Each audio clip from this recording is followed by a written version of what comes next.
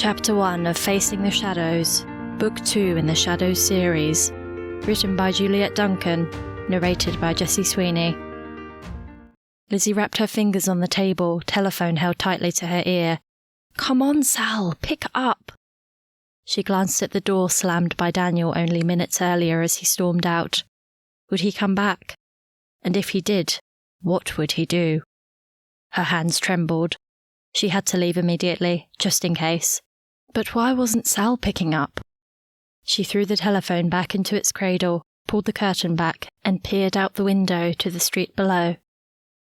At the sight of the Ford Escort fishtailing down the street into the distance, the reality of what she'd just done hit her like a ton of bricks. A sick feeling flooded her body, and she let out a desperate gut-wrenching wail as she fell into a nearby chair and burst into tears. With her arms wrapped tightly around her stomach and her body racked by uncontrollable sobs, Lizzy tried to rein in the jumbled thoughts, writhing formlessly inside her head. It hadn't gone to plan. Daniel shouldn't have taken the car.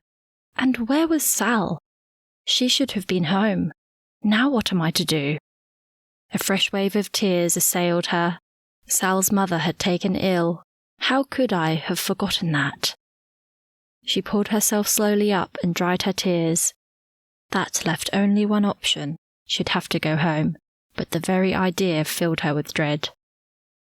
She needed to go, or else temptation of staying might be too great. Standing up, Lizzy straightened her dishevelled clothing and surveyed the apartment with a heavy heart. She picked up the wedding photo sitting on the coffee table and gazed into Daniel's sparkling, mischievous eyes. He'd been so happy and carefree that day. She smiled at the cheeky grin on his face. Then her heart fell. What had happened to them? She hugged her unborn baby and forced back the fresh wave of tears that threatened to besiege her. Returning the photo to the table, Lizzy sighed dejectedly and walked to the hall cupboard. Her bags were already packed. Deciding what to take had been difficult. Where would she be when the baby was born? By then, hopefully Daniel would have sorted his problems, but 3.5 months wasn't a long time, and there was no guarantee. One thing for sure, she wouldn't come back until he had. Without a car, it was going to be challenging. Lizzy glanced at the clock. If she hurried, there might be time to catch the afternoon train to London. And then, well, she'd think about what to do when she got there. She picked up the telephone and called a taxi. There was no way she could bring herself to call her parents just yet. Taking one last look at the apartment, Lizzy wondered if she'd ever be back. Before opening the door, she grabbed the photo and squeezed it into her case. The railway station was busier than Lizzy had expected. Taking a train was a new experience. Her family always had a car, and she even remembered when she was little they also had a driver. These days, father drove himself. Maybe going by train would be better anyway. If only she didn't have this heavy suitcase. She thanked the taxi driver as he lifted it out and placed it onto the pavement for her, but then she looked at the stairs. Inhaling deeply, Lizzy picked up her case and joined the queue for tickets, her heart rate increasing the closer she got. Could she really do this? Could she really leave Daniel and return to her family home? Yes, she had to. If there was any hope for her marriage, there was no option. Yes, it was a risk, but staying was riskier. Daniel had to sort himself out. She couldn't do it for him. If he loved her as much as he said he did, surely he'd take action and seek help. But would leaving him like she had be enough? Lizzy moved forward and gulped. It was her turn. The lady behind the counter looked over the top of her glasses with a bored expression on her face as Lizzy hesitated. "Single to London, thanks. 2nd class." Lizzy's voice wobbled. She handed over the money and took the ticket. When would her heart stop pounding? Although she'd left most of her belongings behind, her suitcase was still heavy, and the prospect of carrying it up all those stairs was daunting. But she had to do it. She grabbed it with her right hand and held the rail with her left, one step at a time. She could do this. Where was Daniel when she needed him? Totally focused on reaching the top, Lizzy jumped as a hand touched her shoulder. Daniel? No, it can't be. She turned around and looked into the eyes of a brown-haired young man wearing glasses a little too big for his face. Here, let me help you. He reached out and took the case from her hand, warding off her protests. He carried it effortlessly to the top and waited for Lizzy to join him. What carriage are you in? Lizzy took out her ticket and inspected it before answering. Number 3, but I should be all right from here. She smiled at the softly spoken young man who seemed more than eager to help. No, let me carry it for you. You shouldn't be carrying it in your condition. In her condition. She allowed a small grin to show on her face. Thank you, that would be lovely. Lizzy babbled about inconsequential things all the way to her carriage. What would he think if she told him she was running away from her husband? It didn't matter. He was only carrying her suitcase. He helped her onto the train and lifted the suitcase onto the luggage rail above the seats. Thank you so much. Lizzy gave the young man an appreciative smile. There was no way I could have lifted that up there by myself. My pleasure. I'm just down the other end of the carriage. I'll come and help when we reach Doncaster. There's really no need. It's fine. I don't mind. His sincerity warmed her heart. There really were some nice people in the world. She smiled at him. Thank you. That would be wonderful. He left and she settled herself into her window seat for the first short leg of her journey. Alone at last, Lizzy leaned back and breathed in the strange smells. People were still entering, and she hoped no one would take the seat beside her.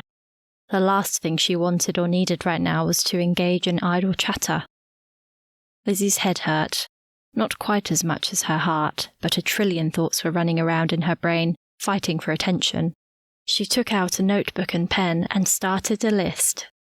So many things to do, phone calls to make. Nessa. She needed to tell her she'd left and ask her to keep a lookout for Daniel. The school. She felt terrible about leaving her class and kids' club at such short notice.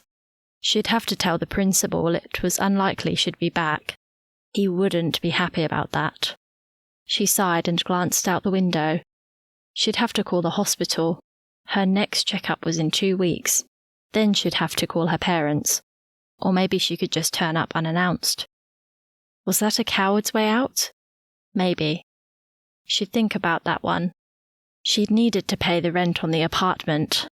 Daniel didn't have any money as far as she knew. It was either pay it or risk losing all her belongings. She'd have to be careful with her money. The last thing she wanted to do was ask her parents for any. And where to stay in London? It'd be too late by the time the train got in to go any further. And besides, a day and night in London on her own held some appeal. Maybe she could stay 2 nights. No one knew where she was after all. Now that her brain had settled, Lizzy closed her eyes and fell asleep to the clickety-clack of the train. She woke with a start as a loud voice boomed through the speaker. Doncaster next station. Change here for King's Cross, London. She pulled herself up and stretched. How she'd slept in that uncomfortable seat was beyond her. The train slowed and she gazed out the window as it passed the outskirts of the town. The steeple of the centuries-old cathedral was just visible in the distance, but was then blocked by a coal train with seemingly endless carriages. Once the train had pulled to a stop, she stood and looked up at her suitcase. No, she'd better wait. It'd be stupid to try to get it herself. She smiled at the friendly young man making his way around the other passengers towards her. Thank you so much. It's very kind of you. The young man reached up and lifted the case down into the passageway. My pleasure. I'll help you onto the next train. But I'm getting off before London. Is someone meeting you at the other end? Lizzy shook her head. No, I'm afraid not. I'll manage somehow. Lizzy followed the young man to the end of the carriage where he helped her down the step and over the gap between the train and the platform. But how would she manage? Her heart began to race as she gazed at the platform that stretched into the distance, and this was only Doncaster. The train to London goes from the platform over there. No easy way. I'm sorry. up the stairs, and then back down. Why do they make it so hard? Lizzy grimaced as she looked in the direction he was indicating. Shrugging, he picked up his own bag before picking up hers and started walking. Who knows? I'm Scott, by the way. Lizzy, it's nice to meet you, Scott. She smiled warmly at the young man and then walked beside him all the way to the next platform. The London train was already there and filling up with passengers. Scott helped her into her seat in the 7th carriage and wished her well. As he walked away, Lizzy was sad she'd never see him again, but content to be left to her own thoughts. Chapter 2. Darkness had fallen by the time the train arrived at King's Cross Station. Lizzy spent hours reading, thinking, praying and dozing, but now, having arrived, being in London on her own caused her stomach to flutter. The man seated opposite offered to help with her case, and she smiled thankfully at him. She waited for most of the other passengers to alight and then followed behind. Without Scott to help her, she'd have to take her time. Even on a Sunday night, London was a noisy, bustling city. Shivering in the cool night air, Lizzy pulled her coat tighter and walked slowly towards the exit, past vendors selling anything from hot dogs to cream buns and ice creams. The combination of smells assaulted her senses, and she was thankful her morning sickness had passed. A debate raged in her head most of the way. Should she find a cheap place to stay near the station, or should she go to the fancy hotel her parents always stayed at when they came to London? She'd be safer at the Kensington, for sure, but could she afford it? Lizzy glanced at her watch. 8 o'clock. No, she couldn't risk blowing all her money in one go. She'd find somewhere closer and cheaper.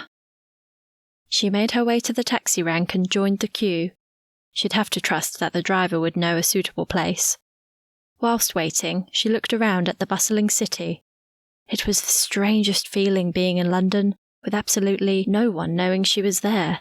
At least Daniel wouldn't be able to find her. If he was even trying. He was probably drunk. Her heart ached for him. Oh Lord, please be with him. A black cab pulled up in front of her.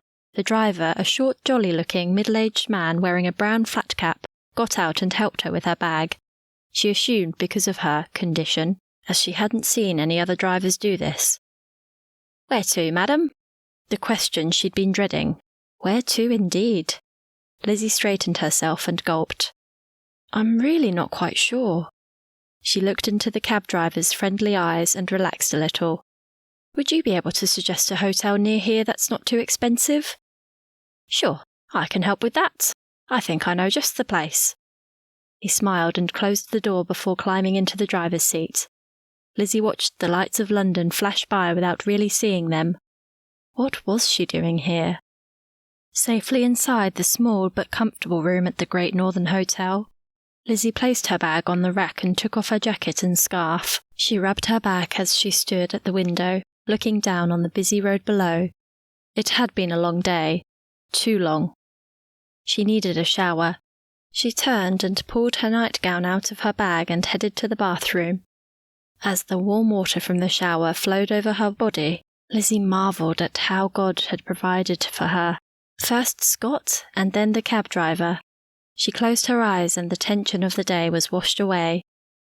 Maybe it was the unfamiliar bed or the noises of the city, or just because Daniel wasn't beside her, but Lizzy had trouble sleeping. Daniel dominated her mind. All she could do was pray for him, but her heart was heavy as she imagined him coming home to the empty apartment. Did he expect her to be there? Did he expect her to keep her word? Maybe he hadn't even come home. That was more likely. Morning finally came. How easy it would have been to stay in bed all day to hide from the world, but she had phone calls to make, so she got up. Sitting on the edge of her bed, her hands shook as she dialed the school's number. In some ways, this was the easiest of all the calls. When the school's receptionist answered, she asked to be put through to the principal. Maybe he wasn't there yet.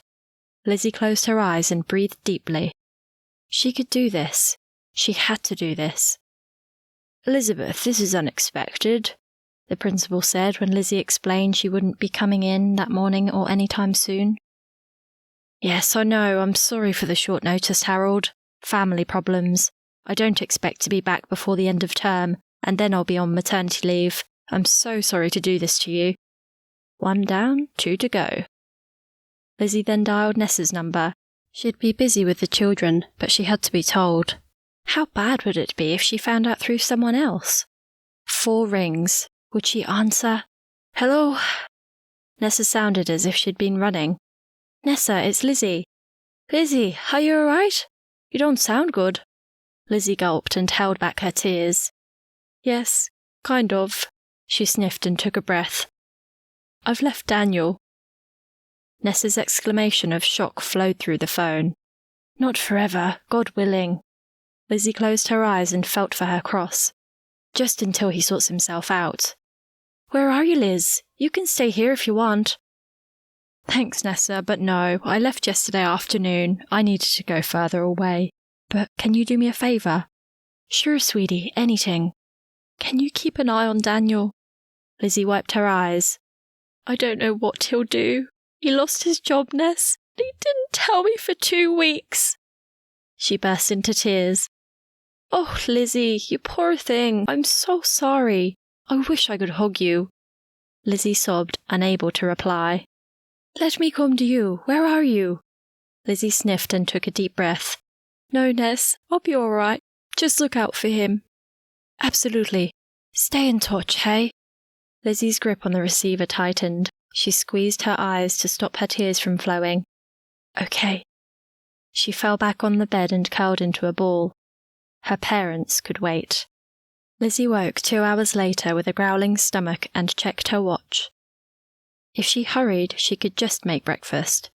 She dressed quickly, pulled her hair back and dabbed on a little makeup to cover her blotchy face. The image staring back at her from the bathroom mirror wasn't flattering, but what did it matter? She grabbed her purse and headed down to the breakfast room. Only 2 people were there, an older couple who looked up as she entered. Lizzy smiled at them and then headed straight for the toast and tea. That would have to do. There was very little left that appealed. At least her hunger pangs would be kept at bay for a while. When the older couple left, her body relaxed. Why she'd been on edge she wasn't sure. Nobody knew her or why she was on her own, but nevertheless, she'd been awkward and self-conscious with them there. She poured herself another tea and drank it slowly, allowing the sweet warm liquid to revitalize her. The main dilemma now was whether to stay another night or go straight home. The prospect of facing father answered the question. She'd stay another night and go tomorrow morning.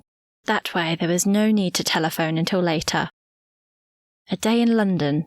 No point shopping. She couldn't carry anything. Maybe she could pretend she was a tourist and just wander around, catch a bus, walk through Hyde Park, maybe even go to the theatre if she could get a ticket. She'd always wanted to see The Mousetrap. But could she do that guilt-free when she'd abandoned her class and had no idea what Daniel was doing, or even if he was okay? Lizzy's body sagged.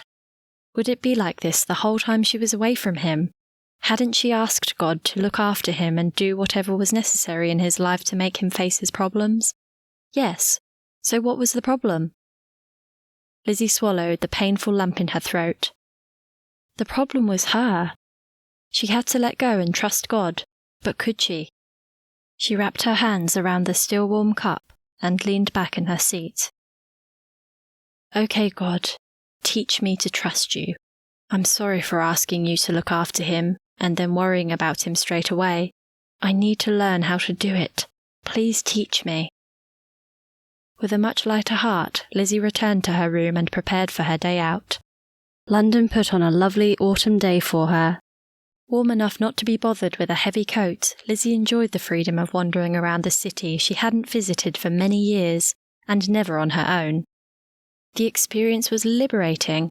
Later that afternoon, she sat in the upper circle of St. Martin's Theatre. She immersed herself in Agatha Christie's suspenseful murder mystery and was shocked, along with the rest of the audience, when the murderer was finally revealed. Maybe she could stay another day. No, that wouldn't be decadent. She was really just putting off that phone call.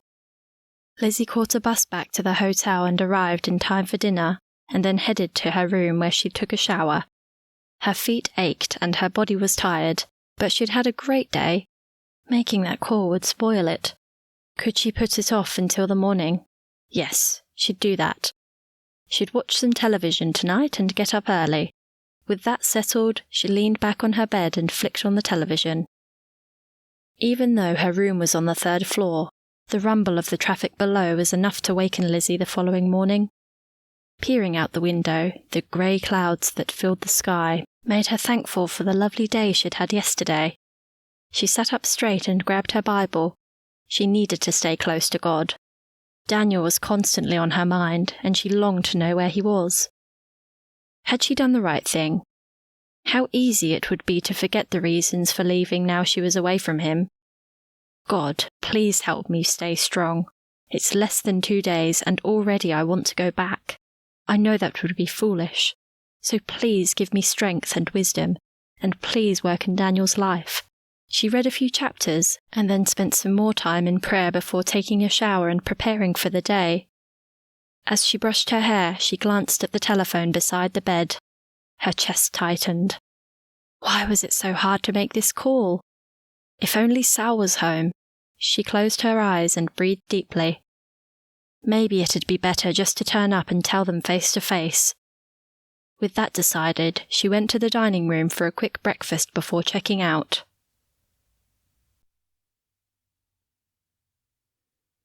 Chapter 3. Daniel couldn't believe it. Who did she think she was? Telling him to sort himself out. How dare she? She's the one who needs sorting. He slammed the door as he left and thumped the wall of the staircase. He'd show her. He found the car and sped off. Maybe Jono would still be at the pub. He checked his watch and thumped the steering wheel. Too late. He'd have to wait until the next session. He'd go to Jono's place instead.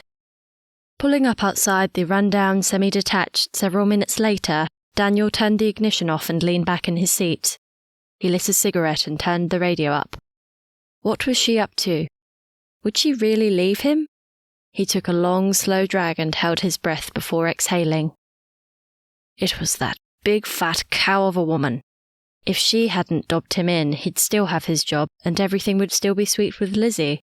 He held his head in his hand. The throbbing was getting worse. His head felt like it would explode any minute. He needed a drink. Daniel opened the car door and headed inside. He poked his head into the living room, drawn there by the haze drifting out into the hallway. Danny, brother, come on in. Jono sat with 4, maybe 5 others, some on the floor, others sprawled on the couch. Bob Dylan played in the background. What did you do with your missus? Jono clapped his arm around Daniel and handed him the bong. Daniel lit the cone and inhaled deeply, allowing the magic weed to calm his head before he answered. She kicked me out. No, not true. She said she was leaving, so I left first. He snickered and leaned back on the couch. Have you got a drink, Jono? I'll get you one, Danny. We'll drink to your freedom, hey boys? Daniel grinned at his mate, but his heart was heavy. Nessa raced to the door when Riley turned his key in the latch late Monday afternoon. She was still in her pajamas, but she didn't care. She'd been pacing and praying all day, ever since Lizzy's call that morning. Several times during the day she'd considered looking for Daniel herself, but then better judgment stopped her and she returned to pacing. But now Riley was home, they could take action. Immediately he walked in, she grabbed his arm. We've got a problem, Riley. Lizzy's left. Riley stood still and tilted his head, eyebrows raised. She has left? What do you mean? Where has she gone? Nessa sighed heavily as she shook her head. I don't know, she wouldn't say, but she asked us to look out for Daniel. Nessa grabbed Riley's arm tighter. I feel so bad. We should have warned her about him. It's our fault, Riley. What are we going to do? Riley hung his coat on the hook and loosened his tie. Calm down, Ness. Do you know what made her leave? She said Daniel lost his job 2 weeks ago but didn't tell her. I think she's had enough. She said she needed to go away so he could sort himself out. Well, that's not such a bad thing then, if it makes him wake up to himself. Depends on how much he wants her. Riley stepped around her and headed towards the living room. Let me have some dinner, then I'll go look for him. He fell onto the couch as two noisy toddlers jumped on top of him. Before he left, Riley stood in front of Nessa and gazed into her eyes. How lucky he was to have her. If it hadn't been for her, he could well be where Daniel was today. Yes, they probably should have warned Lizzie. Now it was their duty to help them. First he needed to find Daniel. He brushed Nessa's hair with his hand.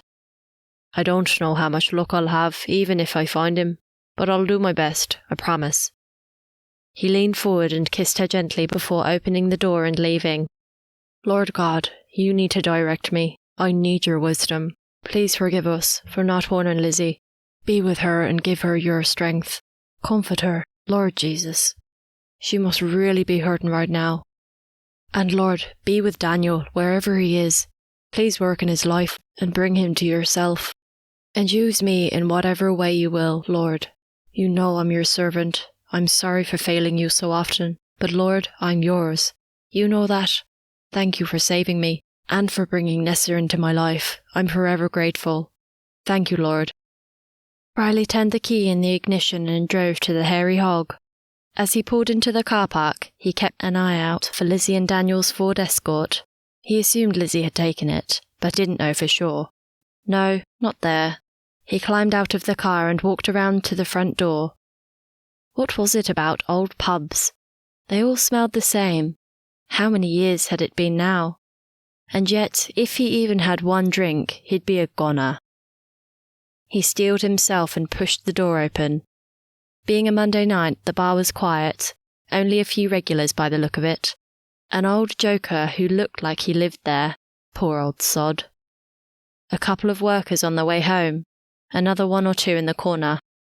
No Daniel. He sat on a stool and ordered a squash, not caring what they thought. It was unlikely the young barmaid who'd served him would know. But no harm in asking.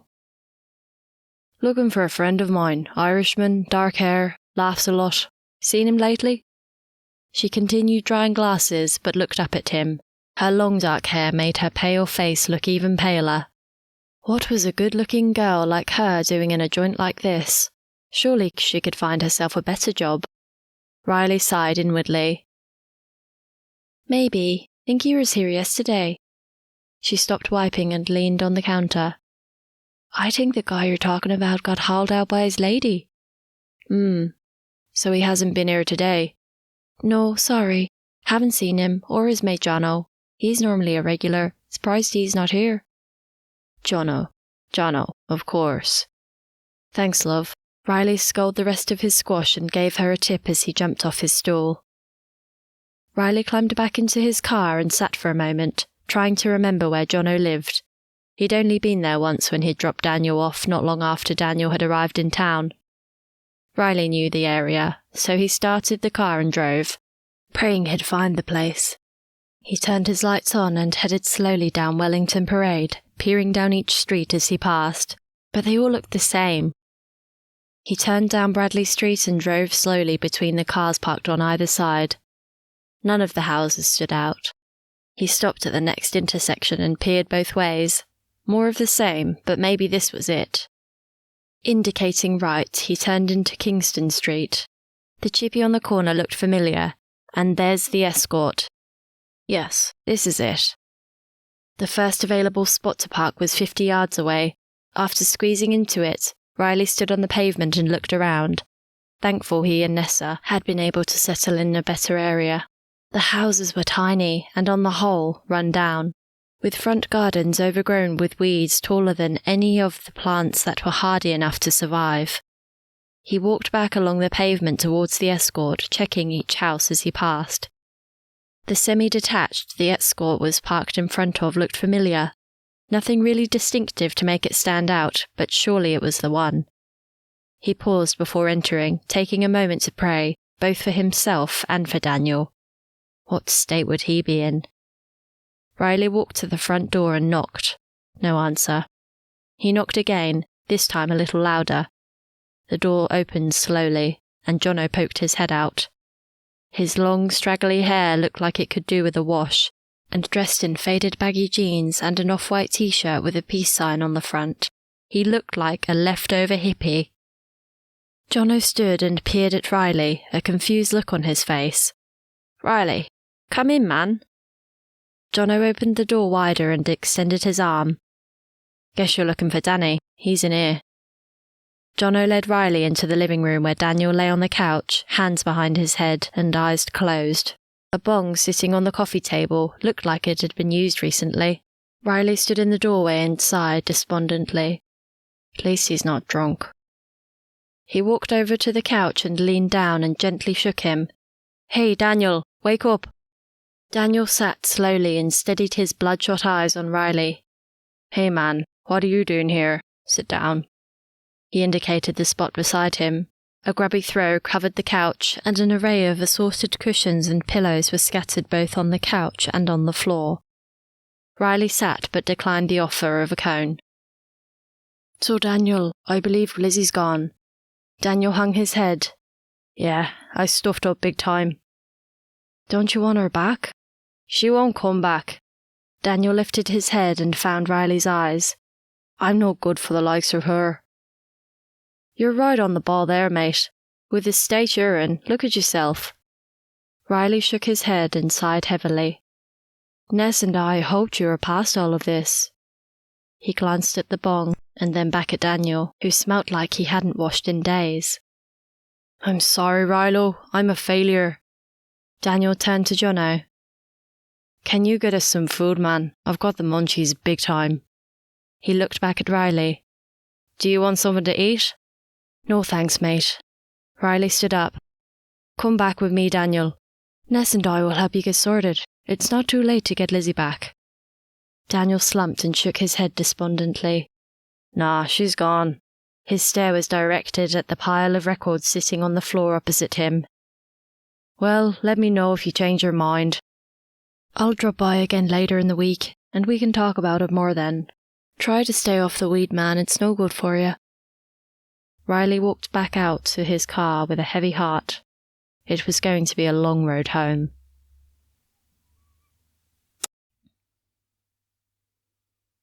Chapter 4.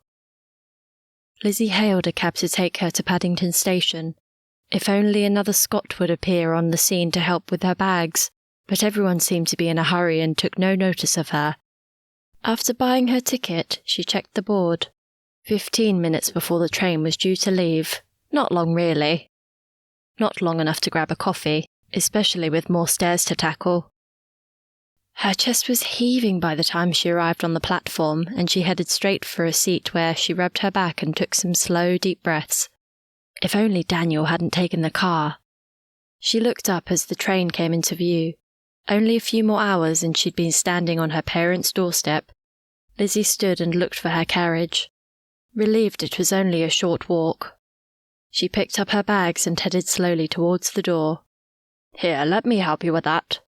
She turned and looked at the tall, dark-haired gentleman dressed in a navy suit carrying a briefcase, reaching out for her bag.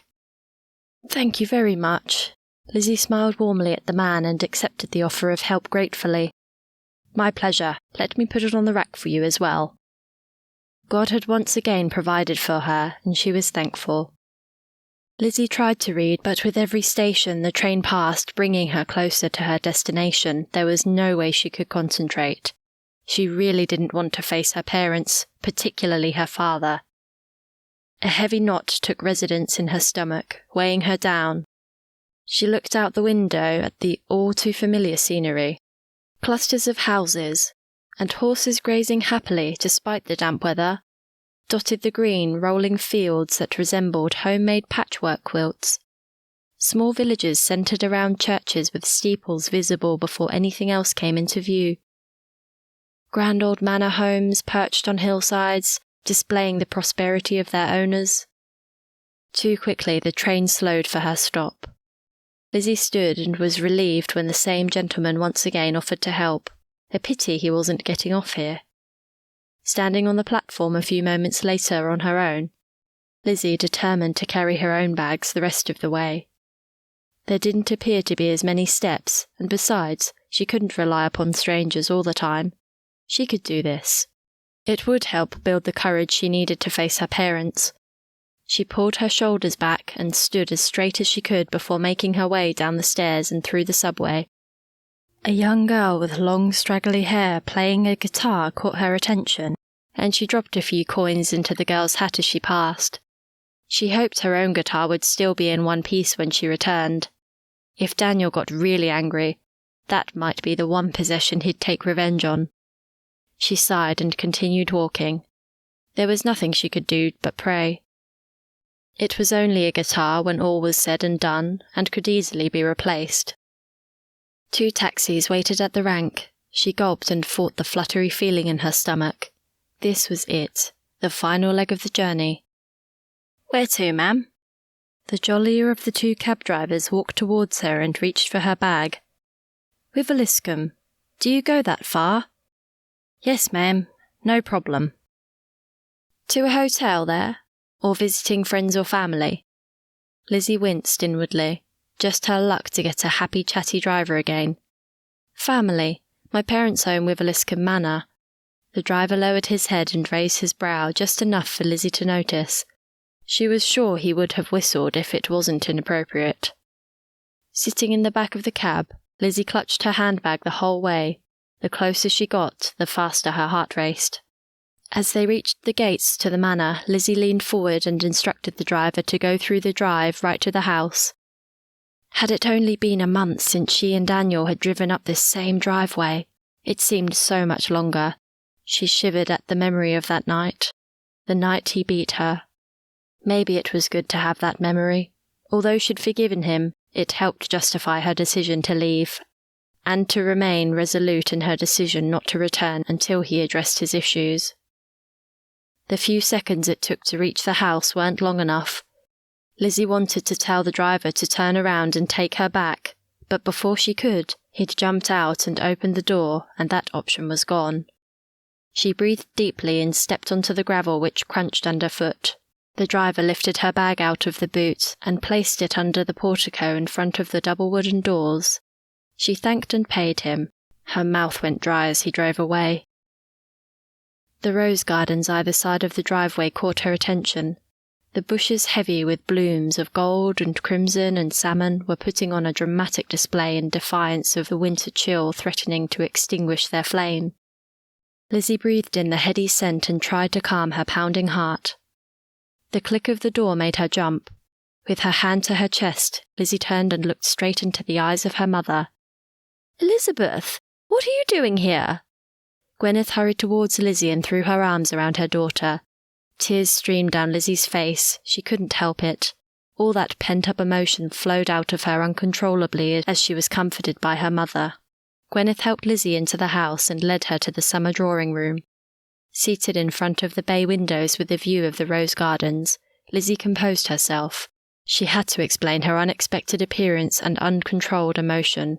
It wouldn't be easy, but at least her mother was on her own. Lizzy breathed deeply and clenched her hands. "I suppose you might have guessed already, Mother." Lizzy looked up and held her mother's gaze as she fiddled with her wedding ring. "I've left Daniel." The words she'd never wanted to say to her parents stabbed at her heart. Lizzy forced back the tears that threatened to flow again. "Oh, darling." Gwyneth stood and moved quickly to Lizzy, placing her arm around Lizzie's shoulders. "I had hoped this would never happen." Lizzy sobbed, her heart at breaking point. "I hope it won't be for long, Mother. Only until Daniel sorts himself out. Oh, my poor girl. Do you really think he will, Elizabeth?" Gwyneth stroked Lizzie's hair with her free hand as Lizzy tried to control herself. "I hope so, Mother. I know your father would be pleased if you just forgot about him." Lizzy pulled back. "Oh, Mother, no, I can't do that. I love him. And he's the father of this baby." She looked down and hugged her stomach. "I couldn't do that to him. I'm confident he'll sort himself out. I just don't know how long it will take." She jumped a little and moved her hand to the side of her stomach and then smiled shyly at her mother. "The baby just moved. Would you like to feel it?" Gwyneth hesitated, but then nodded, a faint smile showing on her face. Lizzy gently guided her hand to where she'd felt the movement and looked into her mother's eyes, expectantly as they waited for another movement, Lizzie's smile grew wider as her mother's eyes widened and glistened. They sat together in warm silence, and for the first time in a long time, Lizzie felt close to her mother.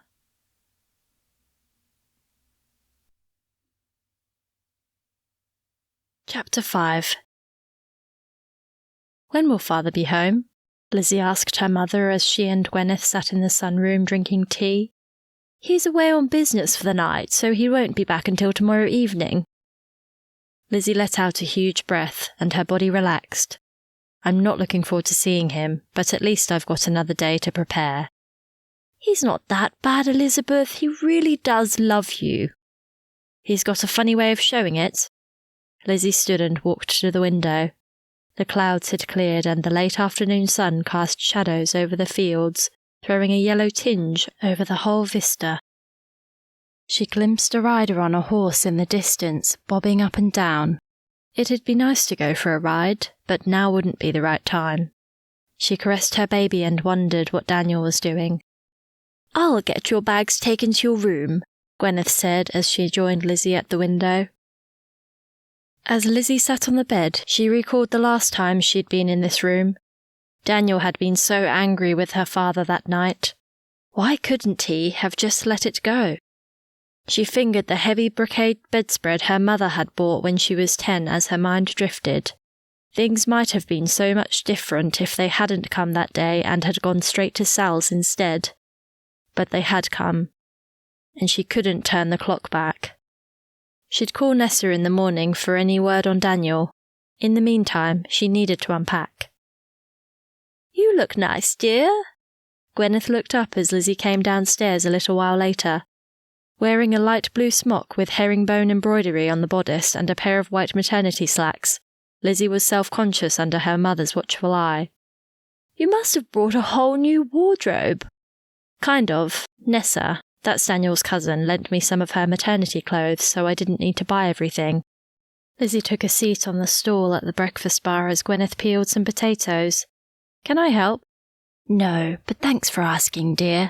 I wasn't going to bother cooking for myself, but now you're here, I thought I should. Gwyneth put down the peeler and walked to the sink. Her dark brown hair was done neatly in a bun as it had been for as long as Lizzie could remember, but the tinge of grey was new. It was a shock seeing you at the door, Elizabeth. I'm glad you came, though. Gwyneth wiped her hands on a towel and then walked back to where Lizzie was seated before placing her hand lightly on Lizzie's shoulder.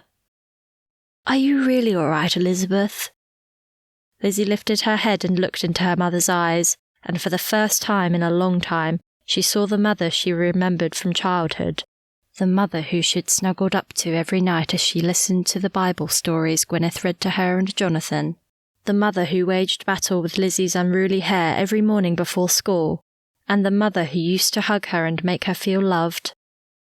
Maybe she hadn't changed that much after all.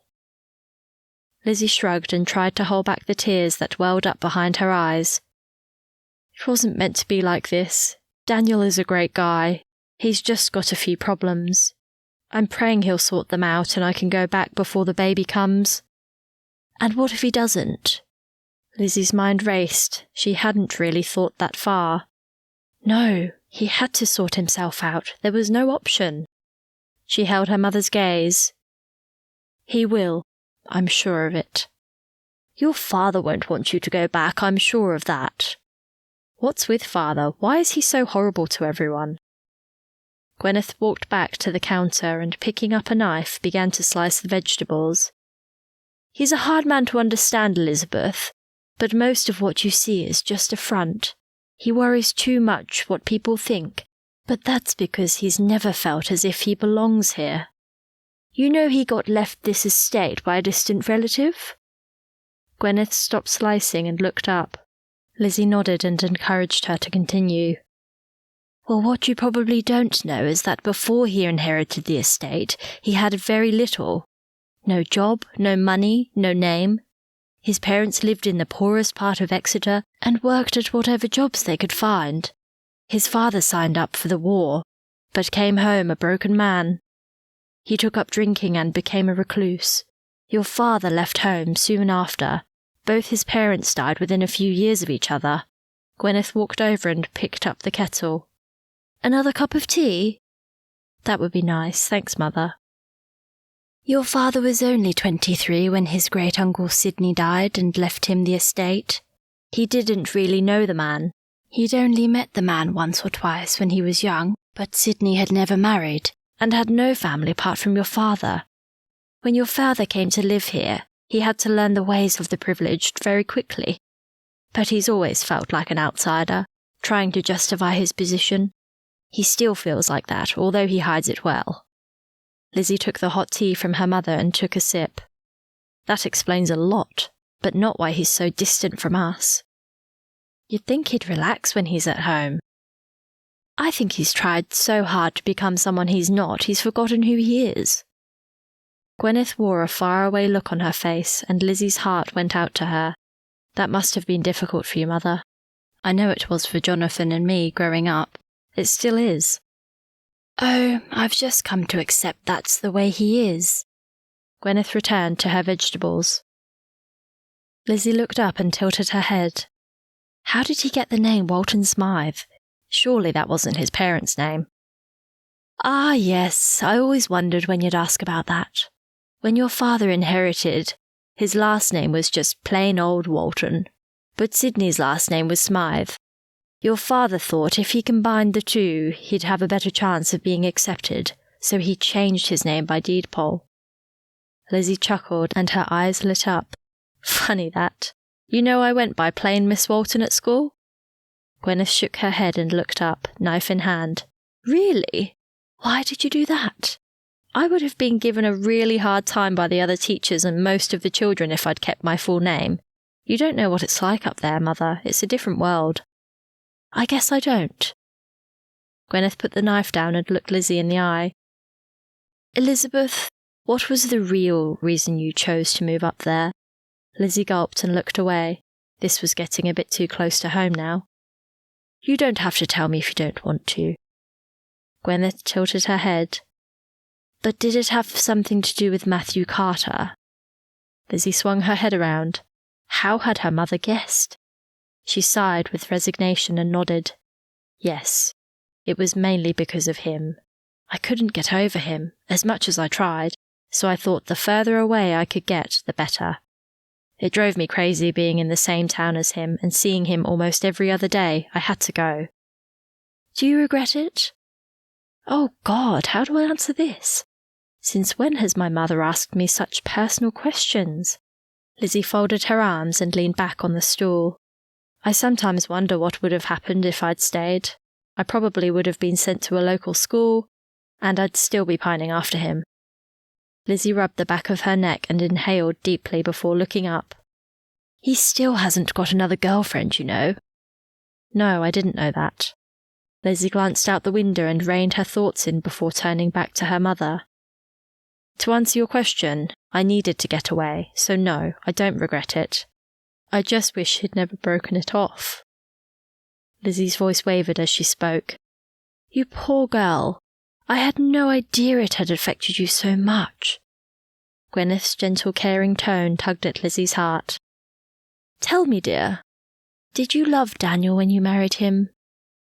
Lizzie's shoulders dropped. Why was she asking all these questions? How could she answer that? An awkward silence hung between them. Lizzie gulped and took a deep breath. That's difficult to answer, Mother. If you mean, was he all I ever thought of, and did he turn my night into day? Kind of. She paused and looked out the window. But I think, no, I know. I would have chosen Matthew over Daniel, if I'd had the choice. I didn't, so I chose to love and marry Daniel. Was she really saying this to her mother? How could this be? Love is something you choose to do, so I'm learning, even when you don't feel like it. But I'm guessing you know all about that. Lizzie lifted her eyes and looked directly into her mother's. Gwyneth had tears in her eyes. Lizzie had been right. Her mother had chosen to love her father, despite everything. Lizzie leaned forward and reached out her hand to her mother, as tears welled up in her own eyes. Look at us, what a pair! Just as well Father's not coming home tonight. Lizzie pulled a tissue out of her pocket and wiped her face, as her mother reached for the tissue box on the kitchen bench and did the same. "How did you get to be so wise, Elizabeth?" Lizzy frowned and shook her head. "I'm not wise. I've made some really stupid decisions." "We all have, Elizabeth." Gwyneth drew in a long breath and straightened herself. "You're a strong girl. It won't be easy, but if you've chosen to love him, that's half the battle." Lizzy's lips tightened. If only that was true. She let out a breath. "Maybe you're right, Mother. I hope so." Lizzy picked up her tea and took a sip. "I wonder what Daniel's doing now. Is there anyone you can call to find out? I asked Nessa to keep an eye on him. I thought I'd call in the morning, but maybe I could call now." "Go ahead, dear. You know where the telephone is." Chapter 6. The phone rang while Nessa was bathing 2-year-old Cindy and 3-year-old Jake. Leaving the children for a moment, she grabbed the phone and answered it, all the while keeping one eye on the shenanigans going on in the bath. Nessa's eyes widened at Lizzy's voice. "Lizzy, how are you? I've been thinking about you all the time." "I'm okay, Nessa." "Oh, not really. I can't stop wondering how Daniel is and what he's doing. Have you seen him?" Nessa glared at the children who'd just tipped water all over the floor and were giggling about it. "Sit down, you two." "Not you, Liz. Jake and Cindy are in the bath, and they're standing up pouring water everywhere." "Sorry to have caught you at a bad time, Ness. I can call back later." "No, it's fine. They're just doing what they normally do. I'm just going to ignore them." Nessa leaned against the door but kept one eye on the 2 young children. "Riley went out last night looking for Daniel and found him at Johnall's." She stopped. How much should she say? She grimaced as her mind raced through the options. How to tell her without telling her? She gulped before continuing. "He wasn't drunk, but he wasn't quite with it." "What do you mean? What was he doing?" Nessa cringed at the despair in Lizzy's voice, but wanted to protect her from the truth if she could. Lizzy could do without hearing that her husband was stoned out of his brain. "Riley said that Daniel thinks you've left for good." "But it's just his initial reaction. He's obviously in shock.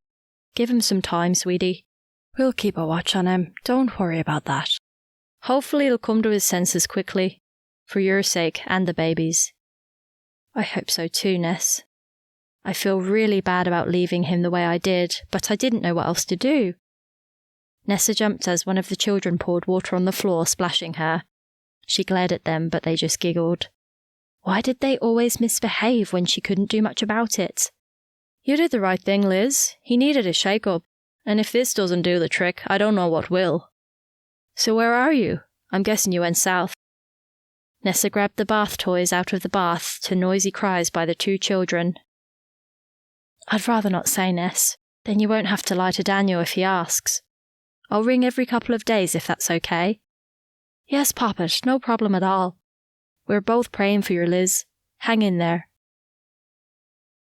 Lizzy took a few moments to ponder Nessa's words before returning to the kitchen. What did Nessa mean? Not quite with it. What was he doing? At least Riley had found him. That was something. She'd just have to keep praying and trust that God would work in his life. But sooner rather than later would be good.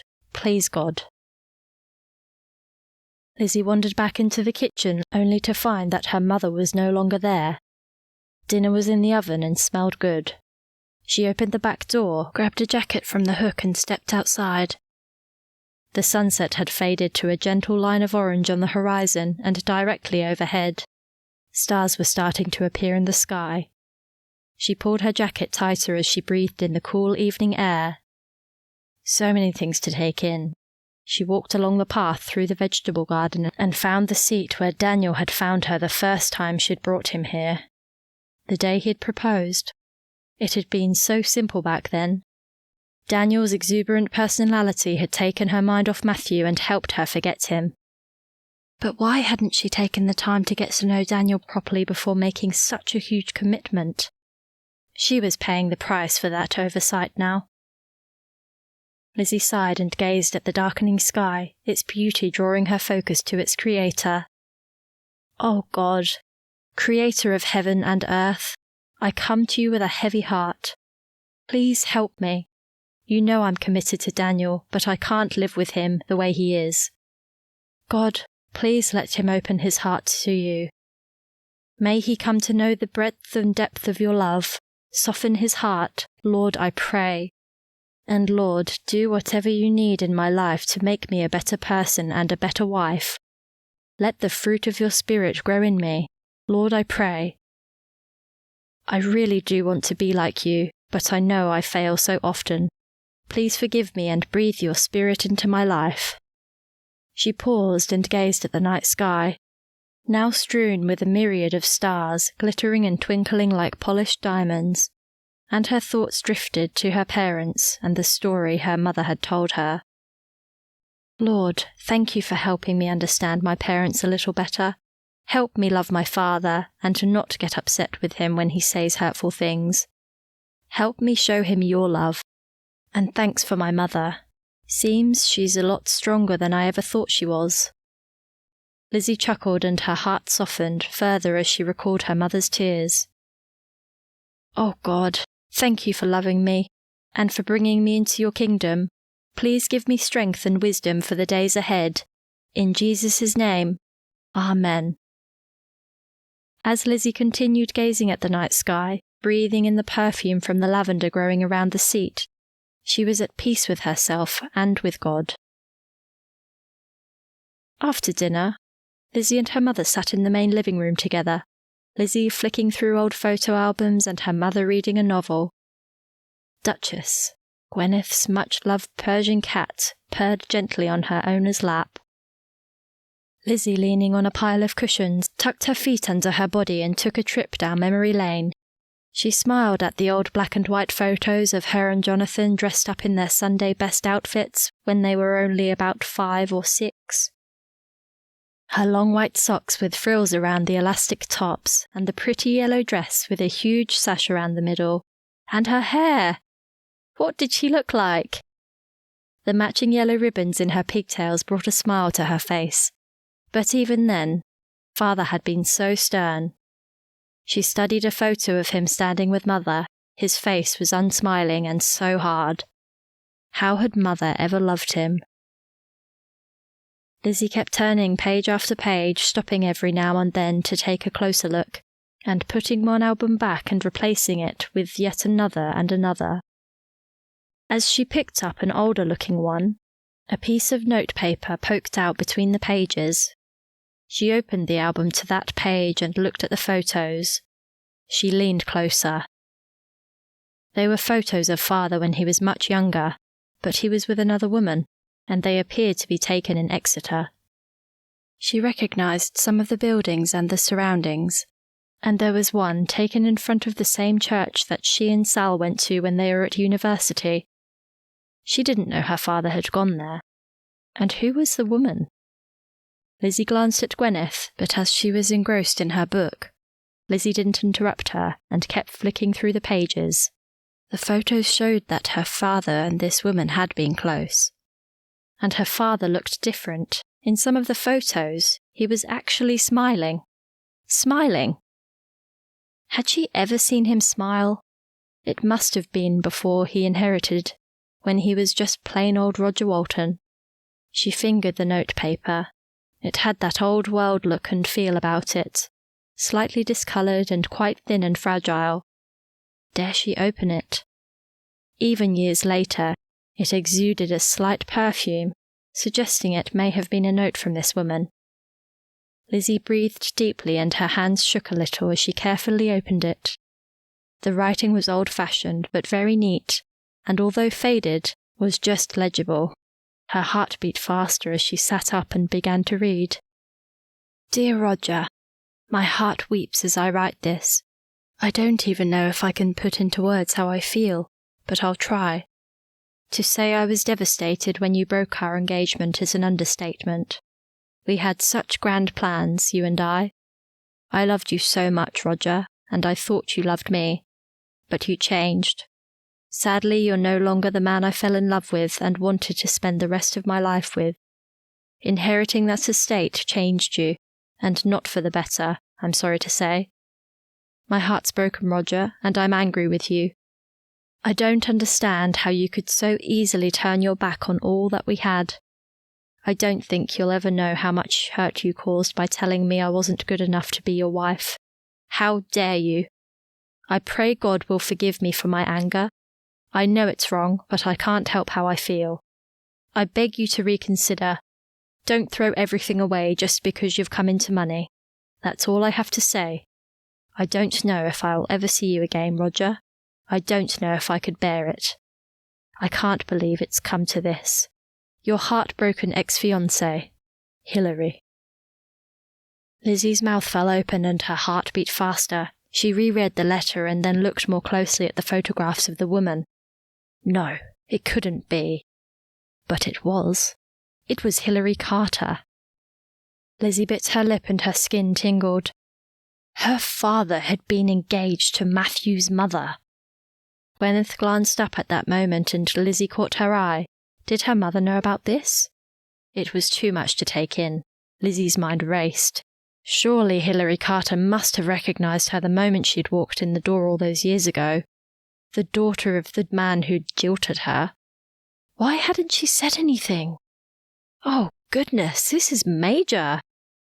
Are you all right, dear? You look a little off colour. Lizzie took a deep breath. Her eyes were wide open and she was having trouble controlling her thoughts. She gulped and took another deep breath. I've just discovered something that threw me a little. Gwyneth tilted her head, slightly puzzled. That's your father's album. I haven't looked at it in years. She drew her eyebrows together. What did you find? Lizzie hesitated. Should she tell her mother? Her heart beat faster as she thought about what to say. She had to say something. Best just get it out. Lizzie took yet another deep breath and lifted her eyes to meet her mother's. That he was engaged to someone else. She waited for her mother's reaction. Gwyneth put her book down and sighed, closing her eyes for a brief moment before opening them and looking at Lizzie. It all happened before I met your father. He told me he'd been engaged to a girl he'd met at church, but that it all fell apart when he inherited and moved in here. Apparently she didn't want to live here. That's not what the letter said. Gwyneth's eyes had a distant look. I always felt he still loved her, and that he'd only asked me to marry him to save face. She looked back at Lizzie. That's why I asked if you loved Daniel when you married him. I'm glad you said you did. At least there's hope for you. Lizzie stood and put her arms around Gwyneth's shoulders. Oh, Mother, I'm sure he loves you. He can't still be pining after her all these years. Gwyneth pursed her lips together and shrugged. I'm not sure. I feel like I've been living in her shadow all our married life. I never met her, but he compared me with her all the time when we were first married. Why they broke up is beyond me. He obviously still loved the woman. That must have been so difficult for you, Mother. How unfair of Father. Lizzie's heart fell. Was that how she was with Daniel and Matthew? She'd never say it out loud, but thought it plenty. How often had Daniel noticed? Do you know who the woman was, Mother? Lizzie gulped. Did she really want to have her suspicions confirmed? Gwyneth reached for the album and studied the photos before lifting her head. A girl he met at church, Hilary, that's all I know. Gwyneth's eyes glistened and her voice wavered. She must have been an amazing person, though, the way he talked about her. It must be true. Too unlikely there was another Hilary. The woman must be Matthew's mother. This was too much to take in. Lizzie's heart pounded in her chest. Finally, she found her voice. Very strange they broke up then. Gwyneth sat straighter and took control of herself. Yes, I always wondered if there was more to it than he told me. He asked me to go out with him soon after. I really think it was to make her jealous and to save face. But I think he loved her so much she almost became saint-like in his mind. But then he slowly hardened into the man he is today. Lizzie sat beside Gwyneth and looked at her. I think the woman is Matthew's mother, Hilary Carter. Gwyneth's eyes widened and she tilted her head. Really? What makes you think that? There were photos of them standing outside Exeter Baptist. I remember Matthew telling me that his mother used to live in Exeter before she married. And it looks like her. She's very short and the woman in the photo is short. I'm sure it's her. Lizzie's head spun, loose ends flying everywhere. What a small world we live in! Who would have thought? Gwyneth grabbed a tissue out of her pocket and blew her nose. I wonder if Matthew knows. Lizzie returned to the couch with the album and take another look. I don't think so. I'm sure he would have said something if he did. She looked up, her eyes a little brighter. Maybe I should ask him. Gwyneth looked at her over her glasses. Do you think that would be wise, dear? Lizzie shrugged and closed the album. I don't know, but maybe I need to see him anyway to find out the real reason he ended our relationship. I never really believed what he said, and I don't know I'll ever be able to move on properly if I don't know. And I do want to move on, Mother, especially with the baby coming. Lizzie sighed deeply. I just hope and pray Daniel sorts himself. Gwyneth smiled at her affectionately. You really do love him, don't you? Lizzie nodded and lifted her eyes, revealing her answer before she spoke it. Yes, I do. I do love him, Mother.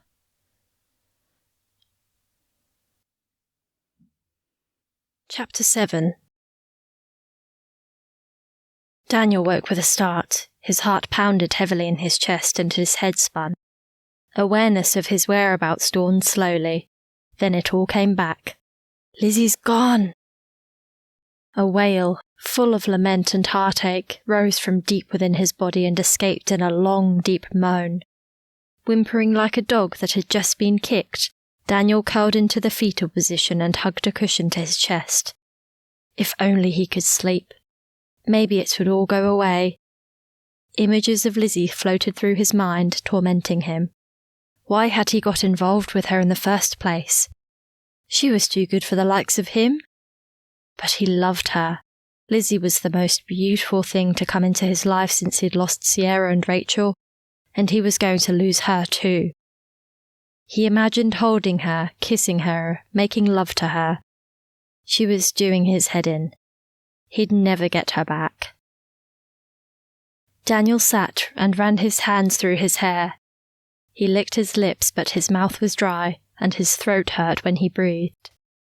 Grabbing the half-empty bottle on the floor beside him, he took a mouthful, but winced at the taste of the warm, flat beer. Maybe he should go home. She might still be there. But no. Riley said she'd gone. Riley! That's right, he was here. Where's Jono?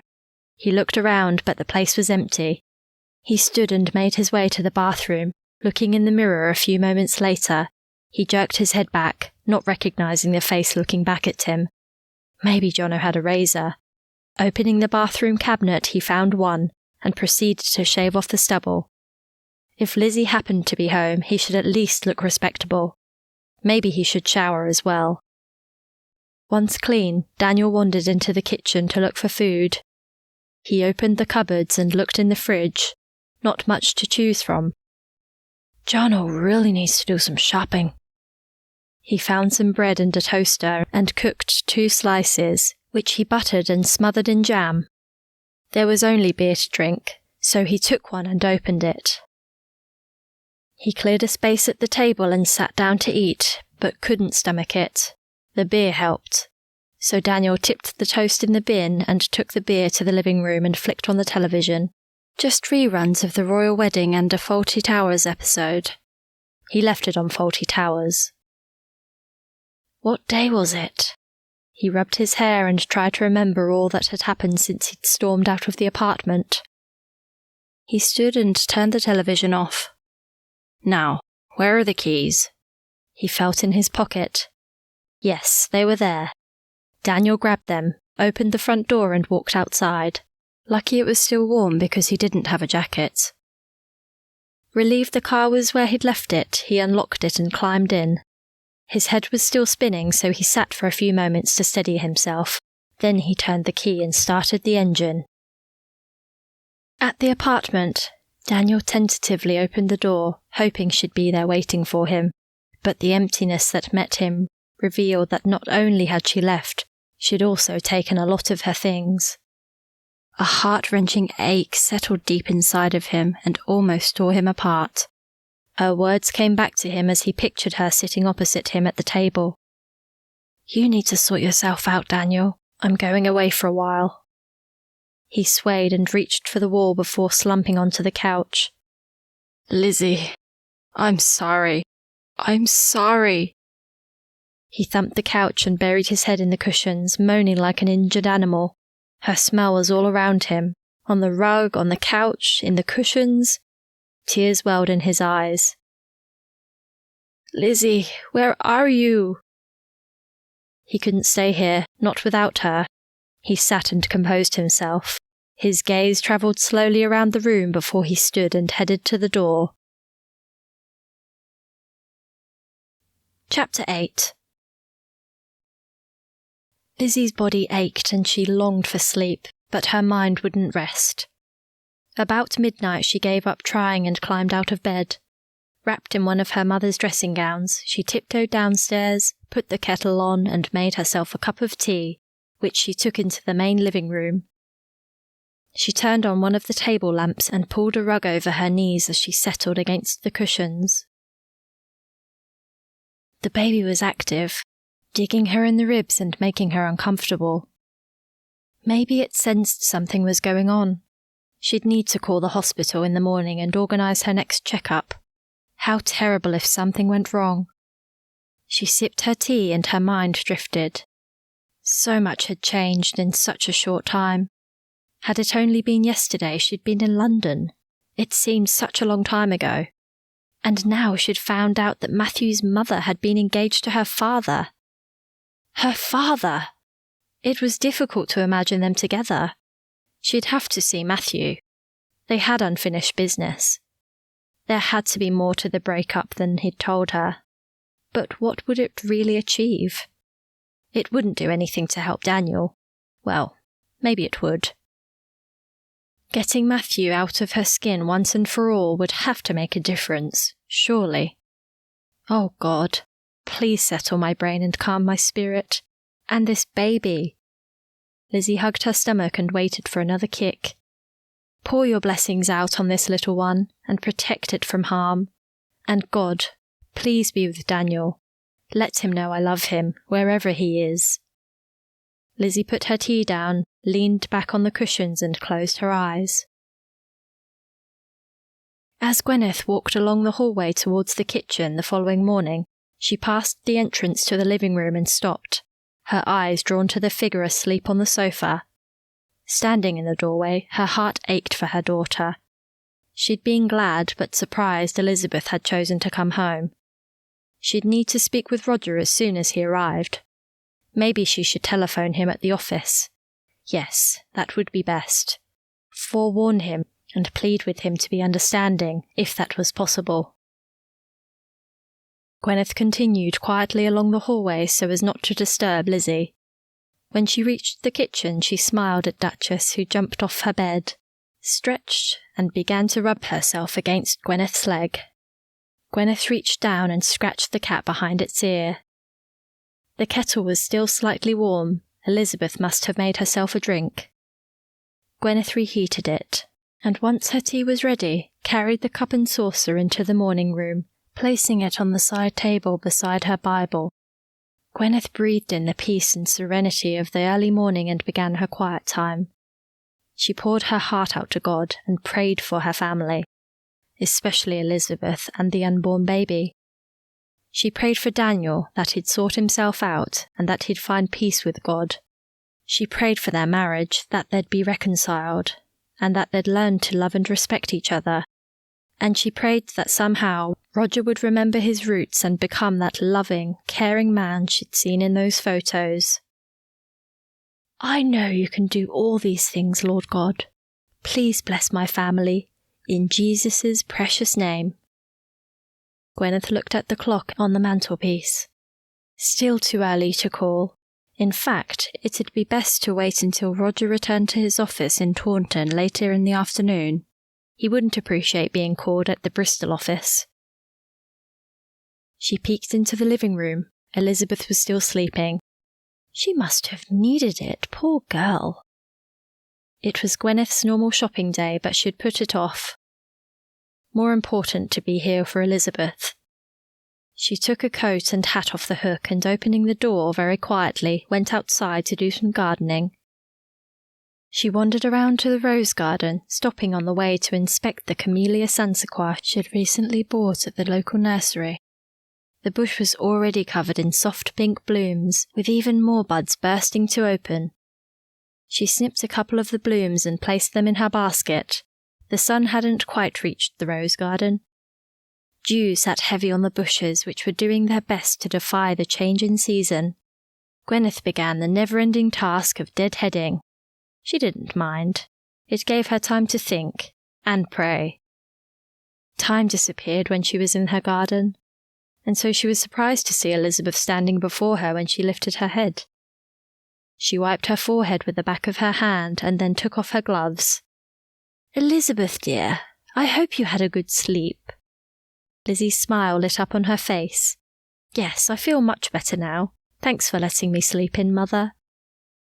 "You must have needed it. I'll just clean up and I'll make you some breakfast." "Oh, no need, Mother. I can look after myself. I think I can remember where everything is." Lizzie let out a small chuckle and her eyes glistened. "All right then, I'll come in shortly anyway. It's just about time for coffee." Lizzie stood for a moment, taking in the beauty of the garden. Sadness took hold of her heart as she remembered that she and Daniel had been planning to look for a house. How much she'd been looking forward to having her own backyard and garden. That wasn't going to happen now. But no use brooding over it. There were more important things to be concerned about, like Daniel sorting himself out. If he did that, they'd be more likely to get a house anyway. She turned and walked back inside. Lizzie would have been happy to stay here if it wasn't for Father, but at least now she understood him a little better. But would he understand what she'd done when she saw him later today? Only time would tell. Lizzie filled the rest of the day with menial tasks such as calling the hospital and washing, but she did spend some time at the piano, playing tunes she thought she'd forgotten, but which came back easily once she began. Even as she sat and let the music pour through her fingers, Lizzie worried about her father's reaction, and even more, how Daniel was doing. Lizzie woke from a nap to voices filtering up from the kitchen. Father. Her heart beat faster, and although tempted to pull the covers up and go back to sleep, Lizzie got up and went to the bathroom. She splashed her face with warm water and brushed her hair before pulling it back into a messy bun. That would have to do. She looked at herself in the mirror and took a deep breath. Okay, this is it. God, please be with me. Give me patience and understanding, even if he doesn't have any. Elizabeth, your mother has just told me. It's about time you left that good-for-nothing Irishman. Lizzie looked at her father standing in the kitchen and felt nothing but pity for him. Hiding in there somewhere had to be love and compassion. She'd seen it in the photos with Matthew's mother, but it certainly wasn't evident now. Nice to see you too, Father. Lizzie held his gaze, waiting to see if he'd realised how cold his words had been. I'm sorry, Elizabeth. How are you? Roger shifted his weight and crossed his arms. His ever-so-slight smile appeared forced. That's better. I'm fine, thank you, Father. Lizzie walked up to him and placed a kiss on his cheek. If it made him squirm, she didn't care. She glanced at her mother and drew on the strength she'd gained from their rediscovered relationship. I'll make coffee for us all, shall I? Lizzie looked from one parent to the other and then busied herself under their gaze, far less confident than she looked. Father was not going to bully her any more if she could help it. So what did Mother tell you? Lizzy asked as she handed a tray holding the mugs of steaming coffee to her father. He looked uncomfortable, but took it anyway. She said you arrived on the doorstep unannounced yesterday afternoon and that you'd left Daniel. Did she also tell you it wasn't permanent? Lizzy raised her eyebrows as she took a seat in the sunroom. She did mention something like that. Roger sat stiffly in his chair and glared at Lizzy. You'd be daft if you went back. Lizzy shook her head and sipped her coffee. I know you don't understand, Father, but I love him, and I do plan to go back. He just needs time to sort things out. Yes, you're right, I don't understand. You could have had anyone you wanted and you chose him. Roger's eyes narrowed.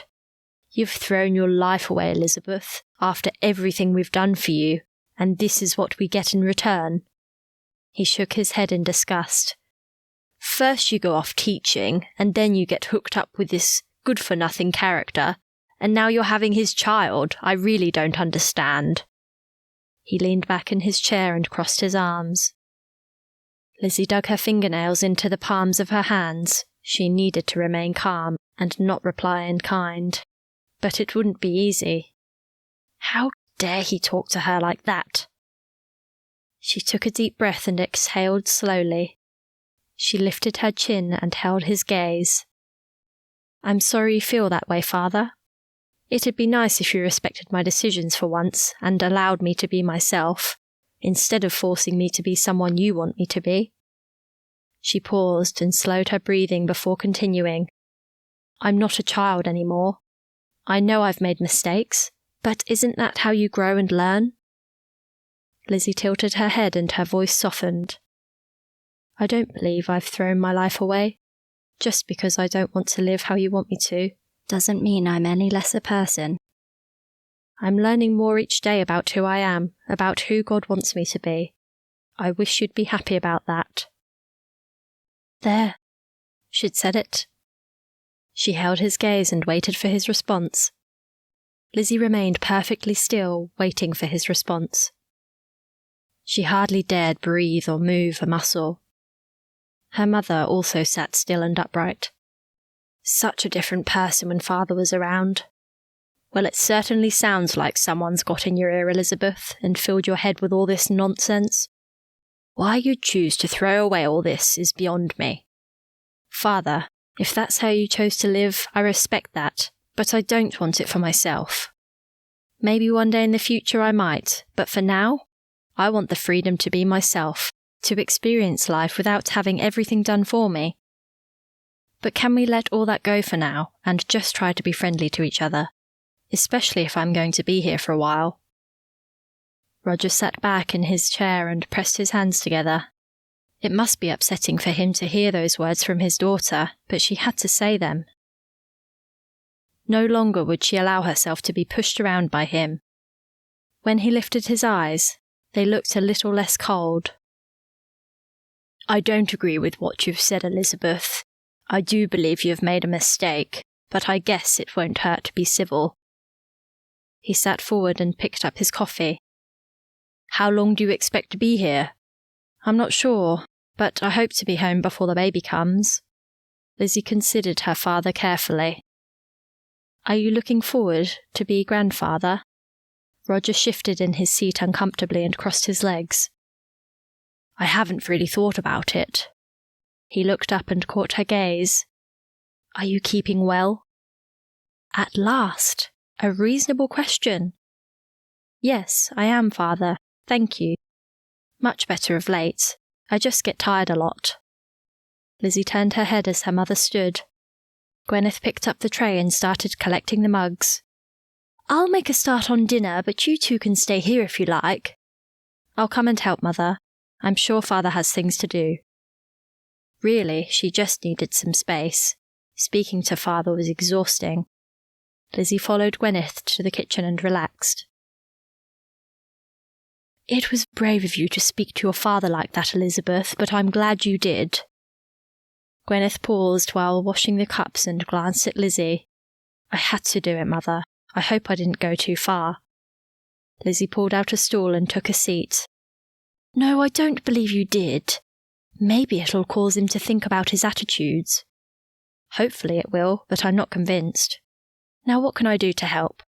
Oh, it's okay, dear. Dinner's mainly ready. But tell me, have you made any plans? I was thinking of visiting Sal for a few days, but I need to find out if she's back. I need to keep busy or else I'll go crazy. Lizzy crossed her legs and gazed out the window into the distance where the fading daylight was softening the landscape. She turned back to her mother and fingered the cross hanging around her neck. It's hard to keep my mind off Daniel. I wish I knew what he's doing.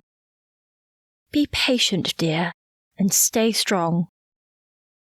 Lizzy sighed deeply and gritted her teeth. Her mother was right. Patience. How she hated that word.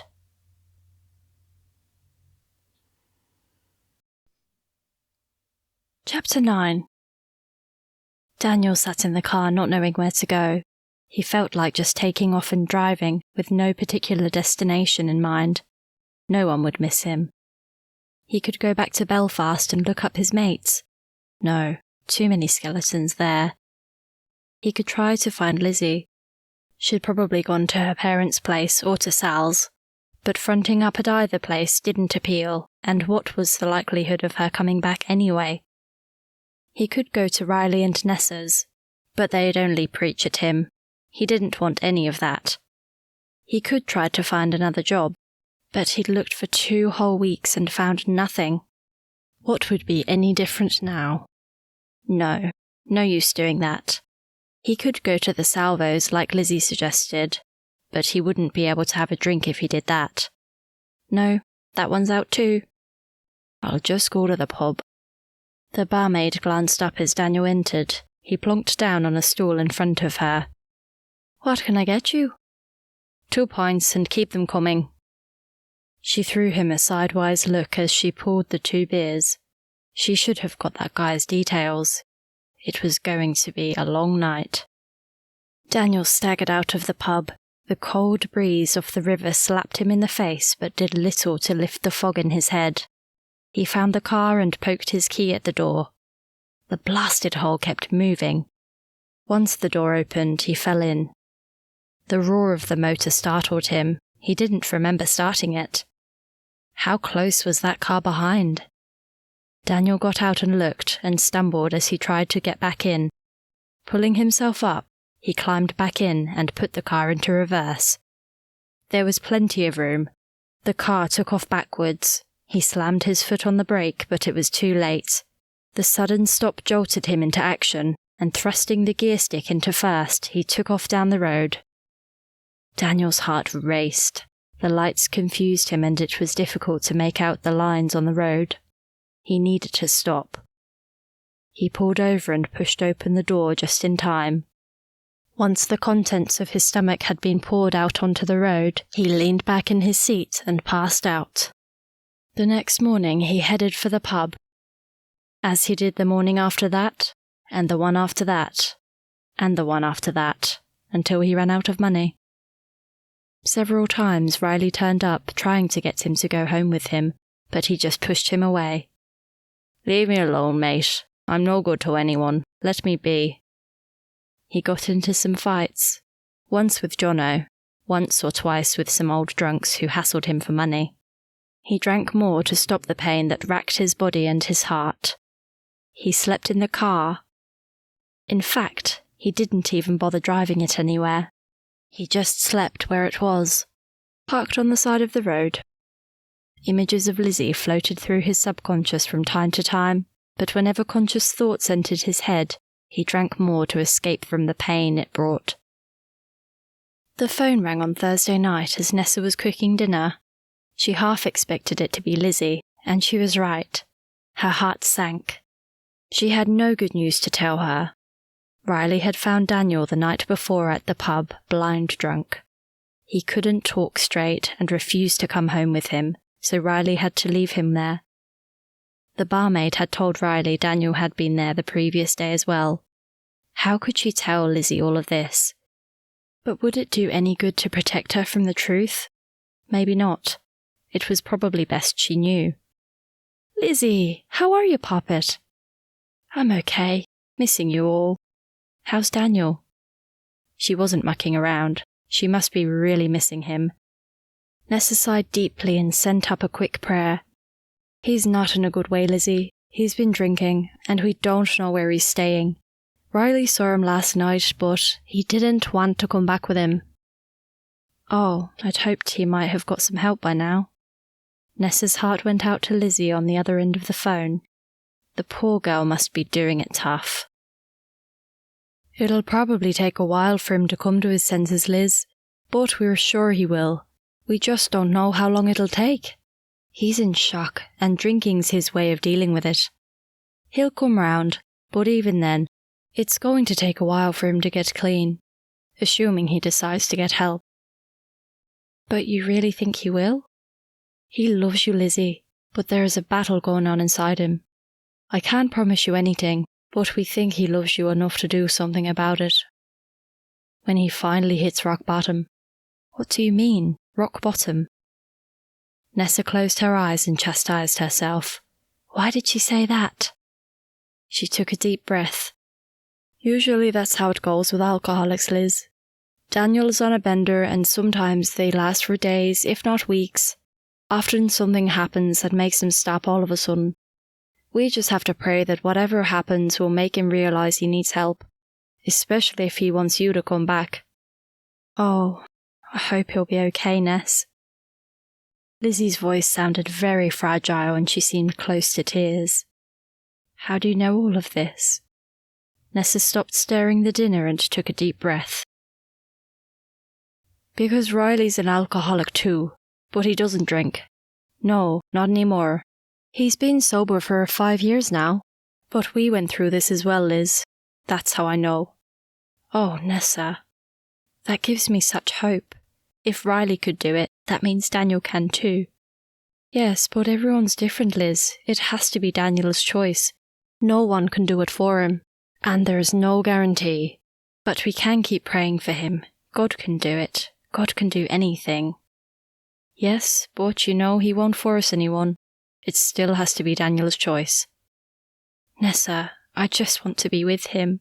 It's killing me being away. And it's been less than a week.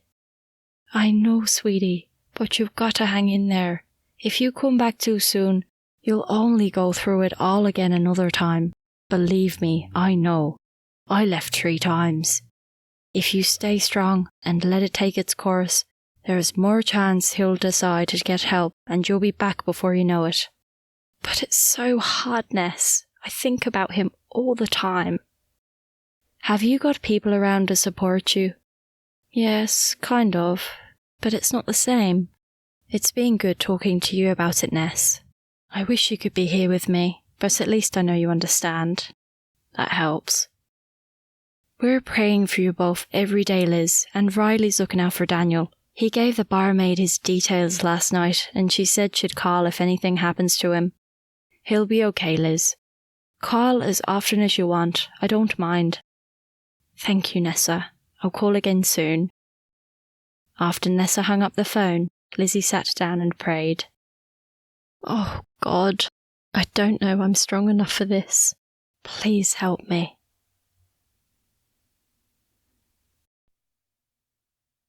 Chapter 10. Lizzie struggled for days following her phone call with Nessa.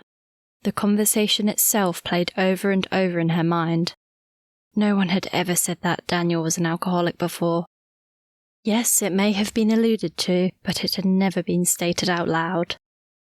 That cold, hard fact was like a blast of Arctic air in Lizzie's face, alerting to her to the enormity of her and Daniel's predicament. Learning that Riley was also an alcoholic shocked her, but provided comfort since he and Nessa had been through similar trials themselves. Every day Lizzie tried to call Sal. She desperately needed to talk with her friend, and finally this morning Sal answered. She spent a good half hour on the phone, pouring her heart out to her, and was now looking forward to catching up in person later that day. Lizzie looked up when Gwyneth joined her in the sunroom and smiled warmly at her mother. I heard you on the phone earlier, Elizabeth. I assume you were speaking with Sal? Yes, finally. She just got back from Bristol last night. Lizzy put her coffee mug down and relaxed in her seat. She has to go back to school on Monday, but has nothing planned before then, so I'm planning on going down there today and will spend the weekend with her. I'm sure that will do you good, dear. Will you see Matthew while you're there? Lizzy picked up her coffee and took a sip, and then wrapped her hands around the cup as if for support. Yes, I think I need to. I know it won't change anything, but maybe it will help me move on once and for all. She glanced out the window and breathed deeply. He never really gave me a proper reason for breaking it off, and maybe that's why I found it so hard to get over him. I think there's more to it than he told me, especially now it seems it was his mother in those photos. You still have feelings for Matthew, don't you? Gwyneth leaned forward and squeezed Lizzy's hand. Lizzy gulped and looked away. Tears welled in her eyes, and she wiped them with the back of her hand. It's okay, Elizabeth. I think I've known all along, but the question is, what are you going to do about it? Lizzy turned her head and looked at her mother. He doesn't want me, Mother, so there's nothing I can do but let him go. But even if he did, it's too late now. Lizzy looked down at her wedding ring and fingered it. I know it's over, and I want my marriage to work, but I think I need to see him one more time. Gwyneth tilted her head and pursed her lips. As long as you know what you're doing, dear. As the bus approached the outskirts of Exeter, Lizzy was deep in thought. Did she really know what she was doing? Would seeing Matthew again really help put him behind her once and for all, or would it only stir up all the old feelings she thought she had almost left behind? And what would Daniel think if he knew what she was doing? Just the prospect of seeing Matthew again caused her pulse to race. Not a good sign.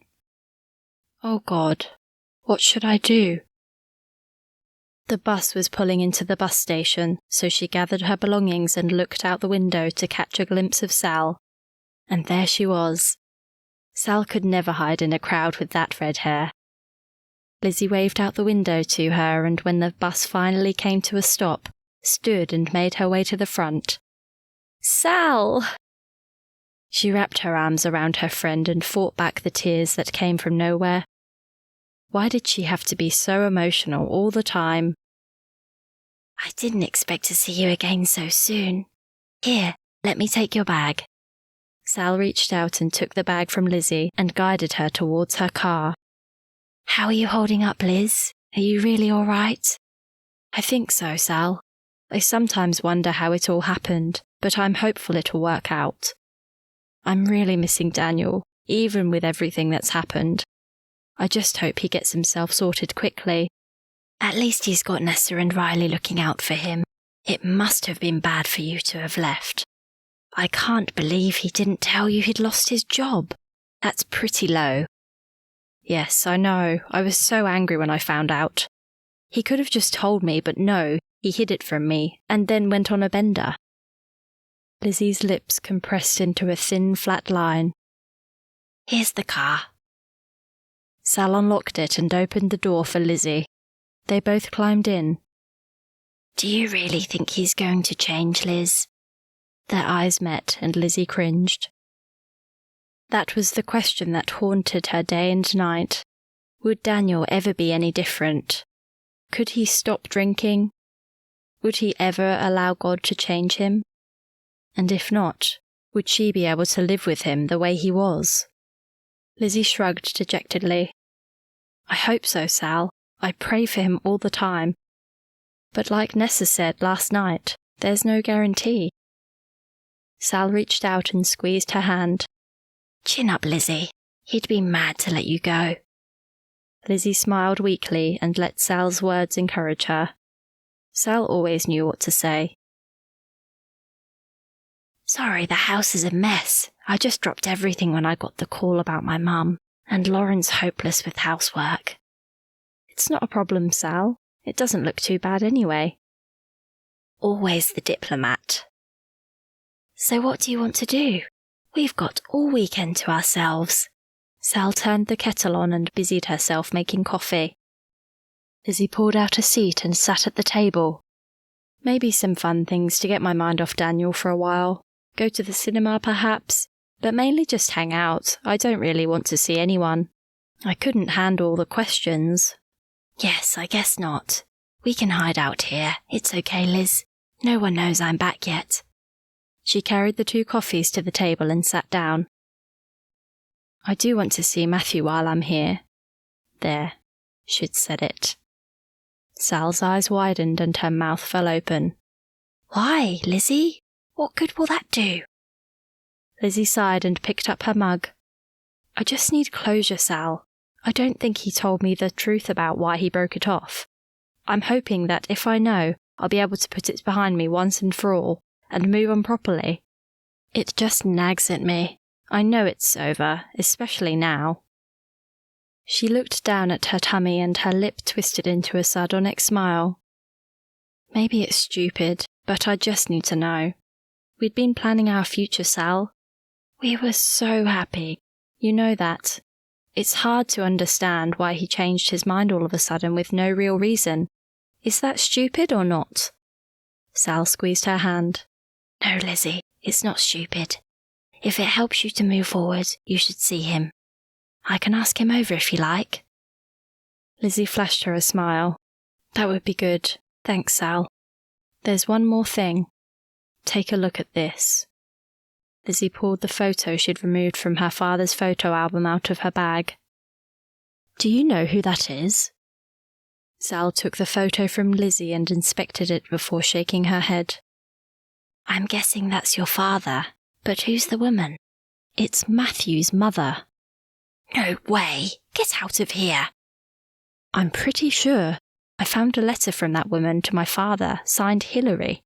That's his mother's name, and it looks like her. I don't understand, though. If it's her, why didn't she say anything to me when I stayed there? She must have known who I was. Maybe she didn't know. She must have. Father broke off their engagement when he inherited the estate, and that's when he changed his name, so she must have known. I want to ask Matthew if he knew. Sal rolled her eyes. You might be opening a bag of worms. Lizzy leaned back and grimaced. I know.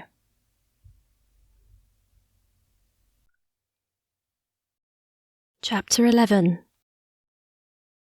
Lizzy listened as Sal arranged with Matthew to come for lunch the following day. Sal told him Lizzy was in town and wanted to see him, but didn't fill him in on the details. They'd agreed it'd be best to leave that to Lizzy. All night, images of Daniel and Matthew flitted through Lizzy's mind, and when the early morning sun peeked through the blinds and woke her, she turned over and went back to sleep. It was close to 9 o'clock when she stirred again, and she had a sudden panic attack when she glanced at the clock. Matthew would be here in just over 2 hours. Her pulse raced at the thought of seeing him again. How would she survive? She pulled herself up and calmed her breathing before climbing out. It wouldn't do her or the baby any good to be so on edge. She pulled on a dressing gown and headed to the kitchen to make a pot of tea. The house was very quiet.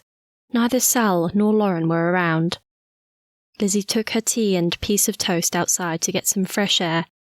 It wouldn't be long before it'd be too cold to sit outside, so best enjoy it whilst she could. How nice it was to have a garden. Sal definitely wasn't a gardener, but still, it was much better sitting out in the sun in a slightly overgrown backyard than in an apartment where you could only look out the window. She sighed and wondered where Daniel was. Was he even missing her? She fought back the tears that threatened to fall and prayed for him. How long could she stay away? God, please give me strength. She heard a door close and some clanging and banging coming from inside. Sal must be back. Lizzy picked up her mug and plate and headed inside. Sal was unpacking grocery bags and looked up as Lizzy entered. There you are, sleepyhead. Sorry, Sal, you should have woken me. No, you look too peaceful. I didn't want to disturb you. Lizzy smiled kindly at her. Thanks. I had a fairly rough night. Couldn't get either of them out of my head. Matthew and Daniel, you mean? Sal glanced up at her. Lizzy nodded as she washed her mug and plate. Yes, they haunted me all night. But they got all mixed up in my dreams. It was really weird. She shook her head and let out a small laugh. Are you okay? Lizzy stopped and took a deep breath. I think so. She put the mug she was wiping down and turned to look at Sal. No, I'm not all right, Sal. I'm nervous about seeing Matthew. I don't want to make a fool of myself. It's not too late to call it off. Lizzy closed her eyes briefly and steadied herself. No, I need to see him, but I need to calm myself before I do. Sal walked over to Lizzy and wrapped her arms around her, pulling her close. I'm sure you'll be fine. Why don't you shower and get dressed while I make a start? Lizzy wiped her eyes and nodded. Thank goodness for Sal.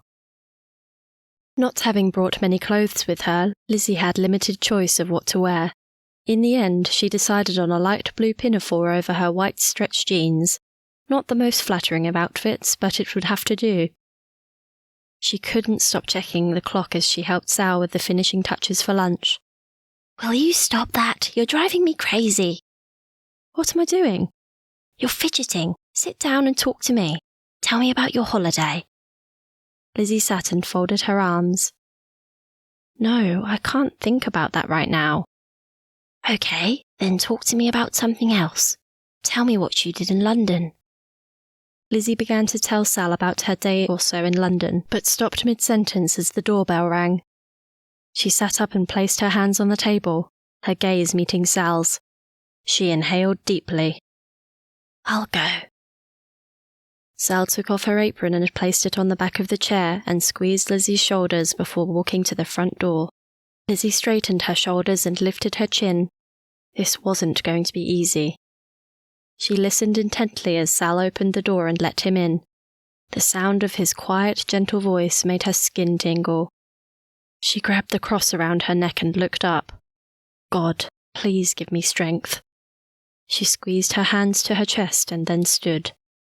Her pulse raced and her skin went clammy. Could she really face him again? She closed her eyes for a moment and calmed her breathing.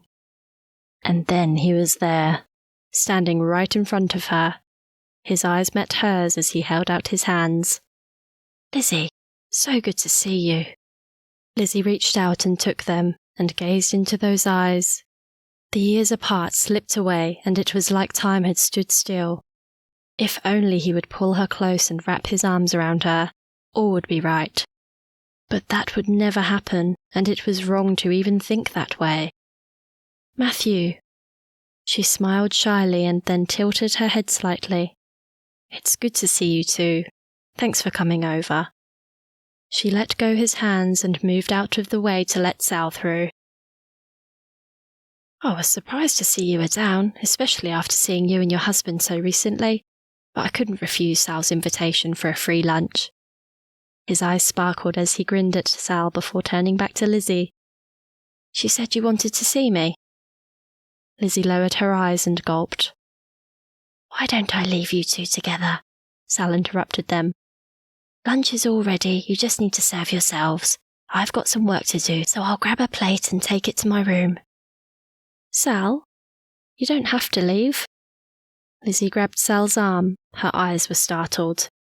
Stay? Sal's eyes were firm and she held Lizzy's gaze. No, Liz, I really do have work to do, and you two have things to talk about. I'll just be in my room. Lizzy let go of her arm and glanced at Matthew, who still stood just inside the doorway. What would he be thinking? This wasn't a good start. Sal took her plate and left the room. Lizzy's heart beat rapidly. She looked up at him. I'm sorry, Matthew, I wasn't prepared for that. Come and sit down. She took a seat and indicated for him to take the one opposite. Now he was here, she didn't know what to say. Would you like a drink? The corners of Matthew's mouth curved into a smile. It's okay, Lizzy, no hurry, just relax. She returned his smile as she breathed in slowly and leaned back in her seat. Thank you. Outside, the sun shone in the sky with only a few wispy clouds in the distance.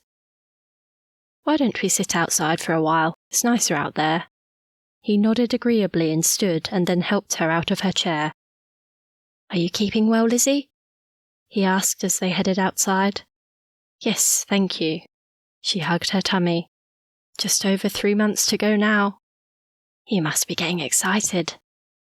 Lizzy grinned as love for her unborn baby warmed her heart. "Yes, I am. A little scared, though."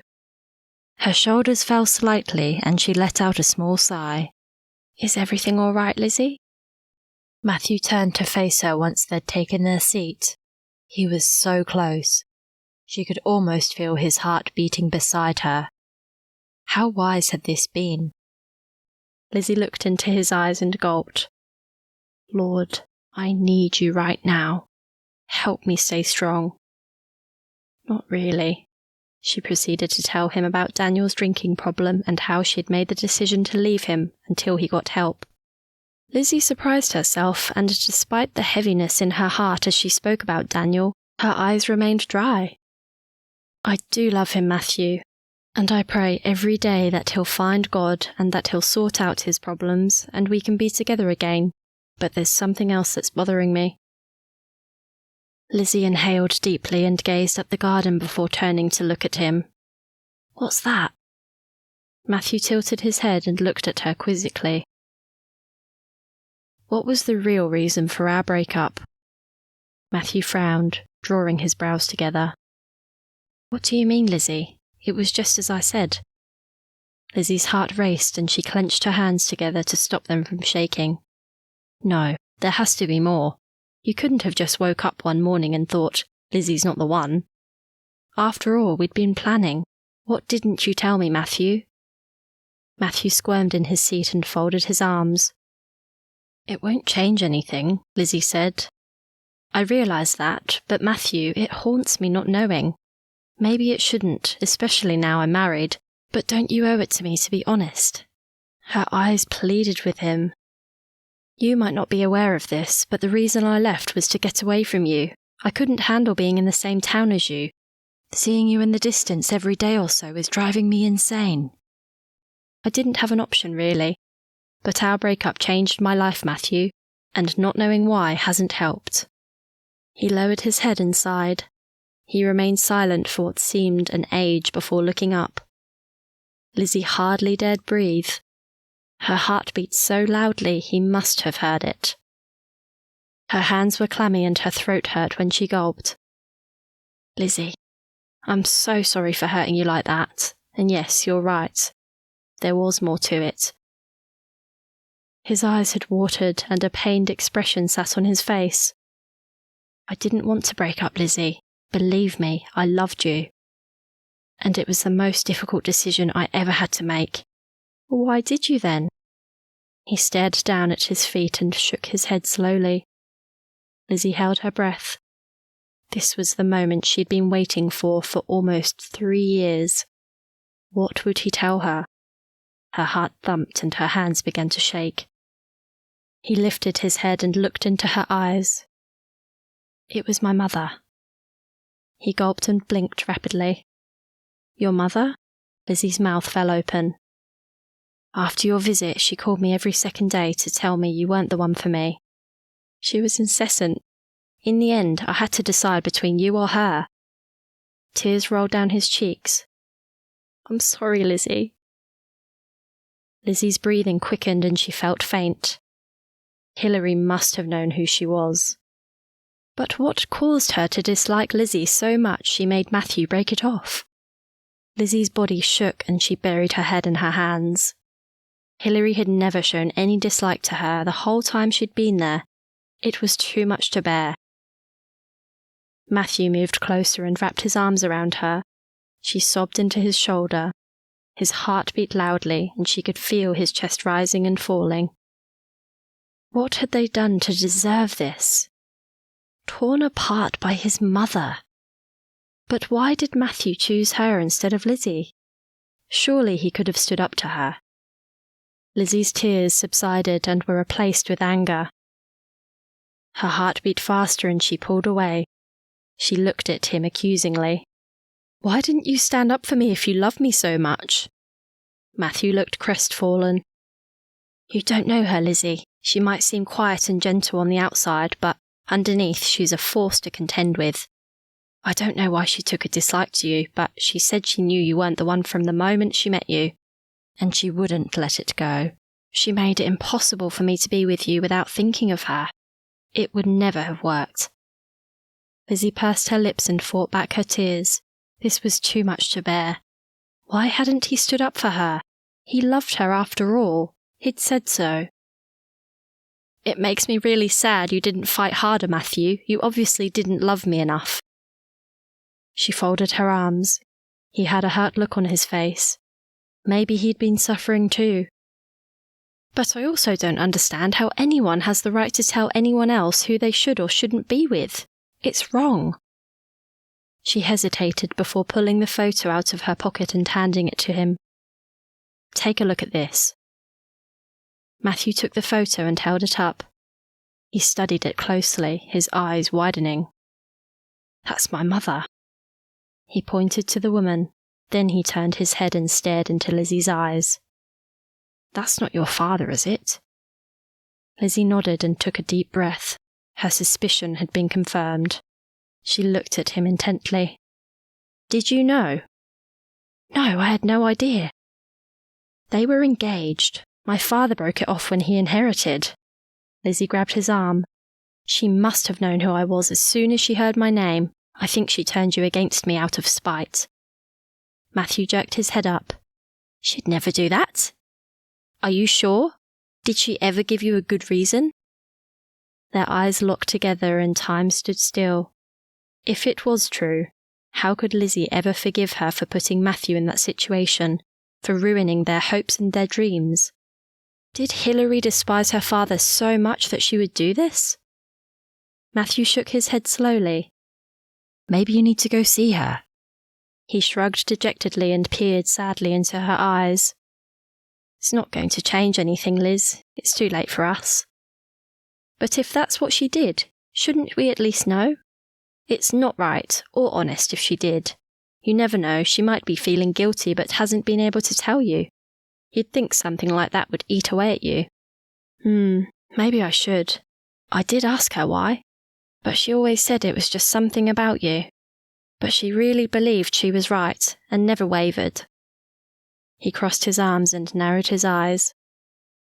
Now I think of it, she did say once or twice she thought being a minister's wife would be too much of a come-down for you. Lizzy's shoulders slumped. That was all she'd ever wanted, to be Matthew's wife, supporting him in his ministry.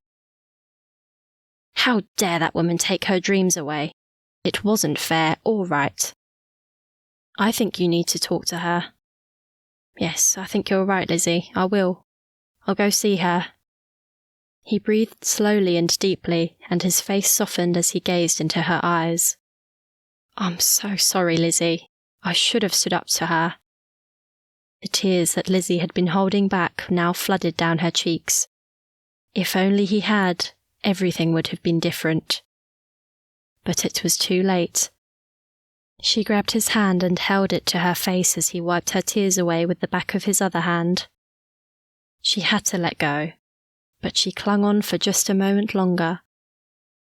As she slowly pulled away, their eyes locked together, and in that moment, all the love they'd held for each other passed between them in unspoken words, but they both knew it was over. Lizzy took his hand. Come on, Matthew. Let's have lunch. Chapter 12. We'll always be friends, Lizzy, Matthew said as their gaze lingered on each other at the door. Her knees weakened as he bent down and kissed her gently on the cheek, before turning around and walking away.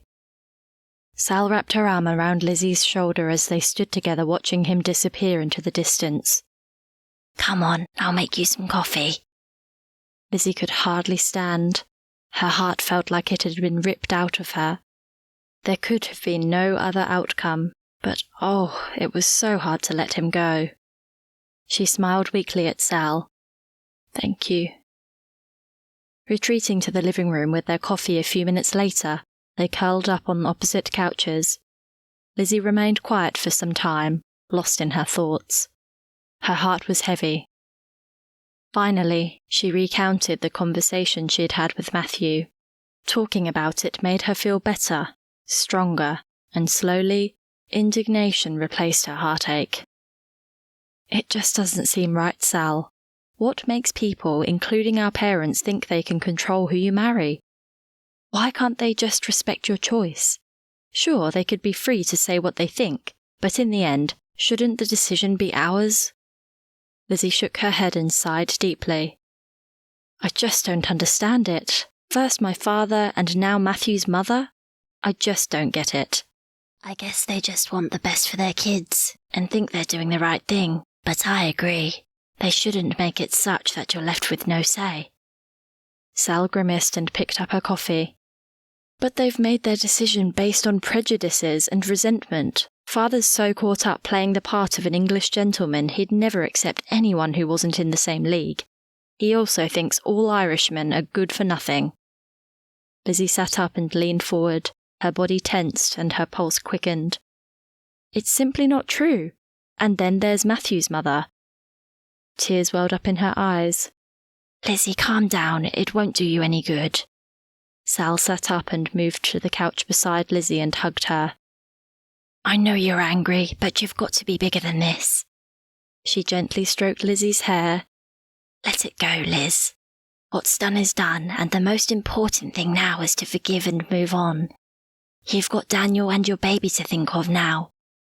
She pulled her tighter as Lizzy sobbed into her chest. Late afternoon, they went to the cinema, and on their way home, Lizzy told Sal she wanted to go to church in the morning. Sal raised her eyebrows. Are you sure? Matthew's preaching. Yes, I know. Lizzy took a deep breath. I feel stronger, Sal. I'll be all right. Even if people ask questions? Sal glanced at her as she parked the car outside the house. Lizzy took a slow, deep breath and pursed her lips. Yes, I'll deal with it. Okay then, Sal said as she opened the car door. As long as you know what you're doing. Not really, but I'm getting there. A faint glimmer of a smile grew on Lizzy's face. Thanks for everything, Sal. She grabbed Sal's hand and squeezed it. I mean it. You've been such a good friend to me. I don't know what I would have done without you. Come on, Liz, don't get all soppy on me again. Sal's grin was infectious as she threw Lizzie's hand off. Before she went to bed, Lizzy pulled her Bible out of her bag and opened it. She had business to do with God, but was she ready? She'd been cheated, even though she loved Daniel and would return to him. But letting go of what might have been and forgiving those who were instrumental in changing the course of her life wasn't going to be easy. How different life would have been if she and Matthew had married. She would have been beside him, supporting him in his ministry, and they would have been happily married, without all the issues she and Daniel were having to work through. But maybe they would have had other issues. She'd never know. The hurt in Matthew's eyes when she had learned the truth of what his mother had done made her weep. If only he'd stood up to her. He seemed so lonely.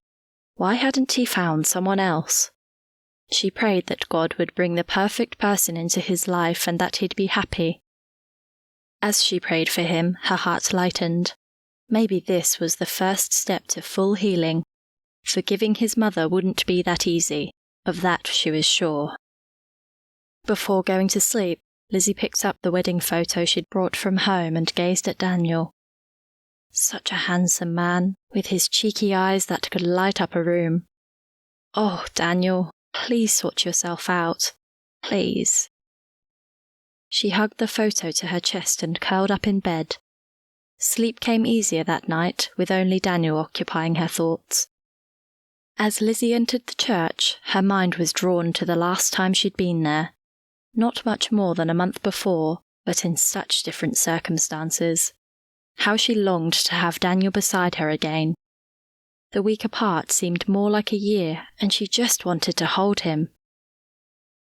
She'd try to call him soon, and pray that he'd taken steps to deal with his drinking problem.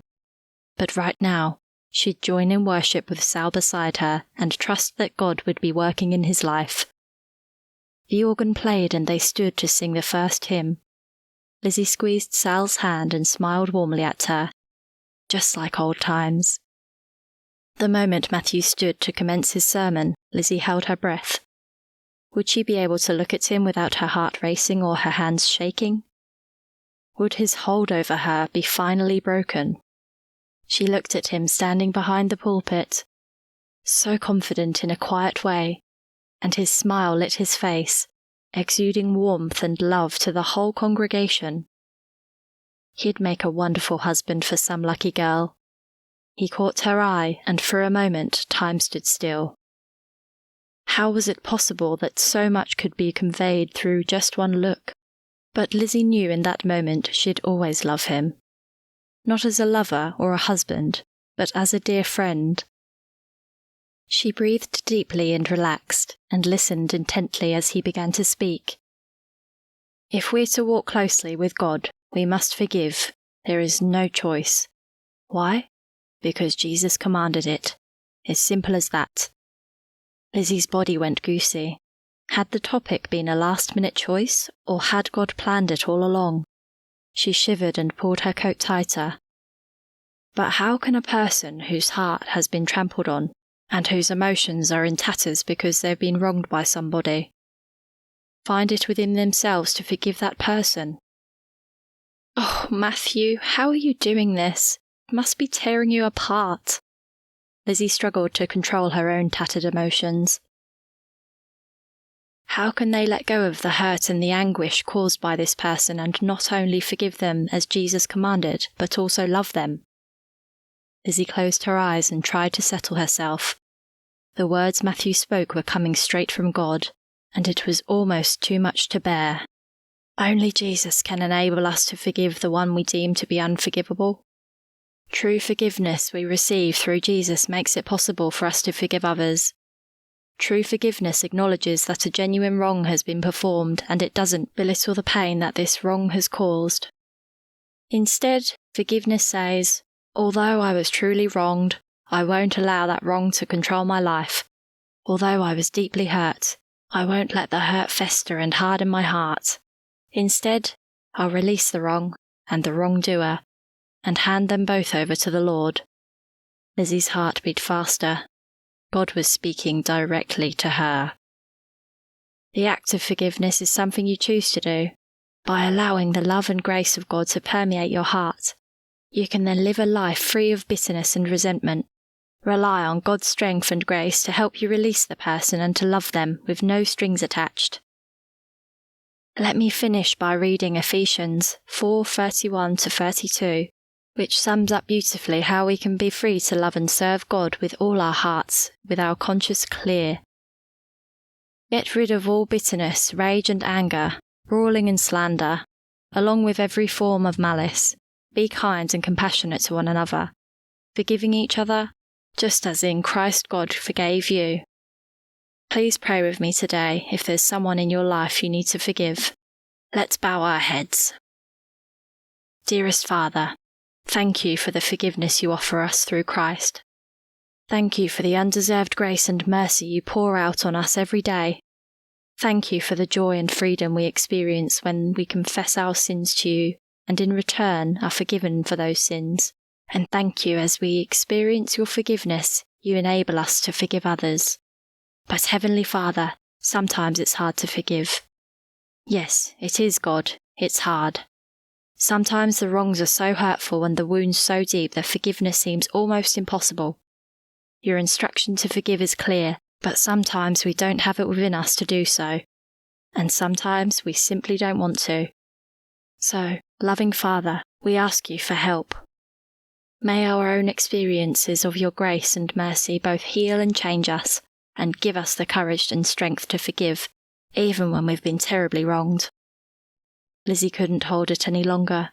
Tears she'd been holding back rolled down her cheeks as God touched her heart. Today, I pray for those who are struggling to forgive, and Lord, I include myself in that. Open our hearts to your love. May we comprehend the majesty of your mercy. Help us trust you. even to the extent of forgiving those who've hurt us so very deeply that we may not want to forgive. May we know your healing and love in our lives when we follow your example and choose to forgive. All praise to you, God of mercy and grace, God of healing and love and forgiveness. Amen. Lizzy wiped her face and remained still with her head bowed. Her heart was pounding. Sal reached out and squeezed her hand.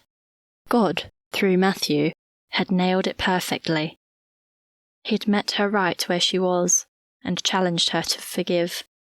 To forgive Hilary, her father, Matthew.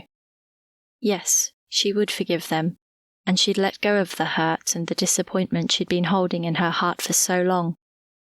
She'd grasp God's love with both hands and trust him to fill her with his peace as she moved forward in his strength.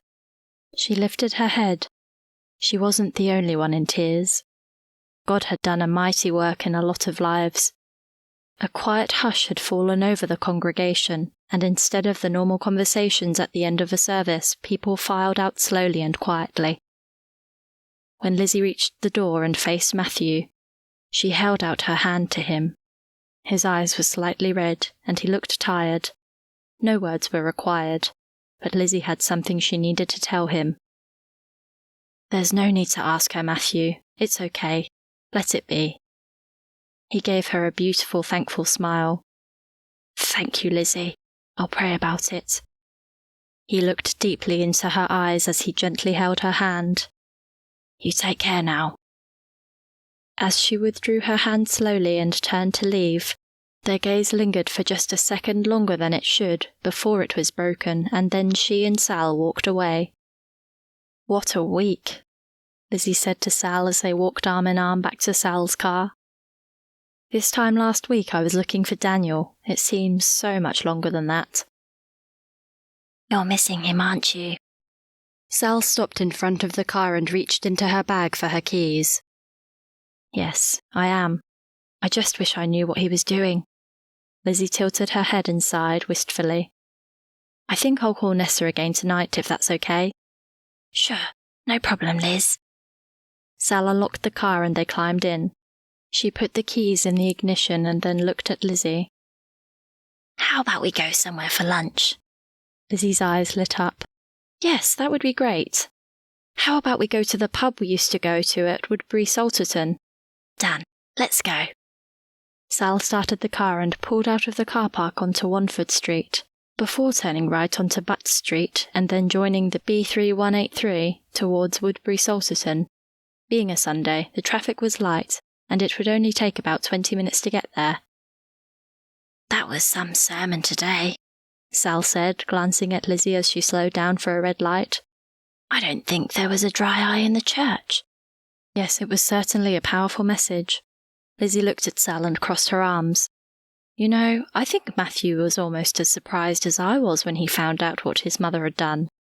Maybe I shouldn't have shown him that photo, or pressed him for answers. I feel really bad now that I might have ruined their relationship. Maybe I should have just let it all go, and dealt with it myself. It's done now, Liz. You can't change it. And really, he did owe it to you to explain why he ended it, especially when you were so close. I'm sure he'll do the right thing, and you never know, it might make his relationship with his mother stronger. Maybe. Lizzy stared out the window, deep in thought, as they drove the last few miles. Had she done the right thing leaving Daniel as she had? Yes. He'd wronged her. There was no question about that. But should she have forgiven him and stayed? Nessa said she'd done the right thing, but after today's sermon, she wasn't so sure. Here we are, Sal said as she pulled into the car park of the Digger's Rest a few minutes later. Full house today. I hope they haven't run out of their chicken pies, Lizzy said, opening her door and sliding out onto the gravel. Let me help you, you poor old thing. Sal ran round to Lizzy's side, but it was too late. Lizzy had already regained her footing and steadied herself. I'm not poor and I'm not old, thank you very much. Lizzy was indignant and pushed off Sal's arm. No, but you did have trouble. Well, you shouldn't have a car that you need a stepladder to get in and out of. Sal chuckled as she closed the door and locked the car. Maybe I'll replace it one day, just for you. Lizzy shook her head and grinned. That'll be the day. Come on then, let's go get some food before there's none left. They found a table in a cosy corner and ordered their meals. Lizzy ordered the chicken and leek pie and Sal ordered the grilled fish, just like old times. They both ordered a lemon squash. Lizzy took a sip of hers and then put her glass down. She leaned forward and rested her folded arms on the table. Sal, do you think I did the right thing leaving Daniel? Sal's head shot up. What brought that on? Oh, I was just thinking after the sermon this morning. Maybe I should have just forgiven him and stayed. No, Lizzy. Sal reached out and grabbed Lizzy's arm. He needed a good wake-up call. The way he was treating you wasn't acceptable. But I feel like I'm blackmailing him, telling him I won't go back until he gets help. Lizzy leaned back in her seat, her arms still folded. I don't feel right about it, Sal. Sal sighed and ran her hands through her hair. Oh, Lizzy, I wish I could wave a magic wand and fix it for you, but I don't think it's that simple. I don't think you're blackmailing Daniel. He might see it like that, but if he loves you enough, surely he'll see that he really does need to get help. Lizzy shook her head and glanced at the young couple sitting at the next table. They were holding hands and looked so in love. She and Daniel used to be like that.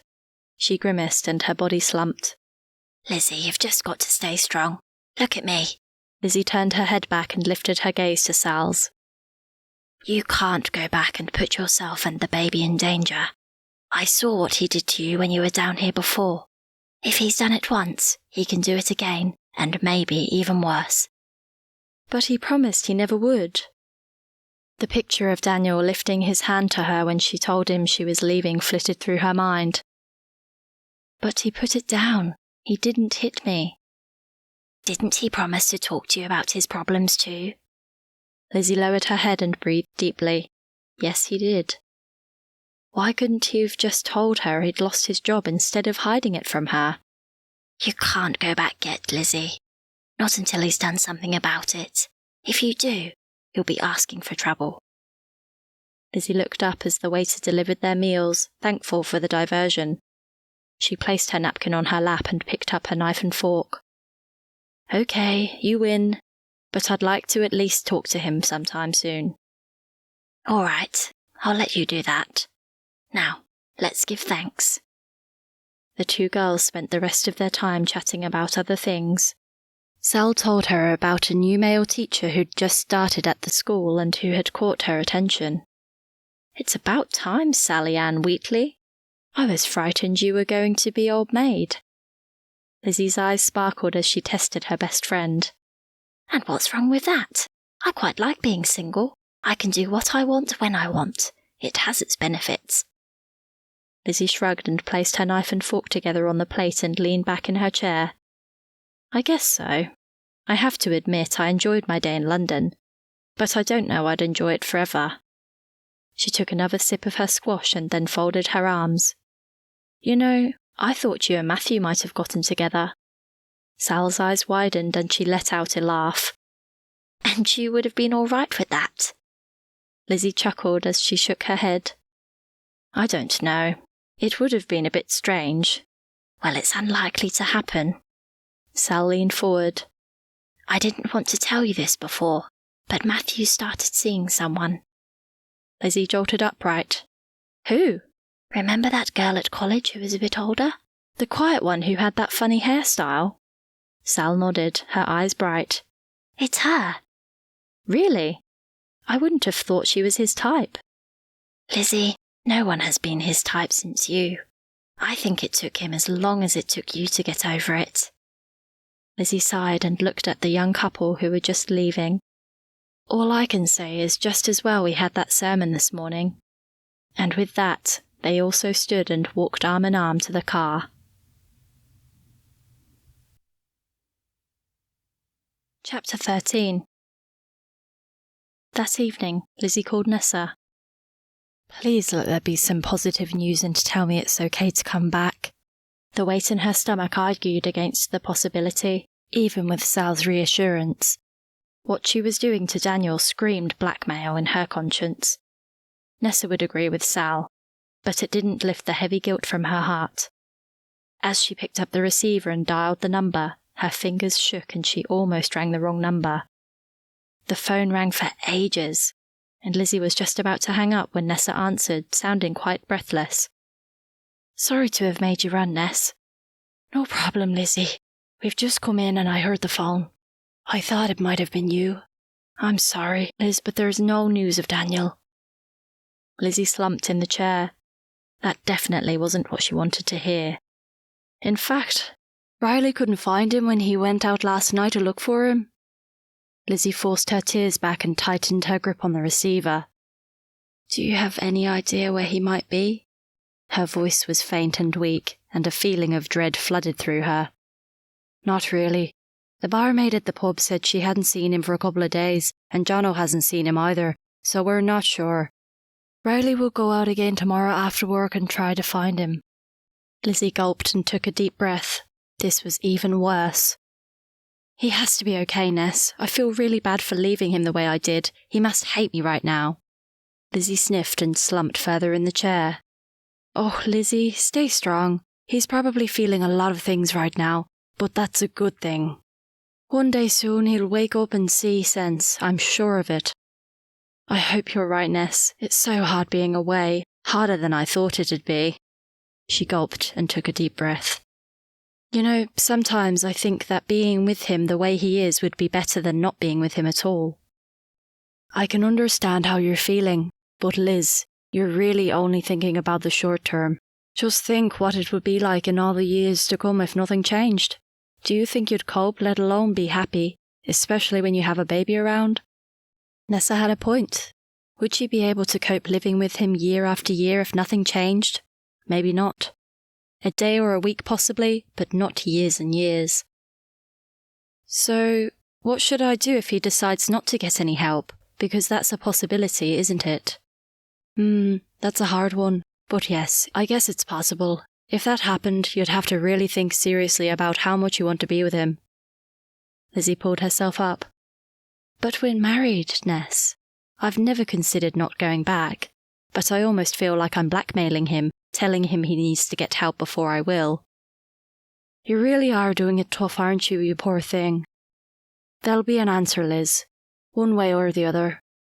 God won't leave you high and dry, but if you did come back and he hadn't got any help, you'd have to agree on very clear boundaries. You'll have to do that anyway, even if he does get help, but it'll be harder if he hasn't. Anyway, you need to give him more time. And no, I don't think it's blackmail.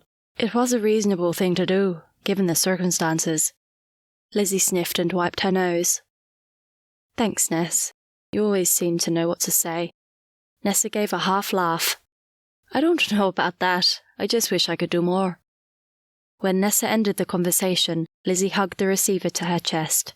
It was the only form of contact with Daniel, as tenuous as it was, and she wanted to hold that thread as long as she could. Where was he? Not knowing was horrible. All she could do was pray that God would be with him, wherever he was, and that he would draw Daniel to himself. She looked up when Sal entered the room some time later. "Any news?" Lizzy shook her head, and the tears she'd been holding back started to slide down her cheeks. "Oh, Liz." Sal bent down and, wrapping her arms around Lizzy, comforted her until her tears stopped. With Daniel so much on Lizzy's mind, sleeping was always going to be a challenge. So she and Sal watched a James Bond movie on television to get her mind off him. The choice was limited, and although not great Bond fans, they agreed it was a better option than The Way We Were. Curled up on the couch with Sal, munching on popcorn and sipping on hot chocolate, Lizzy tried to concentrate on what was happening. For a while she lost herself in the world of espionage, but every now and then an image or a thought would pop into her head and remind her that Daniel was missing. No, not really missing, just no one knew where he was. But God knows where he is. Oh God, please be with him. How was she ever going to sleep? Once the movie was finished, it was way past bedtime, especially for Sal, who had to get up and go to work the following morning. Lizzy climbed into bed and pulled out the Jeanette Oak novel Sal had given her to read. Maybe it wasn't the best choice to be reading right now, but she was loving Marty's journey and the way God showed his love to her through all her trials and troubles. She read into the small hours of the morning, devouring Marty's story, clinging to the hope that if God had blessed Mary like he had, maybe he would also do the same for her. By the time she put the book down, her mind had settled, and she rested in the assurance that God wasn't just watching over her, but over Daniel too. Liz, are you awake? Lizzy stirred and forced her eyes to open, shielding them from the sunlight pouring in through the flimsy lace curtains. Where had the night gone? She pulled herself up and focused her attention on Sal. How did she always manage to look so fresh? I am now. What time is it? 8 o'clock. I've got to go, Liz, or I'll be late. Sal walked over and gave Lizzy a big hug. I'll be praying for you, kiddo. Come back whenever you want. I'm always here for you. You know that, don't you? Lizzy's heart burst with love for her friend. How blessed she was to have Sal in her life. Yes, and thank you, Sal. I don't know what I'd do without you. Go on, enough of that nonsense. Lock the door on your way out, will you? Of course. Sal turned to leave. Sal? Sal stopped and turned around. Thank you. I mean it. Sal met Lizzy's gaze, and an unspoken understanding passed between them. They would always be there for each other.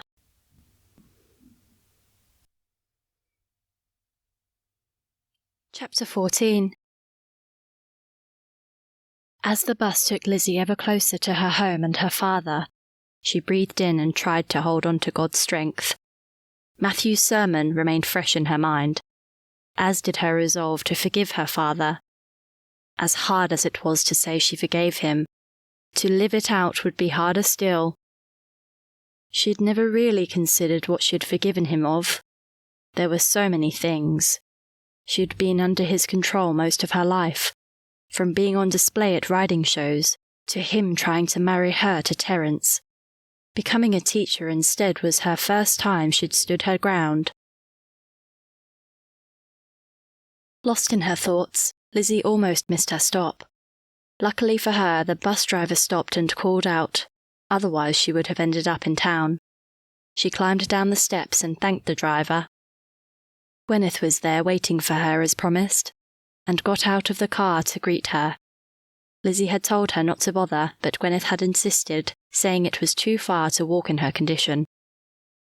"How was your weekend, dear?" Gwyneth asked after giving her a warm hug. "It was good, thank you, Mother. I got a lot of things sorted." "Including Matthew?" Gwyneth raised her eyebrow and studied her daughter. "Yes, including Matthew."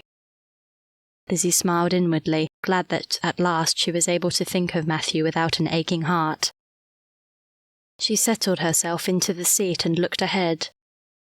"We spent several hours together on Saturday." She turned her head to her mother and gulped. "I found out why he broke it off, and he also confirmed it was his mother in that photo." "That must have been a difficult few hours." "Yes, it was. It was upsetting, to be honest, but I'm glad I know." Lizzy paused, tilting her head and taking a deep breath. "It was because of his mother. She took a dislike to me from the moment we met, but I had no idea. She hid that well. It must have been something to do with her relationship with father. Matthew didn't know about that either. She just kept telling him I wasn't the one for him, and put so much pressure on him in the end he had to choose between her and me." Lizzy lowered her head and played with her wedding ring. "He chose her." "Oh, my poor darling. That's so sad," Gwyneth said as she stopped the car just outside the entrance gates. One of the gates had become unhinged and was blocking the driveway. Gwyneth climbed out and moved the gate back. Lizzy spent a few moments alone to rein in her emotions. No room for self-pity or regret any longer. "Sorry, sweetie, I didn't mean to interrupt you," Gwyneth said when she re-entered the car. "Not a problem, Mother." Lizzy took a deep breath and fixed her gaze on the rose garden as the car crunched its way up the gravel driveway. I was angry with Matthew for not standing up to her, but it's too late for anything to change now, so we just have to get on with our lives. She turned to look at her mother. Sal told me he started going out with a girl from college. I'm pleased for him. He seemed so lonely. Gwyneth smiled at her warmly. And you've finally let go of him? Yes, I believe I have, at last. Now I just want to get home to Daniel. Have you had any news? I called Nessa last night, but no one's seen him for several days. She said Riley would go looking tonight. I'm concerned about him, Mother. I almost wish I hadn't left. It must be hard for you, dear, but stay strong. I'm sure it will all work out in the end. I hope so, Mother. I really do. Gwyneth parked the car in the garage and they both climbed out. Come on, let's go inside. I've got lunch ready. The phone rang while Lizzie and her mother were seated at the table having lunch. Gwyneth put her sandwich down and walked to the counter to answer it. Gwyneth's face paled and she gripped the counter tightly. Yes, she's here. I'll just put you on. Lizzie looked at her mother quizzically and mouthed, Who is that? Her heart beat rapidly. Something had happened to Daniel, she just knew it. Gwyneth covered the mouthpiece. It's the hospital. Her eyes held deep concern as she passed the receiver to Lizzie. Lizzie took a deep breath to calm herself before answering. Hello, Elizabeth O'Connor here? Mrs. O'Connor, a woman with a clear business-like voice responded. Dr. Henderson here from Hull General Hospital. I'm glad we were able to locate you. Your husband had an accident last night and he's in intensive care. He's in a coma and has multiple injuries. I don't want to alarm you, but we think you should come as quickly as possible. Lizzie slumped and her hand flew to her chest. Her heart raced. This couldn't be happening. Will he be all right? We honestly don't know, Mrs. O'Connor. He's not in a good way. We won't really know until he comes out of the coma, if he comes out at all. What did she mean, if he comes out at all? It couldn't be. Lizzie fought to gain control of her emotions. It would achieve nothing to break down on the phone to a doctor she didn't know. She took a deep breath and gulped, clinging onto the receiver with both hands. I'll come right away, but I may not get there until tonight. Lizzie straightened herself and held out her hand to her mother. Gwyneth wrapped her arms around Lizzie and supported her physically. Can you tell me what happened, Dr. Henderson? He had a car accident, ran into a pole from what I hear. No one else was hurt? Not that I know of. Lizzie let out a sigh of relief. She had had visions of a multi-car pile-up with bodies strewn everywhere. At least he hadn't hurt anybody else. Thank you for telling me, Doctor. I'll organise myself and get there as soon as I can. Lizzie hung up the phone and collapsed into her mother's arms. I'll drive you, Elizabeth. I can't let you go on your own. He's not in a good way. Lizzie shook her head and sobbed uncontrollably. She clutched her chest and felt for her cross. Oh, God, I can't lose him now. Gwyneth pulled her tighter and stroked her hair. Lizzie packed in a daze, and before she knew it, she and Gwyneth were on the M5 heading north. An empty feeling sat in the pit of her stomach the whole way. What if he dies? It didn't bear thinking about. She pleaded for God to keep him alive. Had she caused this? Maybe not directly, but indirectly? How could she live with the guilt if he died? Oh, God, you've got to let him be okay. Please. The cold darkness that settled over Hull as they entered the outskirts of the city reflected Lizzie's mood. Heavy mist rolled in from the mountains, enshrouding the city in a cold, damp blanket. Lizzie shivered as she climbed out of the car in the hospital car park. She and Gwyneth walked to the main entrance and stopped in front of the directory board. The intensive care unit was on the 3rd floor, and as reception was closed, they took the lift directly there. Lizzie held onto Gwyneth's arm for support. Not knowing what to expect was the hardest thing. She should have asked the doctor for more details. Standing in front of the nurses' station, Lizzie clung to Gwyneth and waited until one of the nurses stopped what she was doing and peered over her glasses at them. Her friendly eyes and demeanour provided Lizzie with some encouragement. Yes, can I help you? I'm Elizabeth O'Connor. My husband Daniel's here. Lizzie's voice wobbled and caught in her throat. Oh, Mrs. O'Connor, we've been expecting you. Take a seat and I'll call a doctor. Lizzie and Gwyneth took a seat, but all Lizzie wanted to do was to see Daniel. Lizzie spent an eternity waiting for the doctor. Fear immobilized her, while the torturously hard seat meant she couldn't sit still. Waiting would kill her. How bad was he? Maybe he hadn't made it. Her heart beat faster and her pulse raced.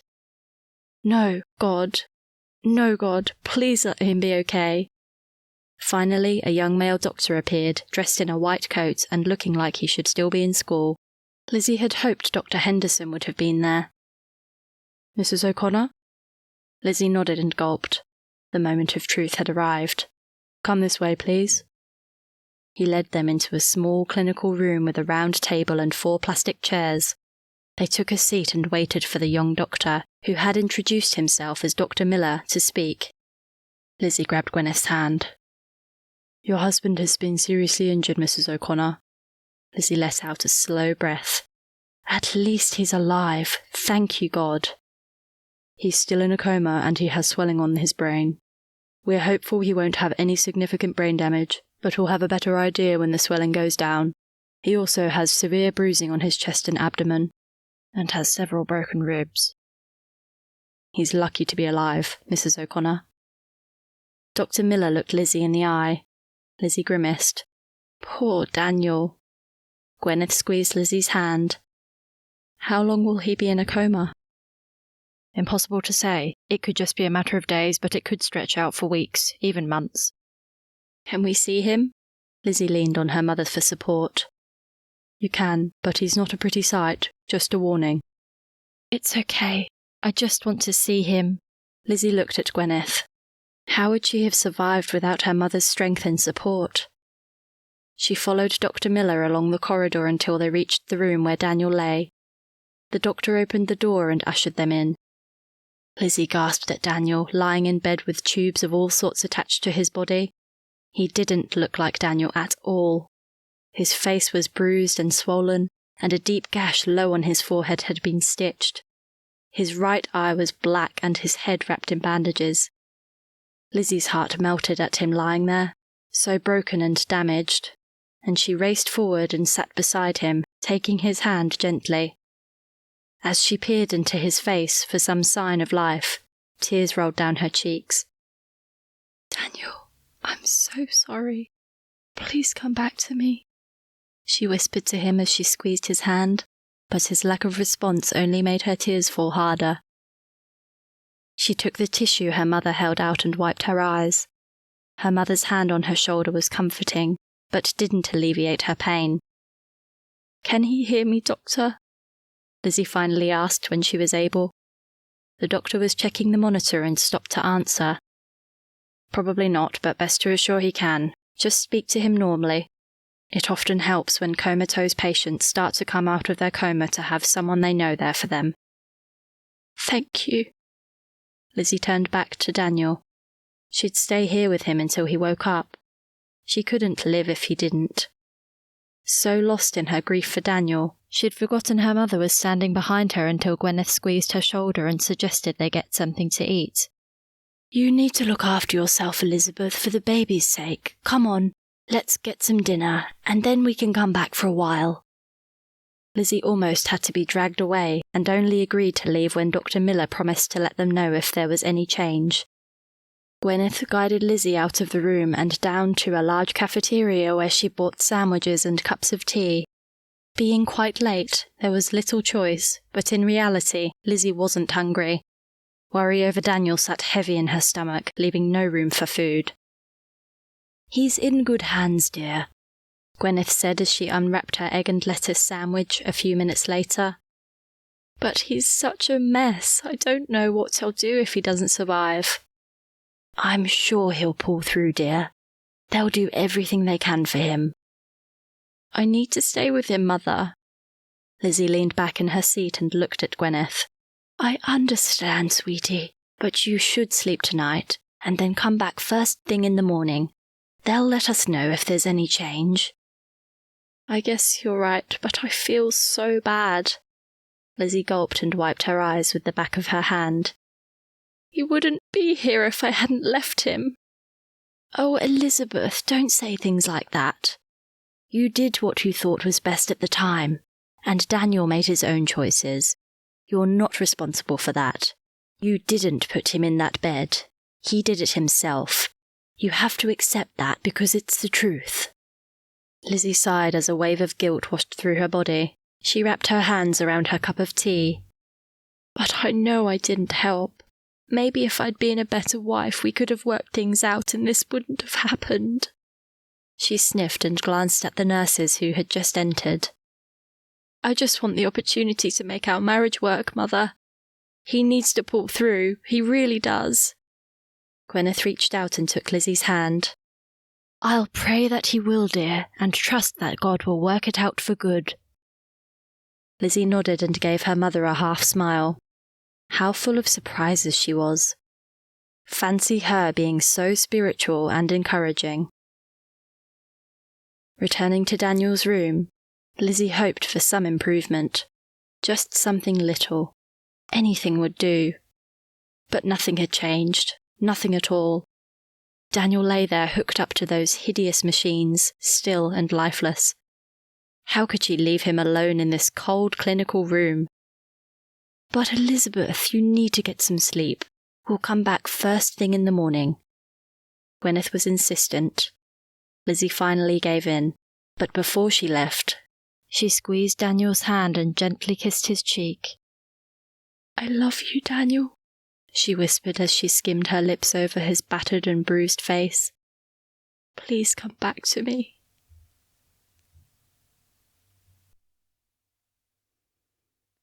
Chapter 15. You'll need to tell me how to find your place, Elizabeth, Gwyneth said as the BMW sprang to life in the hospital car park. When Lizzy realised her mother had never been to the apartment, her chest tightened. Had Daniel been staying there?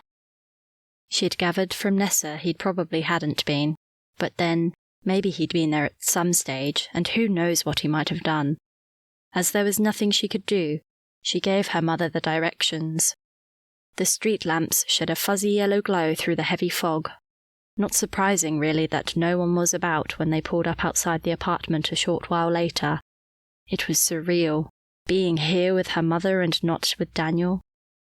Lizzy could only imagine what her mother would think of it. The building lacking any street appeal, in fact, it was ugly. But Lizzy was proud of how she'd decorated and furnished the inside of the apartment, and hoped it would gain her mother's approval. Not that her mother's approval really mattered. But it would be nice. Lizzy held her breath as she slowly opened the door and peeked inside before switching on the light. It appeared that everything was where she'd left it, and she slowly exhaled. Come on in, Mother. Welcome to our humble abode. Gwyneth looked around as she undid her coat. This is very nice, dear. Small but homely. Lizzy took her mother's coat and hung it on the hook. Thank you, Mother. We were going to start looking for a house, but then all this happened. I guess we'll be stuck here for a while now. If Daniel survives, that is. Lizzy's shoulders slumped and a sudden wave of fear gripped her body, sending a cold shiver up her spine. What if he didn't survive? She couldn't imagine what it would be like if he didn't. Oh, darling. Gwyneth pulled Lizzy close and comforted her. She gently stroked Lizzy's hair and whispered to her, God's looking after him. Trust him, dear. She slowly released her hold on Lizzy and held her at arm's length. Come on now, Elizabeth. Dry those tears and show me to my room. Lizzy sniffed, a faint smile growing on her face. Thank you for being here, Mother. Gwyneth's eyes watered and she squeezed Lizzy's hands. With Gwyneth settled in the spare room, Lizzy ventured into her own bedroom, her and Daniel's bedroom. Everything was as she'd left it the morning she'd gone looking for Daniel just over a week before. Her heart ached. Oh, God, please let him pull through. She fell onto the bed, not even bothering to change, and clutched Daniel's pillow to breathe in his scent. Lizzy was woken by her mother at 6 o'clock the following morning with a cup of tea. "Elizabeth, you slept in your clothes," Gwyneth said as she placed the cup on the bedside table. Lizzy looked at the crumpled smock she'd had on since leaving Sal's place the previous morning and grimaced. "I must have fallen asleep without realizing." She pulled herself up and reached for the cup of tea. "Thanks for waking me, Mother. I thought you'd be anxious to get to the hospital, dear, although I'm sure you'd also benefit from a sleep-in." "Yes, I am anxious. I wonder how Daniel is this morning." She put her tea down and slid out of bed. "I doubt there's been any change," Gwyneth said as she walked back out to the kitchen, followed by Lizzy. "I want to be there when he opens his eyes." Lizzy stood looking out the window and drank her tea. "I'll finish this and get ready quickly." She glanced at her mother, who was already dressed and ready for the day. "You must have been up early, Mother?" "No earlier than usual, dear."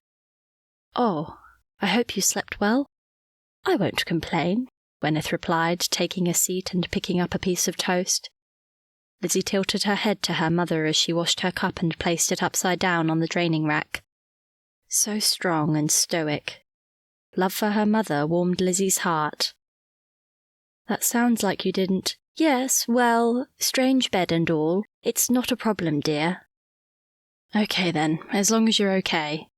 I'll leave you to your toast and jump in the shower." 15 minutes later, Lizzy was showered, dressed and ready to leave for the hospital. When they arrived, they went straight to the ICU and stopped at the nurse's station, where they learned Daniel was still in the same room and that his condition was unchanged. Lizzy led the way, and stopping at the door, she took a deep breath to still the shaking in her hands before opening it slowly. The nurse was correct. Daniel lay in the same position, his face empty of expression. Only the bandage on his head looked any different. Everything else about him was just as it had been the night before.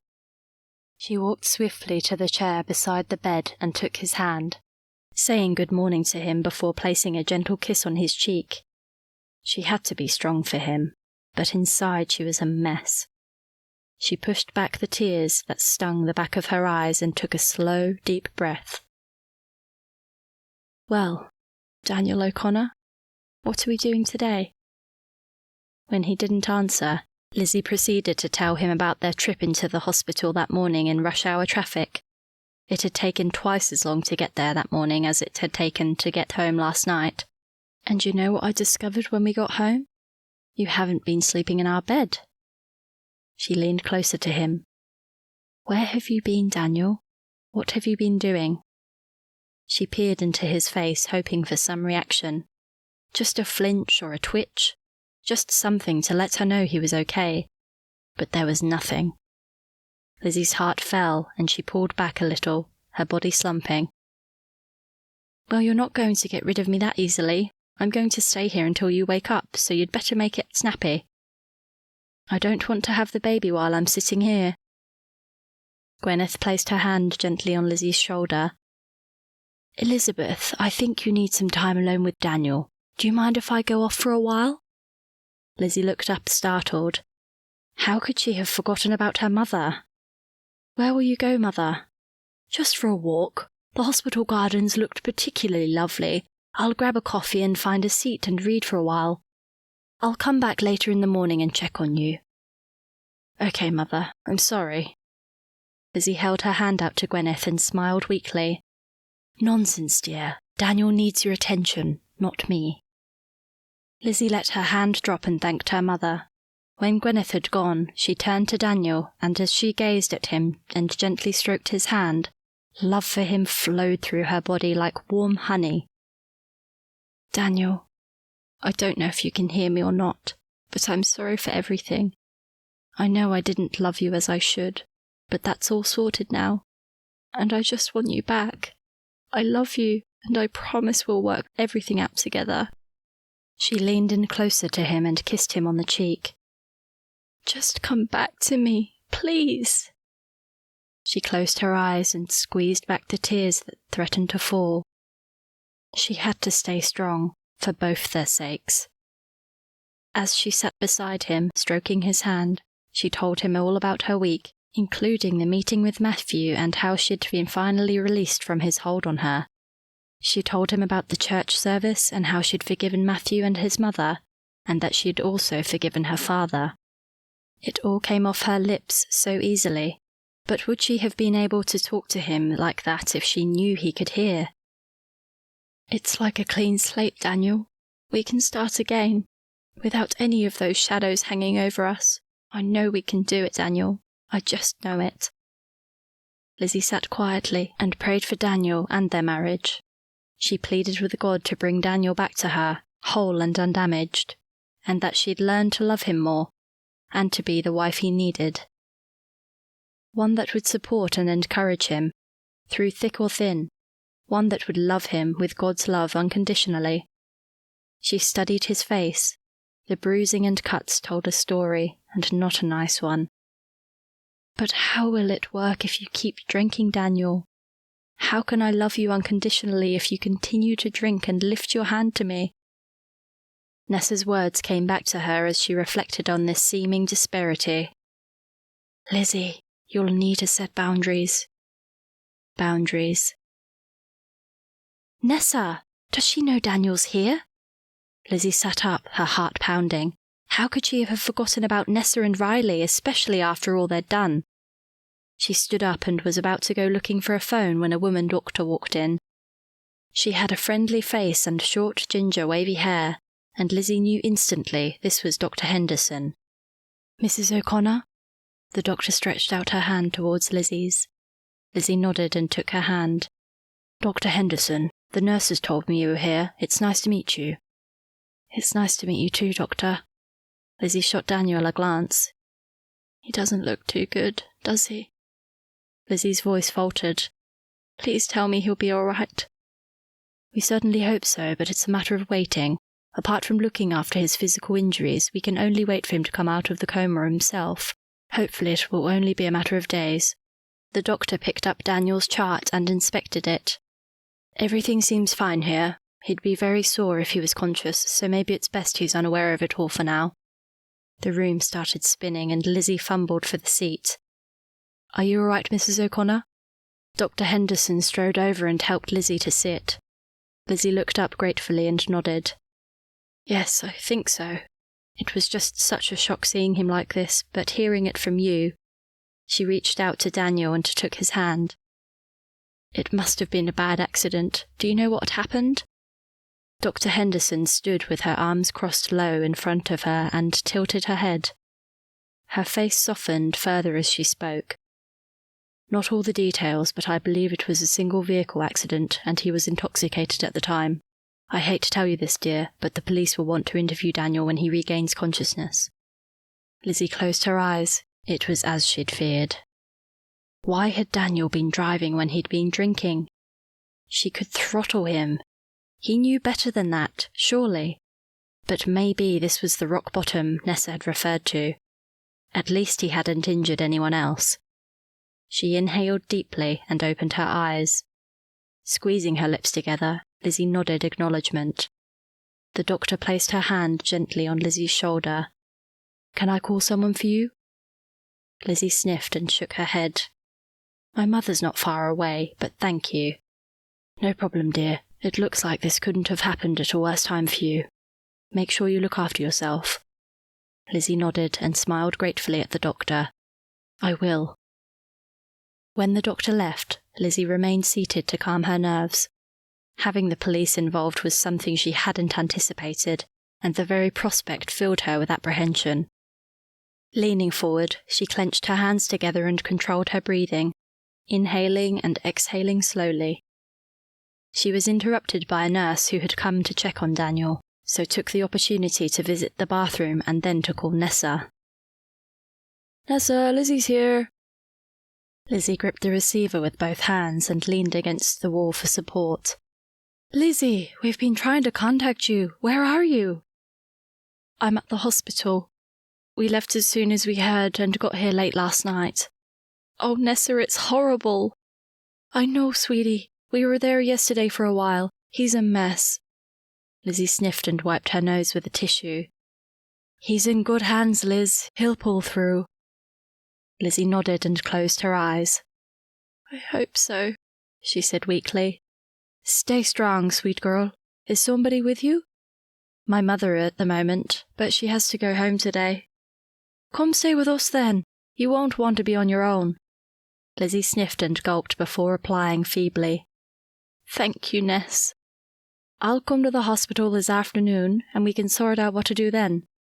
Lizzy nodded, her heart overflowing with an array of emotions, including a sense of relief to be able to share her grief with Nessa. Thanks, Nessa, Lizzy whispered before hanging up. Lizzy pulled a tissue out her pocket and wiped her eyes, annoyed with herself for not even being able to make a simple phone call without bursting into tears. Why couldn't she be strong like Sal or Nessa? Once she'd regained control of herself, she returned to Daniel's bedside, where she remained until Gwyneth returned half an hour later. How was your walk, Mother? Gwyneth's cheeks looked flushed, and her normally tidy hair slightly out of place. Quite relaxing, dear, although a chilly wind was blowing. She pulled her jacket off and placed it over the chair. And how are you? Lizzy pulled herself straighter, determined to be strong. Good.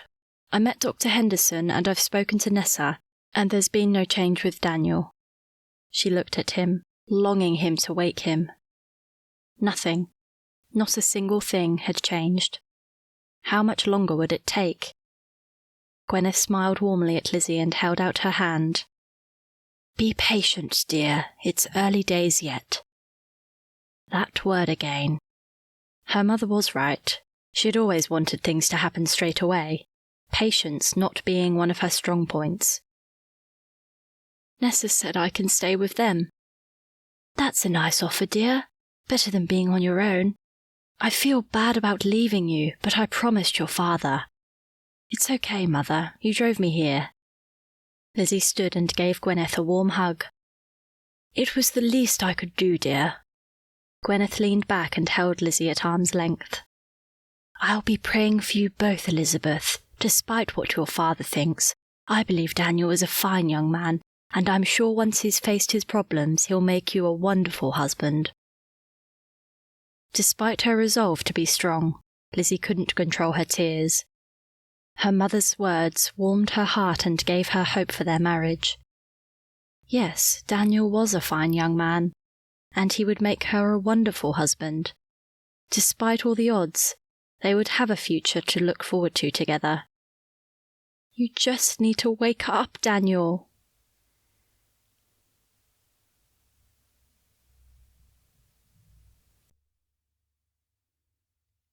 Chapter 16.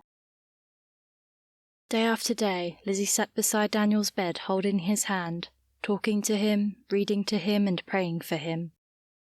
Day after day there was no change, apart from the fresh dressings the nurses applied. They washed and shaved him, making him comfortable, but the expression on his face remained unchanged. Lizzy ran her fingers over his body when no one was watching, imagining what it would be like to be in his arms again, to have him love her like he had when they were first married. She remembered their honeymoon and how affectionate he'd been, and she laughed at how many clothes she'd packed but hadn't needed. She whispered to him and told him how much she loved him, and made promises she hoped she could keep if he came back to her. She read to him from the Bible, praying that the words might filter into his heart, even if his ears were unable to hear. And then one day, as Lizzy read aloud from the book of John, his monitor sent out a series of piercing beeps. Startled, she dropped her Bible and stood, her heart beating faster as panic set in. Moments later, 2 nurses flew through the door. Lizzy stood back, her eyes wide and pulse racing. As the nurses checked the monitor and pressed the alert button, within seconds, 2 orderlies appeared and transferred Daniel, with all his tubes, to another bed and wheeled him out with Lizzy following, her arms reaching out to the trolley. Lizzy frantically tried to get past a short, stocky middle-aged nurse who stood in her way, but the nurse held out both arms and prevented her from going any further. You can't go with him, dear. He's had a hemorrhage in his brain and we need to operate straight away. You can stay here or in the waiting room, but you can't go with him. Please let me follow him. Lizzie's eyes popped as she pushed harder to get past the nurse. Walk with me. Lizzie walked with the nurse down the hallway until the orderlies pushed the trolley with Daniel lying on it through a pair of swinging doors with a no entry sign very obviously placed above and disappeared.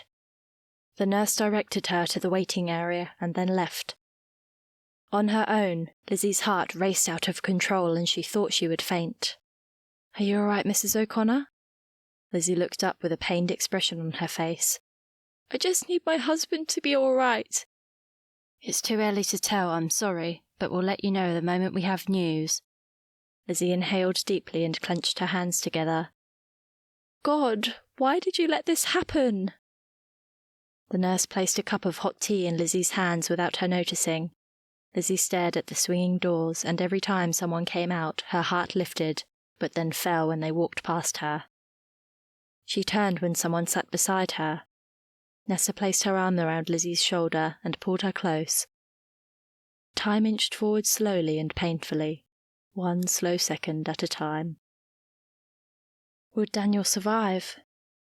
Oh, God, he has to. Please be with him. Lizzie remained in Nessa's embrace, suspended somewhere between hope and despair. Her mind drifted briefly from time to time, but then she'd be brought back to the horrible reality of the situation as the sound of the doors swinging open reached her conscious mind. How much longer could this go on for? Finally, a doctor she hadn't seen before stood in front of them. Lizzie looked up expectantly, desperate to hear that Daniel had pulled through, but scared to hear he hadn't. The look on the doctor's face didn't tell her anything. Her eyes pleaded with him for an answer. How long can he just stand there for? Her heart screamed out for an answer, and yet she was unable to speak. Everything happened in slow motion. Through the thick fog, his voice came to her. Mrs. O'Connor, your husband is one lucky man. We got it just in time. It was a dream. Had he really said that Daniel was going to be okay? Why had she doubted? Lizzie slowly came out of her fog and absorbed the wonderful news. Daniel had survived. Tears of joy and relief rolled down her cheeks as she hugged Nessa tightly. Her heart felt like it would break. Such was her elation. Although Daniel had survived the blood clot, he was still in a coma. Lizzie, determined to stay at his bedside, and despite pleadings from Nessa to come home and sleep, she stayed there, night and day, only catching a few hours' sleep here and there in an armchair the nurses brought in for her. 2 weeks after Daniel's accident, Lizzie felt a twitch in his fingers while reading to him. She jerked her head up, wondering if she'd imagined it. Much like the first time she'd felt the baby move. She peered into his face as she called out to him, but there was no reaction. Maybe she'd imagined it. She continued reading, but then it happened again. This time she called a nurse. It was true. Daniel was starting to regain consciousness, and Lizzie was delirious with joy.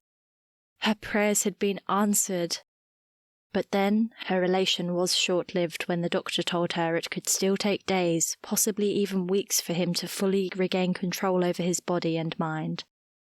And they still weren't sure if he'd suffered any lasting brain damage. But it didn't matter. He was coming back, and she didn't care how long it took. When the doctor left, she leaned her head gently on his chest and carefully draped her arm over his body. Her smile stretched from ear to ear, and her heart filled with love for him as she caressed his body and listened to his strong heartbeat. That evening, Daniel opened his eyes, and Lizzie was ready for it. She'd been waiting all afternoon, ever since she'd felt that first movement. But she wasn't prepared for the empty stare she received when she looked into his eyes. Yes, the doctor had warned her not to expect too much too soon. But shouldn't there be at least some sort of recognition? But there was nothing. Her heart cried out for Daniel to see her. Really see her. Once again, she'd need to be patient. It seemed God was using Daniel's injuries to work on her own issues. Daniel's eyes didn't remain open for long, but Lizzie remained alert for any further movements, and was rewarded as he occasionally lifted an arm or twitched a finger. She whispered to him constantly, encouraging him to come back to her. She fell asleep with her head beside him on the bed and her arm draped over his chest. Sometime during the night she was woken by a nurse checking on him, and she moved back into her chair. The baby must have been squashed, as it began to kick once she sat up. Lizzy gently rubbed her tummy, and her heart warmed as she thought ahead to the time when the three of them would be a real family together. Over the next few days, Daniel gradually regained consciousness, and Lizzy was elated. Very slowly, he became aware of her and his surroundings, and with every improvement, Lizzy gained hope that he would make a full recovery. She continued to read to him from the Bible, even though she knew he might tell her to stop at any moment, but she couldn't think of a better book to read. She prayed that God's word would be embedded in his soul, and would breathe new life into his heart and mind. As she read, God was also speaking to her. Verses 2 and 3 in James 1 pointed directly at her. Consider it pure joy, my brothers and sisters, whenever you face trials of many kinds, because you know that the testing of your faith produces perseverance. Maybe God was indeed growing her through the trials she and Daniel were experiencing. But how did he expect her to consider it as pure joy? Did it really mean she should be welcoming these trials in order to grow in perseverance and character? But who in their right mind would welcome suffering in their life? She would have preferred to grow without it, if truth be told. Maybe this was part of the journey she was on, and she should be open to whatever God wanted to teach her. How could she expect God to work in Daniel's life if she wasn't open to him working in her own? 2 days after he first opened his eyes, Daniel spoke to her. Lizzy wasn't sure at first, but she stopped reading and waited to hear it again. Daniel slowly reached his hand out, and as she looked down and gently took hold of it, he spoke her name. It was faint, but it didn't matter. Daniel had spoken to her.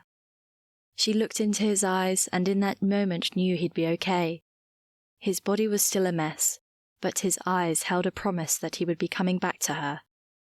Lizzy couldn't hide her joy. Her face beamed and warmth radiated through her body. The next day, he spoke a few more words, and by the end of the week he was able to put together a sentence. The doctors were confident he didn't have any permanent damage, and once his physical injuries had improved a little more, they'd try to get him up. In the meantime, they would move him to a lower care ward. Lizzy called her mother and told her the good news. Gwyneth was ecstatic, and said her father would also be pleased. "Will he really?" Lizzy asked, hoping that somehow this might actually be the case. "Yes, dear. I had a good talk to him when I returned, and I believe he's now a little more accepting of the situation. I think he's realizing he might have judged you both a little too quickly." Could this really be happening? Could God be at work in Father's life as well? It was too much to hope for, but it sure sounded as if he was. "Mother, that's great news. I'm so pleased to hear that." The grin on her face stretched from ear to ear. Nessa and Riley were also regular visitors at Daniel's bedside and encouraged Lizzy to come home for a good sleep. Lizzy agreed to think about it, but she had no choice. The privileges she'd enjoyed in the intensive care ward weren't extended to the lower care ward, and she wasn't allowed to stay with him overnight. Lizzy went home with Nessa the day Daniel was moved. "We're so glad Daniel's pulling through, Lizzy," Nessa said as she drove towards her home. "He certainly had us worried for a time." "Not as glad as I am." Lizzy sat quietly for a moment before continuing. "I hope this is the rock bottom you mentioned he'd have to hit, Ness. I can't imagine it getting any worse." "I think so, Liz, but there's still no guarantee he'll stop drinking. You'd think if something like this happened to you, it'd really make you stop and think about what you're doing. And hopefully it will, but it's still totally up to him to make the decision." Nessa shot Lizzy a glance as she turned a corner. "Don't push him, Liz. Be patient. Let him go at his own speed." Lizzy grimaced. What Nessa was saying was right, but also hard. That's my problem, Ness. I just want everything to happen straight away. I think God's trying to teach me to be patient. She took a deep breath and looked at Nessa. You'll need to talk to me about those boundaries you mentioned, but maybe not now. I'm just happy he's awake and improving every day. He'll probably still be in hospital for weeks anyway. Hopefully he'll be out before the baby comes, Nessa said as she pulled up in front of their house. That would be good. Very good. Lizzy opened the door and climbed out. Although she would have enjoyed Nessa and Riley's company, the sight of a proper bed was too much, and as soon as she'd eaten, Lizzy excused herself and went to bed. The pillow felt so soft, and she snuggled into the blankets, pulling them right up to her neck. Within minutes she was sound asleep, and didn't stir until the following morning when the sounds of young children jolted her awake. Lizzy spent some time with Nessa and the children, but couldn't keep her mind off Daniel. Ness, I need to go back to the hospital. Do you mind? Lizzy asked when she could get a word in over the din the children were making. Of course not, sweetie. We'll get ready and go.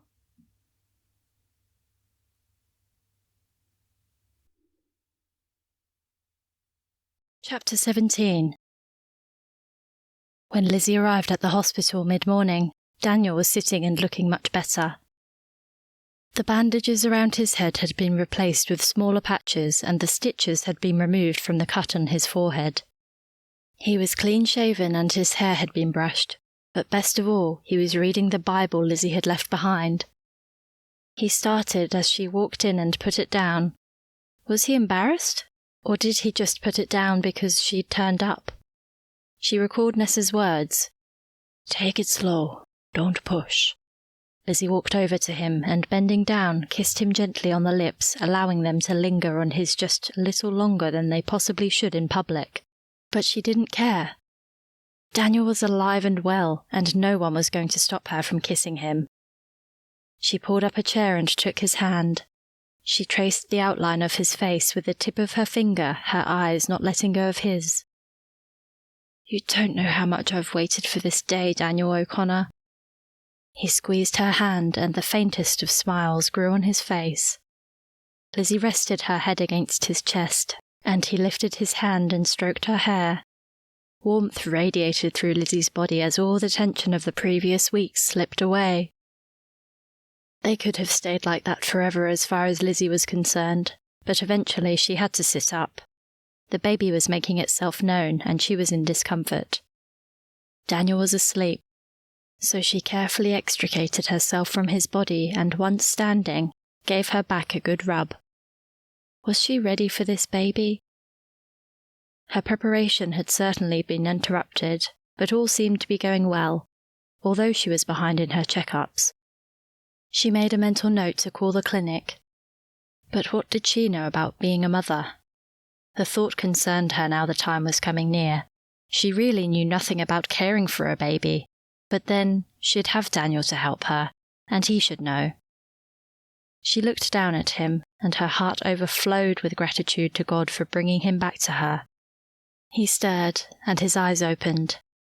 She took his hand and gently squeezed it. A short while later, once Daniel had eaten the lunch he'd been given and Lizzy had been to the cafeteria to get a sandwich, the time had come to ask Daniel for his version of what happened. She had heard from various people that he'd been on the A63 heading west when he veered off the road and hit a pole.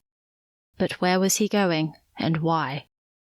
She sat beside him, leaning slightly forward, his hand in hers. Her heart rate had increased slightly, and it took a while for her to speak, being unsure of where it would lead. Daniel, do you remember anything at all about the accident? His eyes lifted and his body tensed. It's okay, I'm not angry, Daniel. I just want to know what's happened and where you were going, that's all. She stroked his hand with her thumb and leaned her arm on the bed beside him. He looked away and Lizzy's heart fell a little. If you don't want to talk about it, it's okay, Daniel. She continued stroking, but pulled back a little.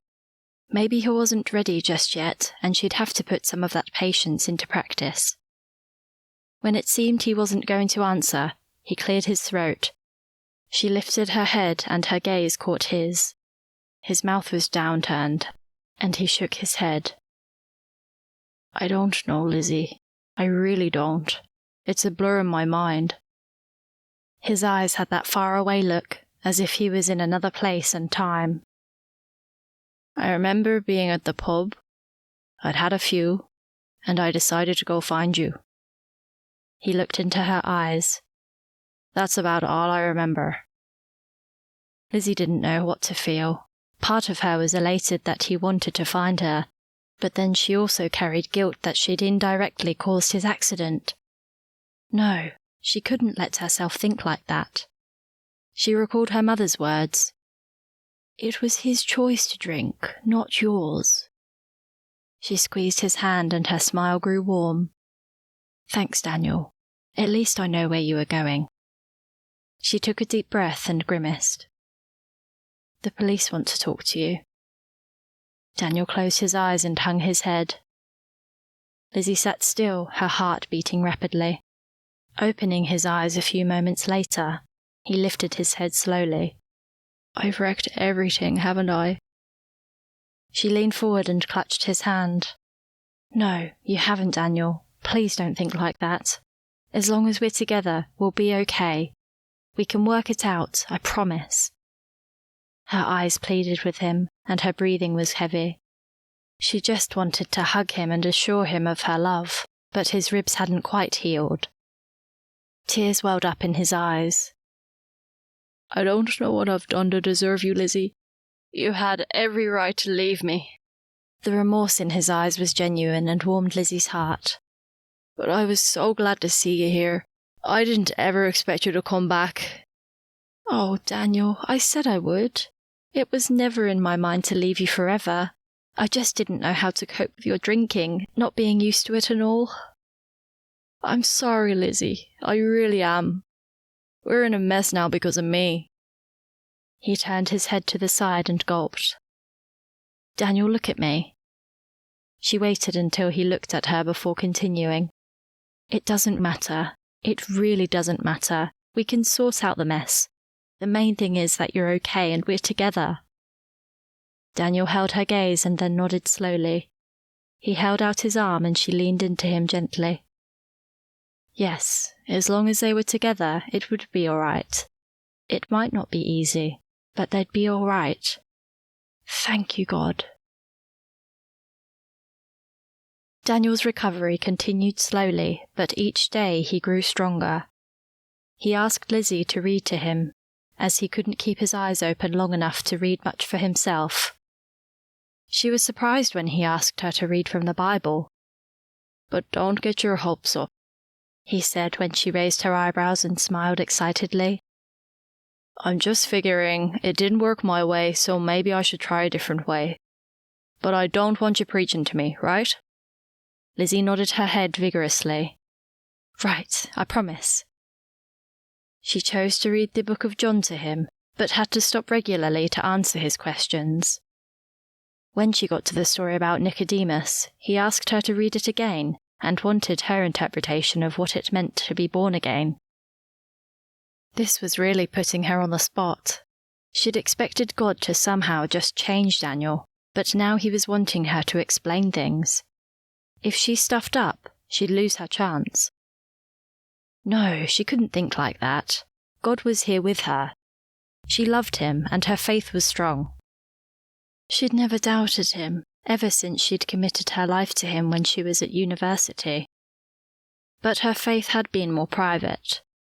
Apart from praying for people and going to church and reading her Bible, she'd never really shared her faith with anyone. Would she be able to get the right words out so they made sense?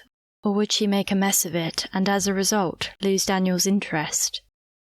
No, she had to trust God to give her the words. After all, she really just had to share what in her heart she knew was true. If she was honest and genuine and sincere, surely God would bless that. Okay, here goes. When Jesus was talking to Nicodemus, he tried to make it easy for him to understand by using an illustration of a newborn baby entering life. What he was saying is that to begin a new life with God, we have to start again. Jesus called it being born again, but these days it's also called being saved.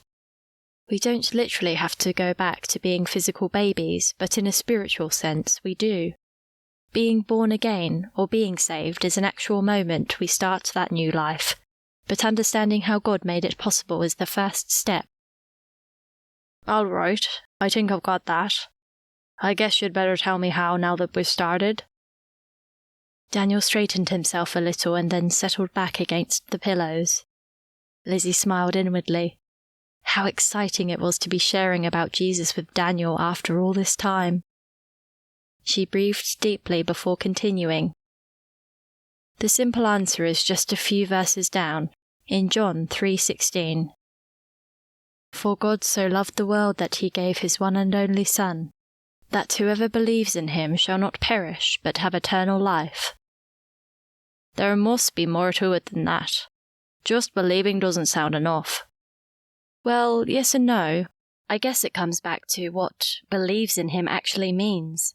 It doesn't mean just head knowledge. It means that you really believe in everything about him. How he came, and why he died. Oh, and also that he rose again. Just a minor point. Lizzy lifted her eyes and realized she may have confused Daniel. Why had she joked at a time like this? She quickly went on to explain. Not really. Jesus rising from the dead is the key to it all, because if it's not true, and he didn't, all the other stuff is meaningless. Daniel tilted his head. Why did he die in the first place? I know it has something to do with being saved, but it's never made sense to me. Well, basically, it's because without his death on the cross, no one could have eternal life. The whole reason for his birth, death, and resurrection was to provide the pathway to heaven for sinful mankind who would never get there on their own. It all goes back to Adam and Eve. Daniel rolled his eyes. Stop it! She waved a hand at him. Hear me out! Okay, then. This might be interesting, I guess. He crossed his arms and looked at her with a glint in his eye. It was good to see the old Daniel coming back. Do you really believe in them? Yes, I do. There's a lot to take in, Daniel, but it's also really simple. The gospel in a nutshell is that God created man without sin, but Adam and Eve, the first man and woman, stuffed it up by listening to the snake, who was really the devil in disguise. They disobeyed God, and as a result, all of mankind was tarnished with sin and condemned to death, both physically and spiritually.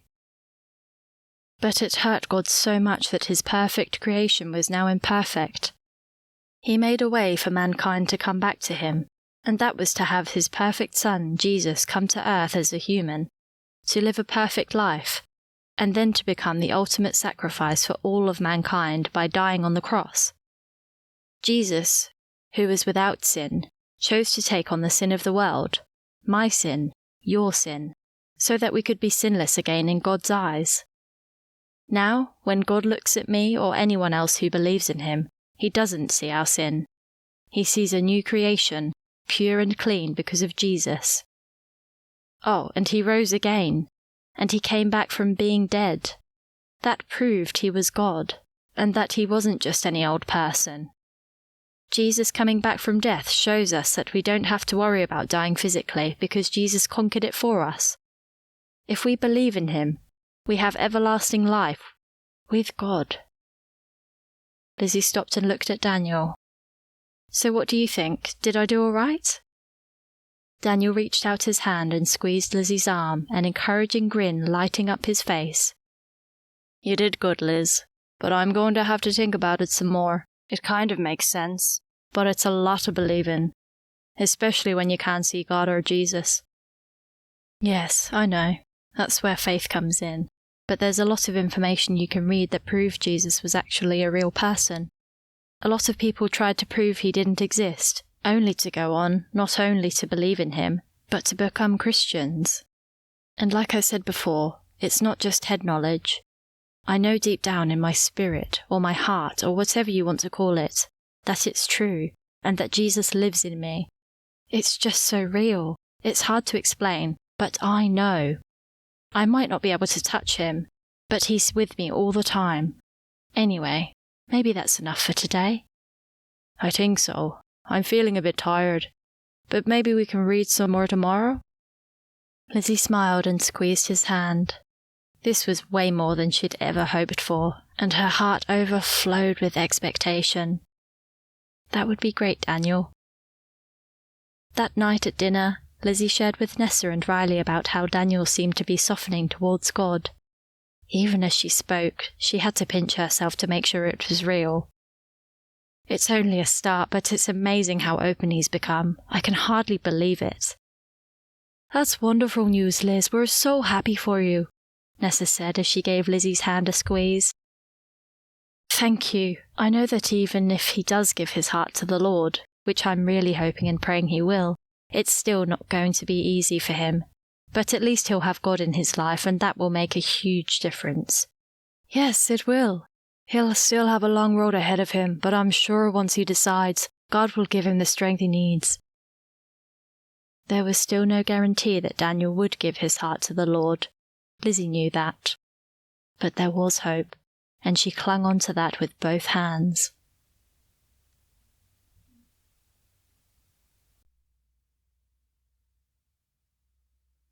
Chapter 18. Lizzy continued to read the Bible to Daniel every day, and every day Daniel had questions for her. She discovered he actually continued reading for himself after she left at night, and often he'd bombard her with questions as soon as she walked in. His hunger to understand was insatiable. After days of this, the time had come to ask Daniel if he was ready to do something with all this knowledge.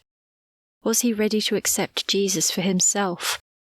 She'd prayed about it the night before and was confident it was the right time. Nessa dropped her off at the entrance of the hospital, and she made her way to Daniel's ward. As she turned the corner, her heart fell. A policeman stood at the end of Daniel's bed. She knew it had to happen, but she'd almost forgotten about it. Lizzy paused, hesitant to interrupt, and turned when a nurse called out to her. "Mrs. O'Connor, you can sit here if you like," the nurse said as she pointed to some chairs not far from the nurse's station. Lizzy smiled and thanked her, and took a seat. "How long have they been here?" Lizzy asked as she glanced at Daniel's room. "About 10 minutes, I think." "They didn't want to see me?" The nurse shrugged her shoulders. "I'm not sure. I'll let them know you're here, just in case." Lizzy sat demurely with her hands in her lap and her ankles crossed while she waited for the nurse to come back, but inside she was a bundle of nerves. Why did this have to happen today, of all days? God, what's going on? Did I get it wrong?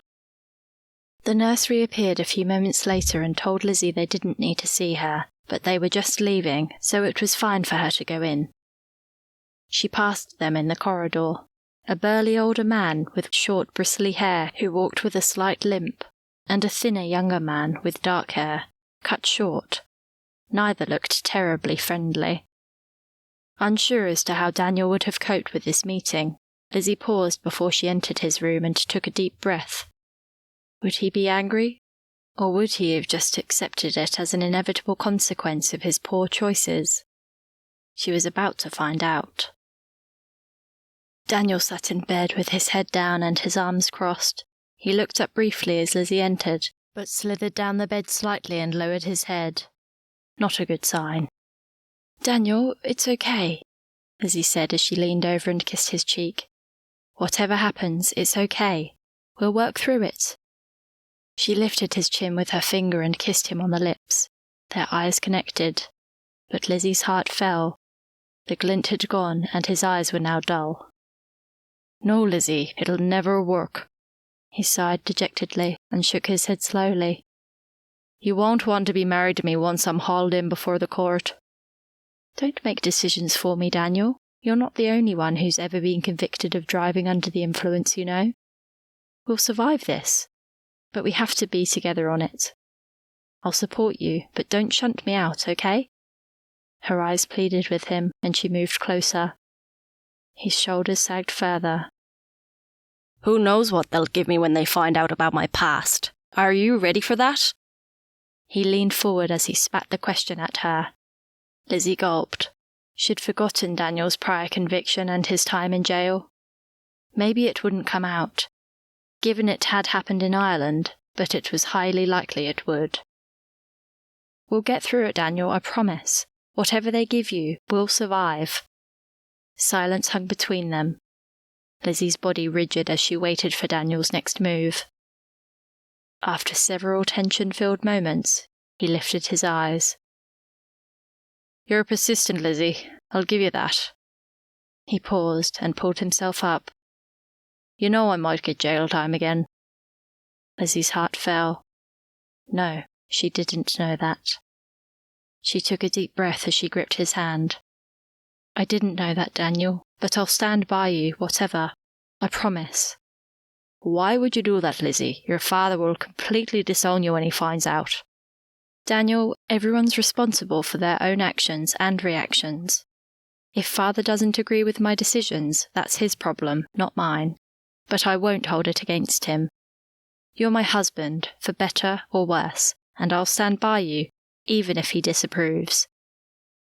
Daniel's face softened to a grin and he squeezed her hand.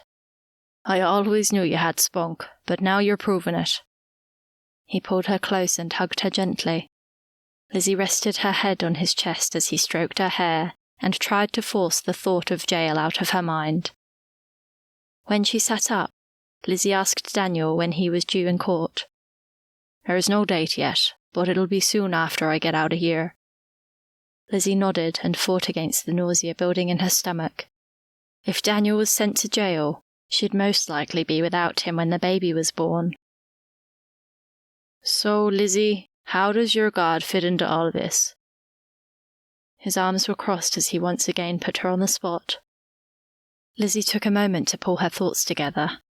Why had she ever thought it would be easy? But really, if Daniel was going to make a decision to follow Jesus, it would never work if his commitment was shallow and only made to please her.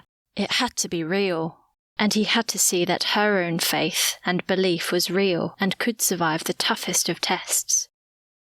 But would she pass this test? Oh God, I pray I do. She inhaled deeply and let out a pained chuckle. It's like I'm on a quiz show, but the stakes are much higher. The glint in his eye had returned and her body relaxed. It's okay, Lizzy. Take your time. I'm not going anywhere. She shook her head at his cheek, but the grin on her face broadened. Well, God never promised an easy life with no troubles, even for those who believe in him.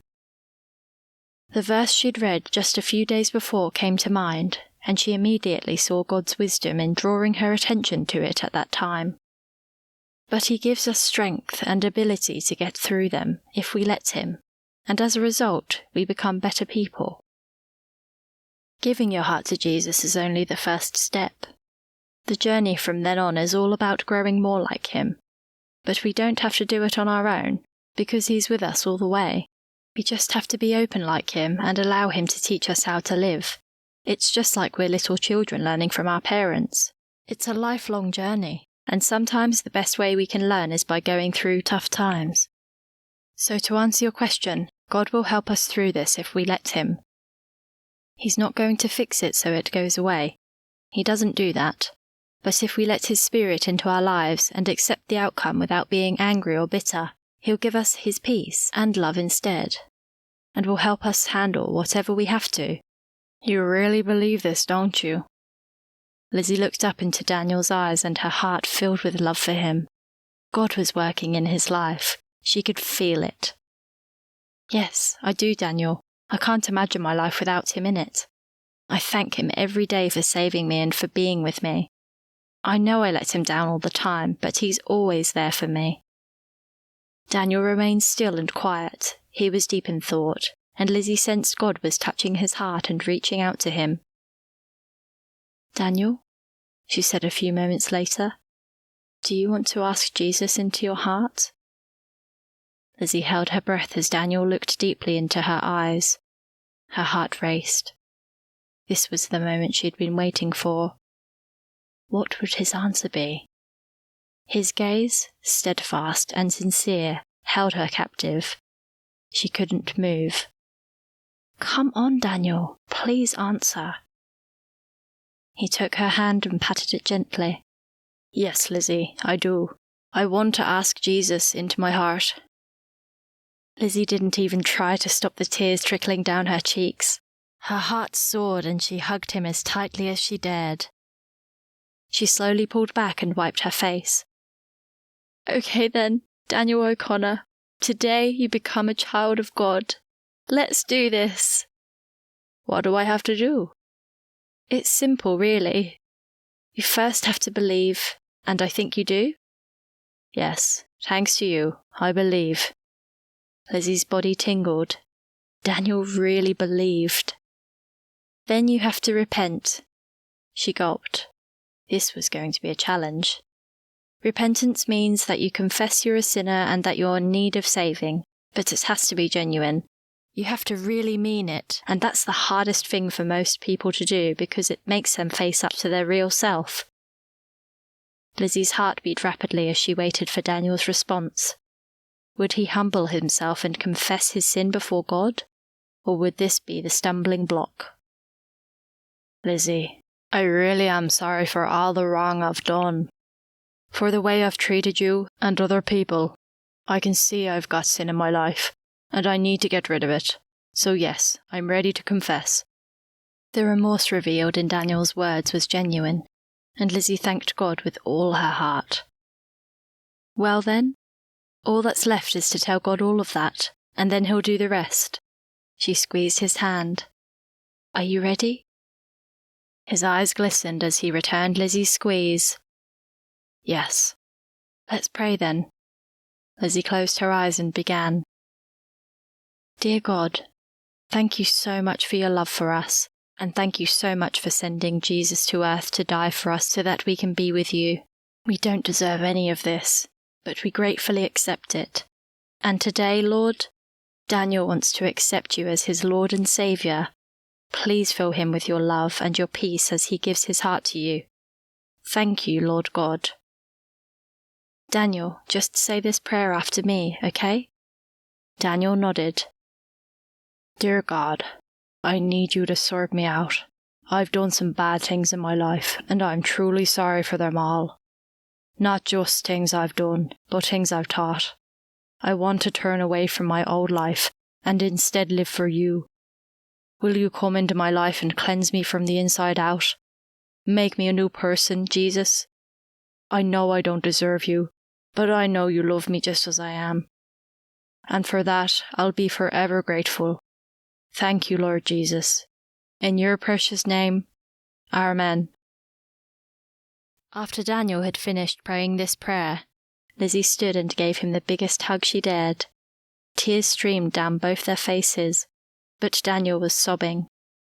Lizzy held him as God washed him clean from the inside out, just as he had done with her many years before, removing the debris and dirt from all the years he'd lived for himself and replacing it with his love and forgiveness.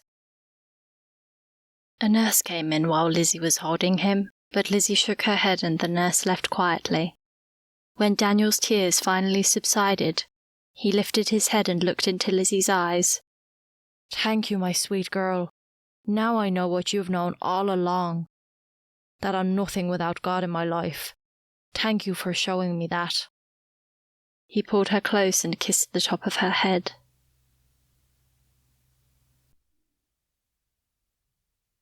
Chapter 19. When Lizzy left the hospital early that evening, Daniel had time to revisit the events of the day.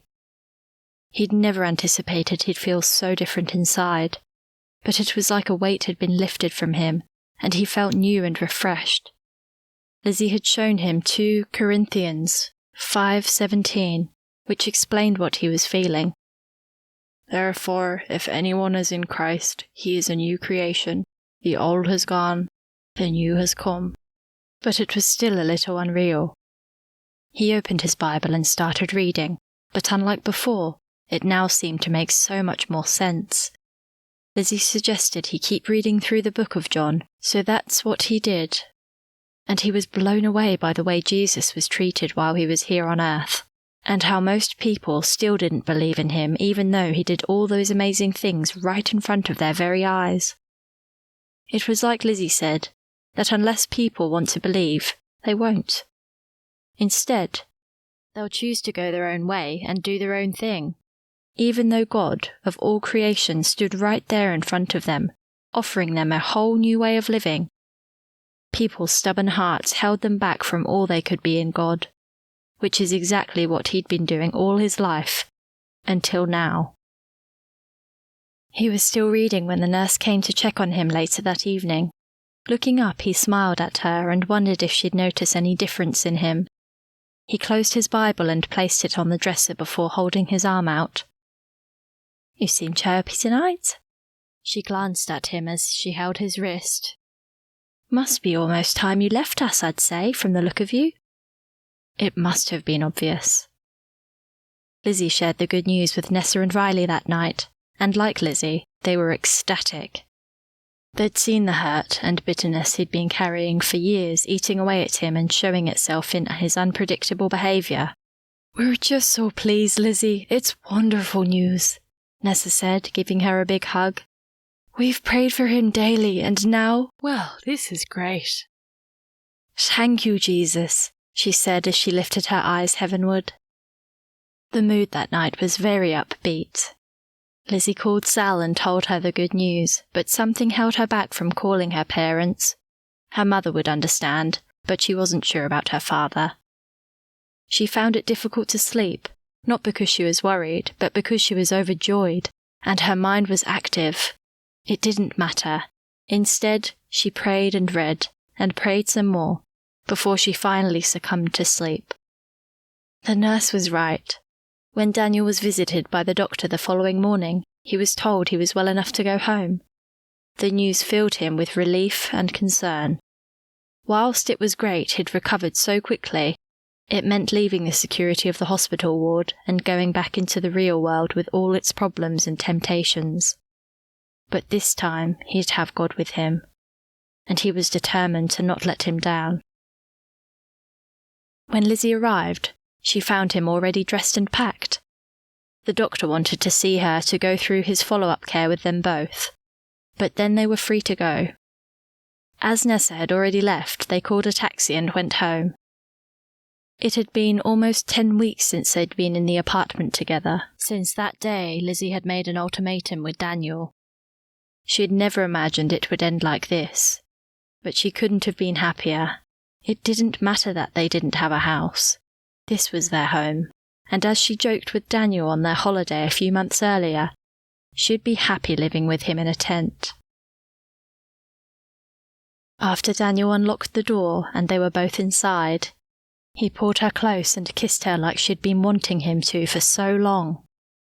She gave herself to him willingly and revelled in the closeness she'd feared might never have been theirs again.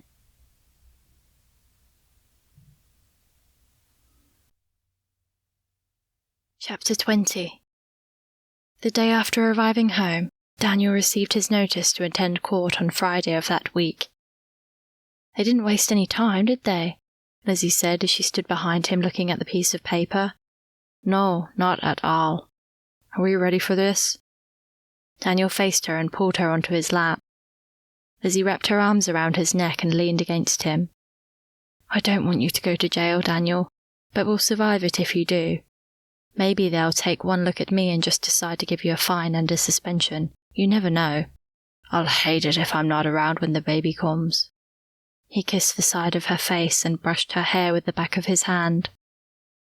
Lizzy took his hand and placed it on her tummy. "Here, feel for yourself. I think it's training for a marathon the way it's kicking." Daniel chuckled and agreed. The rest of the week was spent catching up on everything, as well as meeting with the solicitor in preparation for Friday's court hearing, and plenty of Bible study and discussion. Daniel wanted to know everything. Lizzy was amazed at his thirst for the word, and the way he just didn't accept what he read without trying to understand what it meant for him. Daniel's body still had some healing to do, so even if he avoided jail time, it was unlikely he'd be able to return to proper work for some time. This knowledge made them take a look at their finances. Their savings had dwindled now that Daniel's pay had stopped and Lizzy had taken leave without pay. Once her maternity leave payment kicked in, they might just survive for a while, but Daniel would need to find a job. They didn't even think about what would happen if he went to jail, and they needed to buy another car. The insurance company refused to pay out as Daniel had been charged with driving under the influence. "Who's going to give me a job now?" Daniel asked one night as they sat together discussing their situation. "I couldn't find one before, so what's the chance of me finding one now?" His dejected look brought back memories of the old Daniel and sent a shiver down Lizzy's spine. "You can't think like that anymore, Daniel. We'll pray about it and ask God to open some doors. You never know what He's got in store for you. We just have to trust Him, not only with a job, but also with the court appearance, and with our money. With everything, really. But that doesn't mean we sit back and wait for Him to wave a magic wand and hand us everything already done. You still need to go out looking for a job. But this time you know that God's on your side. Maybe you'll still get 20 rejections, but you keep going because you know that God has something special for you. And in the meantime, He'll provide for us, somehow, as long as we're trusting Him." "You sound so confident, Lizzy. I don't know if I can be like that." "I just know God won't leave us high and dry. He loves us, Daniel, and He'll look after us." "I do love you, Lizzy." He pulled her close and kissed her gently. Thursday morning, as Daniel was reading aloud from the Bible, Lizzy sat back and rubbed her neck. The change in Daniel had amazed her, and her heart was full of gratitude to God for turning his life around. But she couldn't help wondering how Daniel would cope when he went back into the real world. Would his newfound faith be enough to withstand the pressures he'd face? "Hey, you. What are you thinking about?" Daniel closed the Bible and looked at Lizzy with a puzzled expression on his face. Lizzy looked at him and took a deep breath. They had to talk about it. "I was just thinking about how wonderful this week has been, Daniel, but I'm a little concerned." Daniel cocked his head. "Go on, my love. What are you concerned about? Apart from my court appearance, that is." "It's just that we've been protected here, Daniel, just you and me and baby Dylan. But there's going to be battles ahead, especially when you go back out to work. Your battle with alcohol isn't over. You'll be challenged by it again and again at some stage, and I really believe you need to get some help before then." Daniel straightened himself and drew his eyebrows together. "No, Lizzy, I've got you, and I've got God. I'm determined not to drink. That's enough. I don't need outside help." Lizzy cringed and sighed. Why did he have to be so adamant? But it wouldn't do to force the issue. She'd just have to pray. She reached out her hand to his and forced a smile onto her face she didn't feel. A lump sat heavily in the pit of her stomach. "Okay then, I guess I have to let it go. You know I'm here for you, Daniel, and I will support you in any way I can." "Yes, my love. Thank you. I'll be all right. You'll see." Oh, God, I pray that will be the case. That night, the night before Daniel's court appearance, Riley telephoned and asked to come over as he had something to talk to them about. They agreed and waited for his arrival. Daniel let him in and ushered him into the lounge where Lizzy was resting. "Don't get up, Lizzy," Riley said as he leaned down and kissed her on the cheek. "Thanks, Riley. Good to see you." She smiled at him and squeezed his hand. "Well, I won't keep you long. I've got a proposal to run past you." He cleared his throat and glanced at both Daniel and Lizzy before continuing. "I've heard about a job that might suit you, Danny. A Bible college in the Lakes District is looking for a maintenance person. It's a live-in job, and they're prepared to accommodate a family. The pay isn't great, but you wouldn't have to pay for housing, so it could be a good option. Plus, it's run more like a community, so you get to mix with the students and teachers, and you can sit in on any classes you want. I can put in a good word for you if you like the sound of it." "Daniel, it sounds perfect!" Lizzy sat up and grabbed his hands. Daniel laughed and shook his head. Lizzy, look at you. You're just like a kid wanting an ice cream. I'm sorry, I can't help it. She calmed herself a little. Don't you think it's perfect? Maybe, but we hardly know anything about it. Daniel turned to Riley and tilted his head. Do you really think it's a job I could do? Easy. It's just mowing the lawns, a bit of gardening, keeping things running. All things you've done before. Nessa and I both think it'll be the ideal job for you. Well, I guess I'll trust you on that. So now it's just a little matter of that court appearance. Yes, that's the sticking point, but we're hoping for a good outcome, Danny. Bill's a legend, and if anyone can get you a lighter punishment, it's him. But you'll have to agree to rehab. Daniel leaned back and crossed his arms over his chest. Why are you so against rehab, Daniel? Lizzy drew her eyebrows together. Any time rehab's mentioned, you put up a wall. I don't understand. Memories of their earlier conversation about him getting help came to the fore. Do you really want to know? She nodded eagerly. Yes, I do. Daniel sighed and took a deep drag on his cigarette. When I was in last time, I went cold turkey, not just alcohol. I'd been taking some hard gear as well, and it's left a bad taste in my mouth. I don't have a fond memory of the place. I don't want to be locked away for weeks on end away from you. He tapped the ash into the tray in front of him and crossed his legs. I know it works for some people, but just not me. I don't need it anyway. Lizzy grimaced and struggled to remain positive. It couldn't all fall apart just because Daniel wouldn't agree to rehab, surely. Can't you agree to regular counselling without being admitted? That would surely help. Her eyes locked with him as an unspoken battle waged between them. Riley leaned forward and spoke quietly. I think you should agree, Daniel. It can't hurt and might just help. And it might keep you out of jail. Daniel turned his gaze to Riley. Moments later, he threw his arms up. All right, you both win. I'll agree to counselling. Lizzy cast her eyes heavenwards and sent up a prayer of thanks as tears welled up behind her eyelids.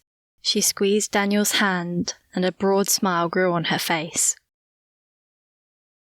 Lizzy couldn't get the news of the possible job for Daniel out of her mind. Although little information had been given, she felt it was from God and thanked him for providing for them. Yes, there was a long way to go, but she was confident, and so when it came to go to court the next morning, she was far less nervous than she might have been, although she'd been battling a persistent headache all night. That morning, Daniel deliberated over what to wear, but in the end agreed with Lizzy's suggestion of black trousers, white button-up shirt and black jacket, although he wasn't happy about it.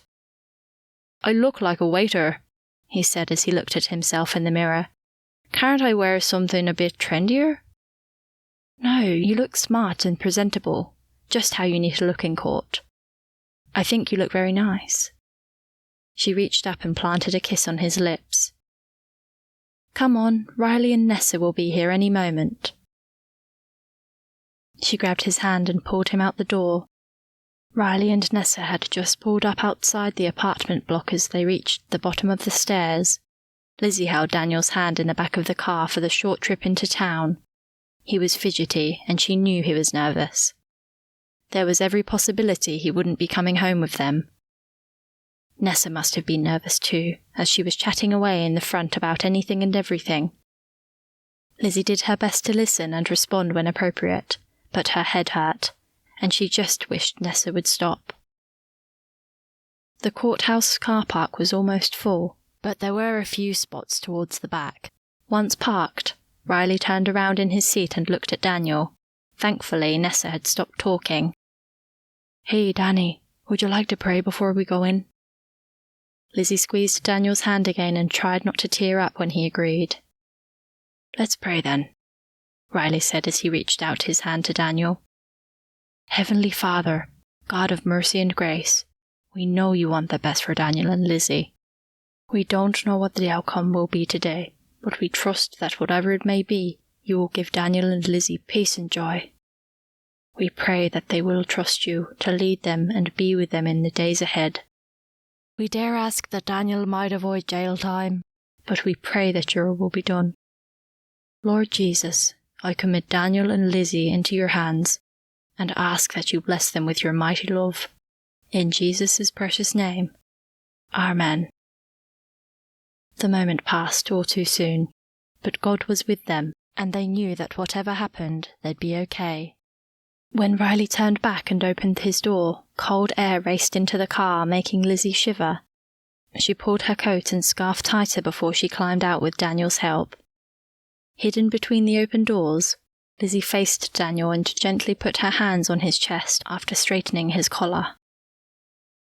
Are you okay, Daniel? She looked into his eyes, and her heart filled with love and respect for him as he looked back at her with strength and determination. Yes, I'm more than okay. He brushed her hair with his hand and held her gaze. I'm ready for this, Lizzy, my love. I'll trust God, whatever the outcome, even if it's jail. It won't be forever. Lizzy's heart pounded as he pulled her close and kissed her gently. Come on, you two, Nessa said with a laugh in her voice. Anyone would think you just got married. Lizzy turned her head and gave her a cheeky grin. Give us a break, Ness. It is like we've just got married. I know. Sorry to break it up, but we do need to go in. Okay, Ness, settle down. We're coming. Daniel released Lizzy and took her hand as they headed towards the courthouse. Despite the fact they'd only just committed the whole proceedings to the Lord, Lizzy's stomach had an empty feeling, and she gripped Daniel's hand. Bill McIntosh, Daniel's solicitor, had arranged to meet them at 9:30 in the foyer. Of medium height, he stood erect, giving the appearance of a much taller man. He looked impressive in his dark suit and navy blue tie, and Lizzy prayed he'd be successful in obtaining a lighter sentence for Daniel. Bill smiled broadly and held out his hand. Good morning, Daniel. Lizzy. His voice was deep and commanding, and filled Lizzy with confidence. He nodded to Riley and Nessa before turning his attention back to Daniel. You're towards the top of the list, so I suggest we wait here. He pointed towards the waiting area where the others were already seated. Daniel and Lizzy took a seat, with Daniel sitting beside Bill. Lizzy was having trouble breathing and didn't feel too well, but hid it from Daniel. She wanted to be so strong for him. As Bill talked to Daniel, she tried to focus on what was being said, but she was feeling lightheaded, and her headache hadn't gone away. Oh God, please help me get through this, for Daniel's sake. She sipped the coffee Nessa handed to her a few minutes later and felt a little better. Nessa sat beside her. Are you okay, Lizzy? Not really, but don't say anything, Ness. I just want to get through this. I don't like the look of you. You're all puffed up. I'll be okay. Lizzy smiled weakly and looked up expectantly when Bill and Daniel had been called. Nessa helped her up and held her arm as they followed behind Bill and Daniel, who were deep in conversation. Taking her seat in the courtroom, Lizzy wished she was anywhere but here.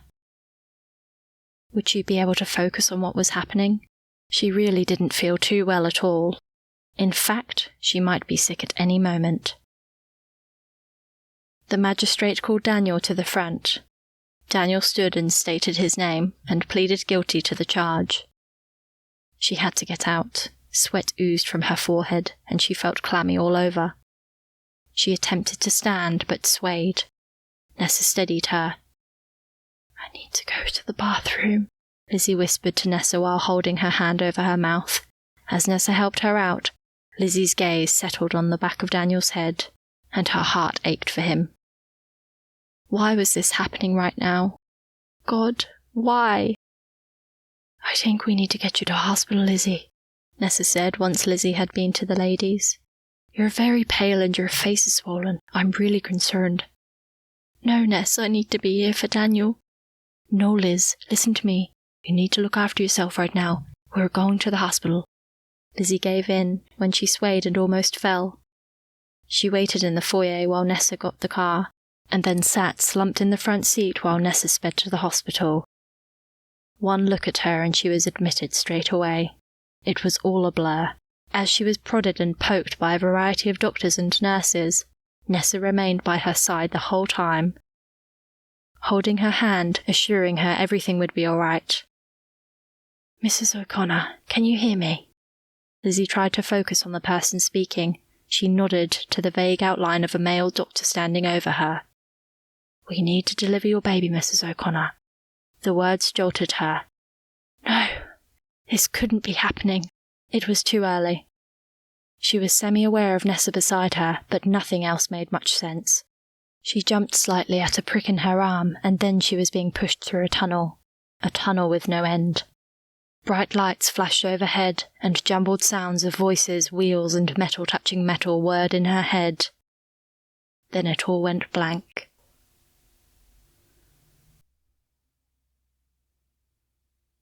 Chapter 21. Daniel held his hands together tightly in front of him to keep them from shaking. As much as he wanted to trust God, he'd still be devastated if he was sent to jail. How could it be otherwise when it had meant being separated from Lizzy when she was so close to having their baby? He turned his head slightly at a noise that came from behind. "Lizzy!" He gripped the back of the chair, but it was too late. His case had begun. When Lizzy came to, she struggled to remember where she was. A nurse stood above her with a baby in her arms. Lizzy glanced at her stomach and realized with a start it was her baby. She tried to pull herself up, but winced as searing pain tore through her lower abdomen. "Don't get up, Mrs. O'Connor. Stay right there. May I introduce you to your new little son?" She must be dreaming. It wasn't real. But no, it was real. She looked down at the tiny bundle that had just been placed beside her. This was unbelievable. She had a son. But how had it happened? And where was Daniel? She glanced around, but he wasn't there. Her heart fell and the fog in her brain cleared, and she remembered he was in court. Slowly, it all came back. The trip to the hospital, the lights, the noise, and being told her baby had to be delivered. Lizzy's heart swelled with love for her tiny son. He was perfect, and the mop of black hair was so Daniel. She gently touched his little pink face and kissed the top of his head as she held him in her arms. She glanced up as Nessa walked in, smiling from ear to ear. "Lizzy, congratulations!" Lizzy smiled tearfully when Nessa leaned down and kissed her on the cheek before gazing at the tiny bundle lying beside her. "He's beautiful, Liz." Nessa's eyes sparkled and held tears of her own. "Thank you, Nessa." She shook her head and looked up. "I don't believe it's happened." Lizzy's eyes widened as she grabbed Nessa's arm. "What happened to Daniel?" Nessa shrugged and had a painful look on her face. "I don't know yet, Liz. I haven't been able to find out. I left a message at the courthouse to tell Riley where we were, but I haven't heard anything yet." "Oh, Ness, I'm so worried about him." Nessa leaned down and hugged her as Lizzy began to sob. "Try not to worry, sweetie. We'll know soon enough." Lizzy sniffed and tried to calm herself. Every time she moved, it hurt. It was almost too much to take in. "Here, let me take this little one," the nurse said, leaning down and gently picking up Lizzy's baby. "I'll bring him back shortly once you've had a little more recovery time, Mrs. O'Connor. It mightn't hurt to get some sleep if you can." The nurse was right. Maybe it was the after effects of the anesthetic, but whatever it was, she was very drowsy. "I think I'll have a little sleep, Ness, but wake me the moment you hear anything from Daniel. Promise?" "I promise." Nessa smiled at her and squeezed her hand before leaving the room. "Lizzy, are you awake?" Lizzy blinked at the sound. "Lizzy, I've got a surprise for you." Lizzy opened her eyes wide as she recalled where she was. Nessa was standing over her. Was there news of Daniel? "Here, let me help you up." Lizzy leaned on Nessa's arm and wriggled herself up until she was sitting. Her eyes questioned Nessa, but her gaze averted round as she caught a glimpse of blue helium balloons being held by someone standing in the doorway. Lizzie's skin tingled and her grin broadened when she realized it was Daniel. "Daniel, oh my goodness, you're here! I can't believe it!" Daniel raced towards her and hugged her gently as she sobbed in joy. "My precious Lizzie, thank God you're all right." He kissed the side of her cheek before pulling slowly away. "And I believe we have a son." "Yes, Daniel, we have a son, and he looks just like you." "Poor little baby, fancy looking like his daddy." "It was a compliment." "I know, I was only joking, sweet girl. When can I get to meet him?" "We can call the nurse. But Daniel," she grabbed his hand and peered into his face, "tell me, what happened in court? You're here, so I'm guessing you didn't get jail." "Yes, thank God. Bill was brilliant. I got off with a fine and a suspension. No jail." Daniel's smile was infectious, and tears welled up behind Lizzie's eyes as all the built-up tension fell away. "Daniel, that's wonderful. I'm sorry I wasn't there." "Go on with you. You had other business to attend to." "So where is he?" He turned as the nurse entered the room with a tiny bundle in her arms. She leaned down for him to see, and there placed the tiny bundle in Daniel's arms. Lizzie's heart filled with a love for the two men in her life as Daniel gazed in wonderment at their son, and she revelled in God's goodness. Daniel sat gently on the side of the bed with his son in his arms. "What are we going to call him?" He glanced at Lizzie as he allowed the tiny baby to wrap his fist around his finger. "How about Dylan, after your brother?" Lizzie suggested. Daniel's face expanded into a wide grin. "That's perfect, Lizzie.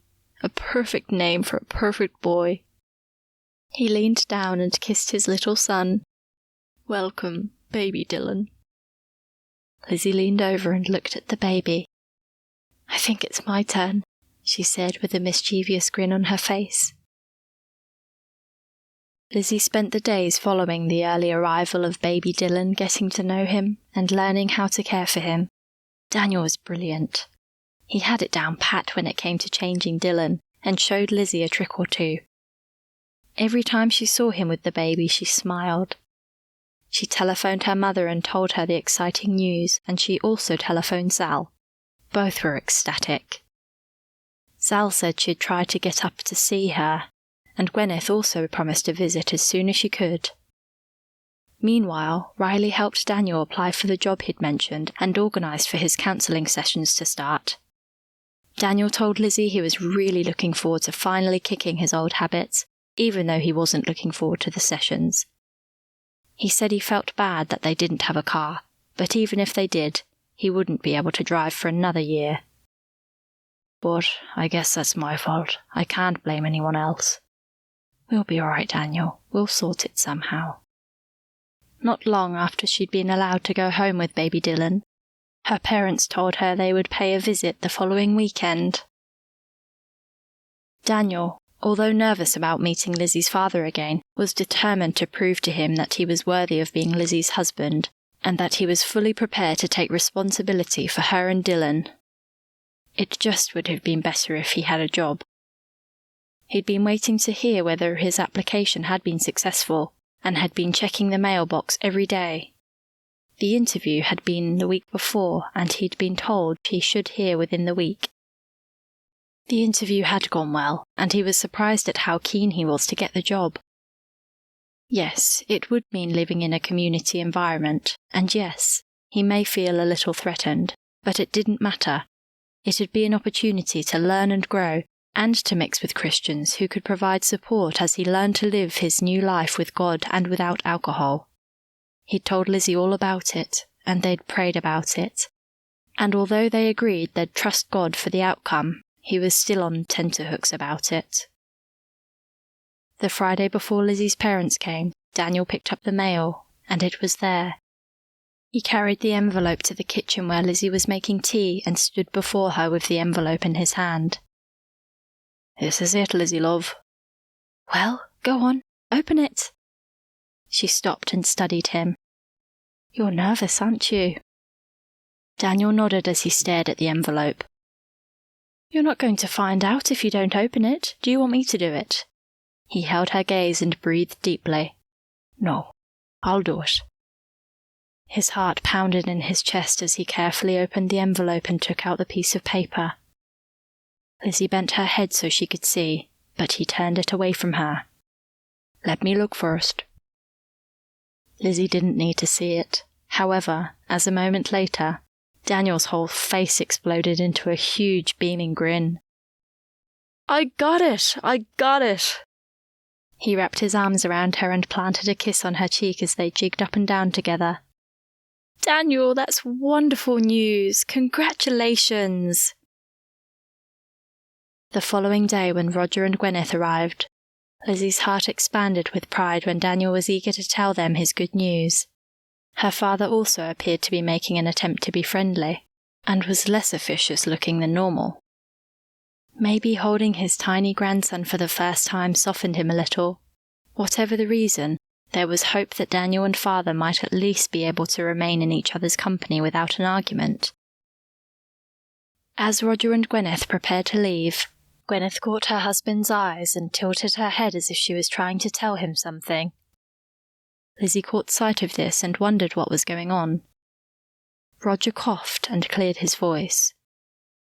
Elizabeth. He paused and glanced at Gwyneth before turning to look at Daniel. And Daniel, we have a gift for you. Lizzy raised her eyebrows and glanced at her mother, puzzled. They'd already given them a huge basket full of baby clothes and baby items. What more could there be?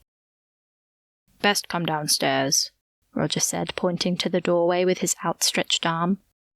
I'll wait here with little Dylan, Gwyneth said, walking over to look at the sleeping baby. Are you sure, Mother? Lizzy asked. Yes, off you go. Gwyneth shooed them out the door. What's all this about, Father? Lizzy asked as they walked down the stairs together with Daniel following. Just be patient, dear. You'll see in just a few moments. He led them to where his car was parked, but surprised Lizzy by continuing past it before stopping at a red Ford Fiesta hatchback. Lizzy looked at him and then back at the car, her mouth and eyes gaping as he handed her the keys. Go on, it's yours. Lizzy couldn't stop the stream of tears that began to flow as she threw her arms around her father. Thank you, Father. I don't believe it, she said as she bent down and inspected the car. Stepping back, she reached out for Daniel and put her arm around his waist.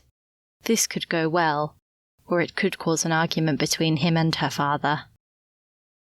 The old Daniel would never have accepted a gift like this from him, but what would the new Daniel do? She looked at her father and then turned her head to look at Daniel as tension filled the air. Their eyes locked together. Daniel was fighting a battle, there was no doubt about it. Everything within her pleaded with him to accept the gift graciously. Her heart stopped while time stood still. She breathed out slowly when he broke the silence. Roger, you needn't have done this. I know, Daniel, but we wanted to. Please accept it as a gift for you both. A peace offering? Roger held out his hand towards Daniel. Lizzy held her breath again, and then let it out again as Daniel slowly reached out and shook Roger's hand. Well, go on then. Take a look. Roger walked over to the car and unlocked it for them. Lizzy hesitated before climbing in, and relaxed when Daniel chose the passenger side. She inhaled the new car smell before inserting the key into the ignition and starting it. It was so quiet compared to the old Escort. Turning her head, she smiled broadly at Daniel. How much more could they take? When they walked the stairs back up to the apartment, Lizzy hugged her mother and planted a kiss on her cheek. Thank you so much, Mother. It's beautiful. Our pleasure, Elizabeth. Consider it a wedding gift. Lizzy chuckled and caught her mother's eye. It was so good to be on better terms with her parents after all this time. Thank you so much for coming all this way, Lizzy said to her parents as they made their way to the door. As a last-minute thought, she asked, You wouldn't consider staying, would you? Roger and Gwyneth both stopped and looked at each other before turning back to Lizzy. "It would be all right," she assured them when they hesitated. "The bed's made up and would fit somehow. I can't promise a good night's sleep, however." She grinned as she glanced at little Dylan lying peacefully in Daniel's arms. Gwyneth smiled warmly and squeezed Lizzy's arm. "That would be lovely, dear. Roger?" She tilted her head towards him and raised her eyebrows. "I don't think I could say no. She'd never forgive me." He shrugged with resignation and then grinned at Lizzy. "So I take that as a yes?" Lizzy glanced from one parent to the other. "Yes, dear, we'd love to stay," Gwyneth said before giving Lizzy a hug. Lizzy was amazed at how well behaved her father and Daniel were that night. What a difference a few months had made. No longer were terse words spoken. In fact, they were deep in conversation for a good part of the evening. Her mother had been working on him, and at last he'd seen sense. Lizzy wondered if the time would ever come when she could quiz him about his relationship with Hillary Carter. Or maybe that would be going too far. Time would tell. Daniel was due to start his new job in 2 weeks, just before Christmas. In that time, he and Lizzy packed up their apartment and arranged for their belongings to be moved to the small cottage that was to be their home. Riley and Nessa helped as much as they were able, and Riley told Daniel his counselling sessions would be transferred to one of the staff members at the college. Moving day finally came, and Lizzy was as excited as a small child about to go to the spring fair for the first time at the prospect of moving into a proper house, after she had feared so recently it would never happen. Although Daniel had described the cottage to her, she was in no way prepared for her reaction when it first came into sight. "Daniel, it's simply perfect. I couldn't have wished for a lovelier place." Lizzy jumped out of the car and ran with her arms wide open towards the white picket fence surrounding the small thatched-roofed cottage. Window boxes overflowed with bright yellow pansies and dark blue lobelia, and all sorts of other pretty flowers that somehow managed to bloom despite the chill of the season. She reached the fence and turned around, stretching her arms behind her and threw her head back, allowing her long unruly hair to fly freely in the breeze, and her heart soared. "You like it then?" Daniel looked at her with a cheeky grin on his face. "Like it? I love it!" She turned around and opened the gate, before remembering one little thing. Dylan. Dylan! How could I forget him? Lizzy spun on her heels and began to head back to the car when Daniel caught her in his arms. "He can wait. This can't." Daniel wrapped his arms around her and gazed into her eyes. With one hand he brushed the hair from her face. "Lizzy, what a happy man I am. A beautiful wife, a handsome son, a cottage of our own, a job to die for, and new life in Jesus. What more could a man ask for?" Lizzy's heart swelled with gratitude to God for blessing a marriage that seemed doomed for failure not that very long ago, and for taking her and Daniel and little baby Dylan by the hand and bringing them to this place where they could grow closer to each other and to God. She held his gaze and looked into his eyes. Yes, they still held mischief and a glint, but they also now held purpose and resolution. Life with Daniel O'Connor would never be boring, but he was a changed man, and she longed to make a start. "Kiss me, Daniel." Her eyes drew him in, and his hold on her tightened before he lowered his mouth over hers and kissed her thoroughly. This is the end of Facing the Shadows, Book 2 in the Shadows series. Lizzy and Daniel's story continues in Book 3, Beyond the Shadows. Click the link below to listen now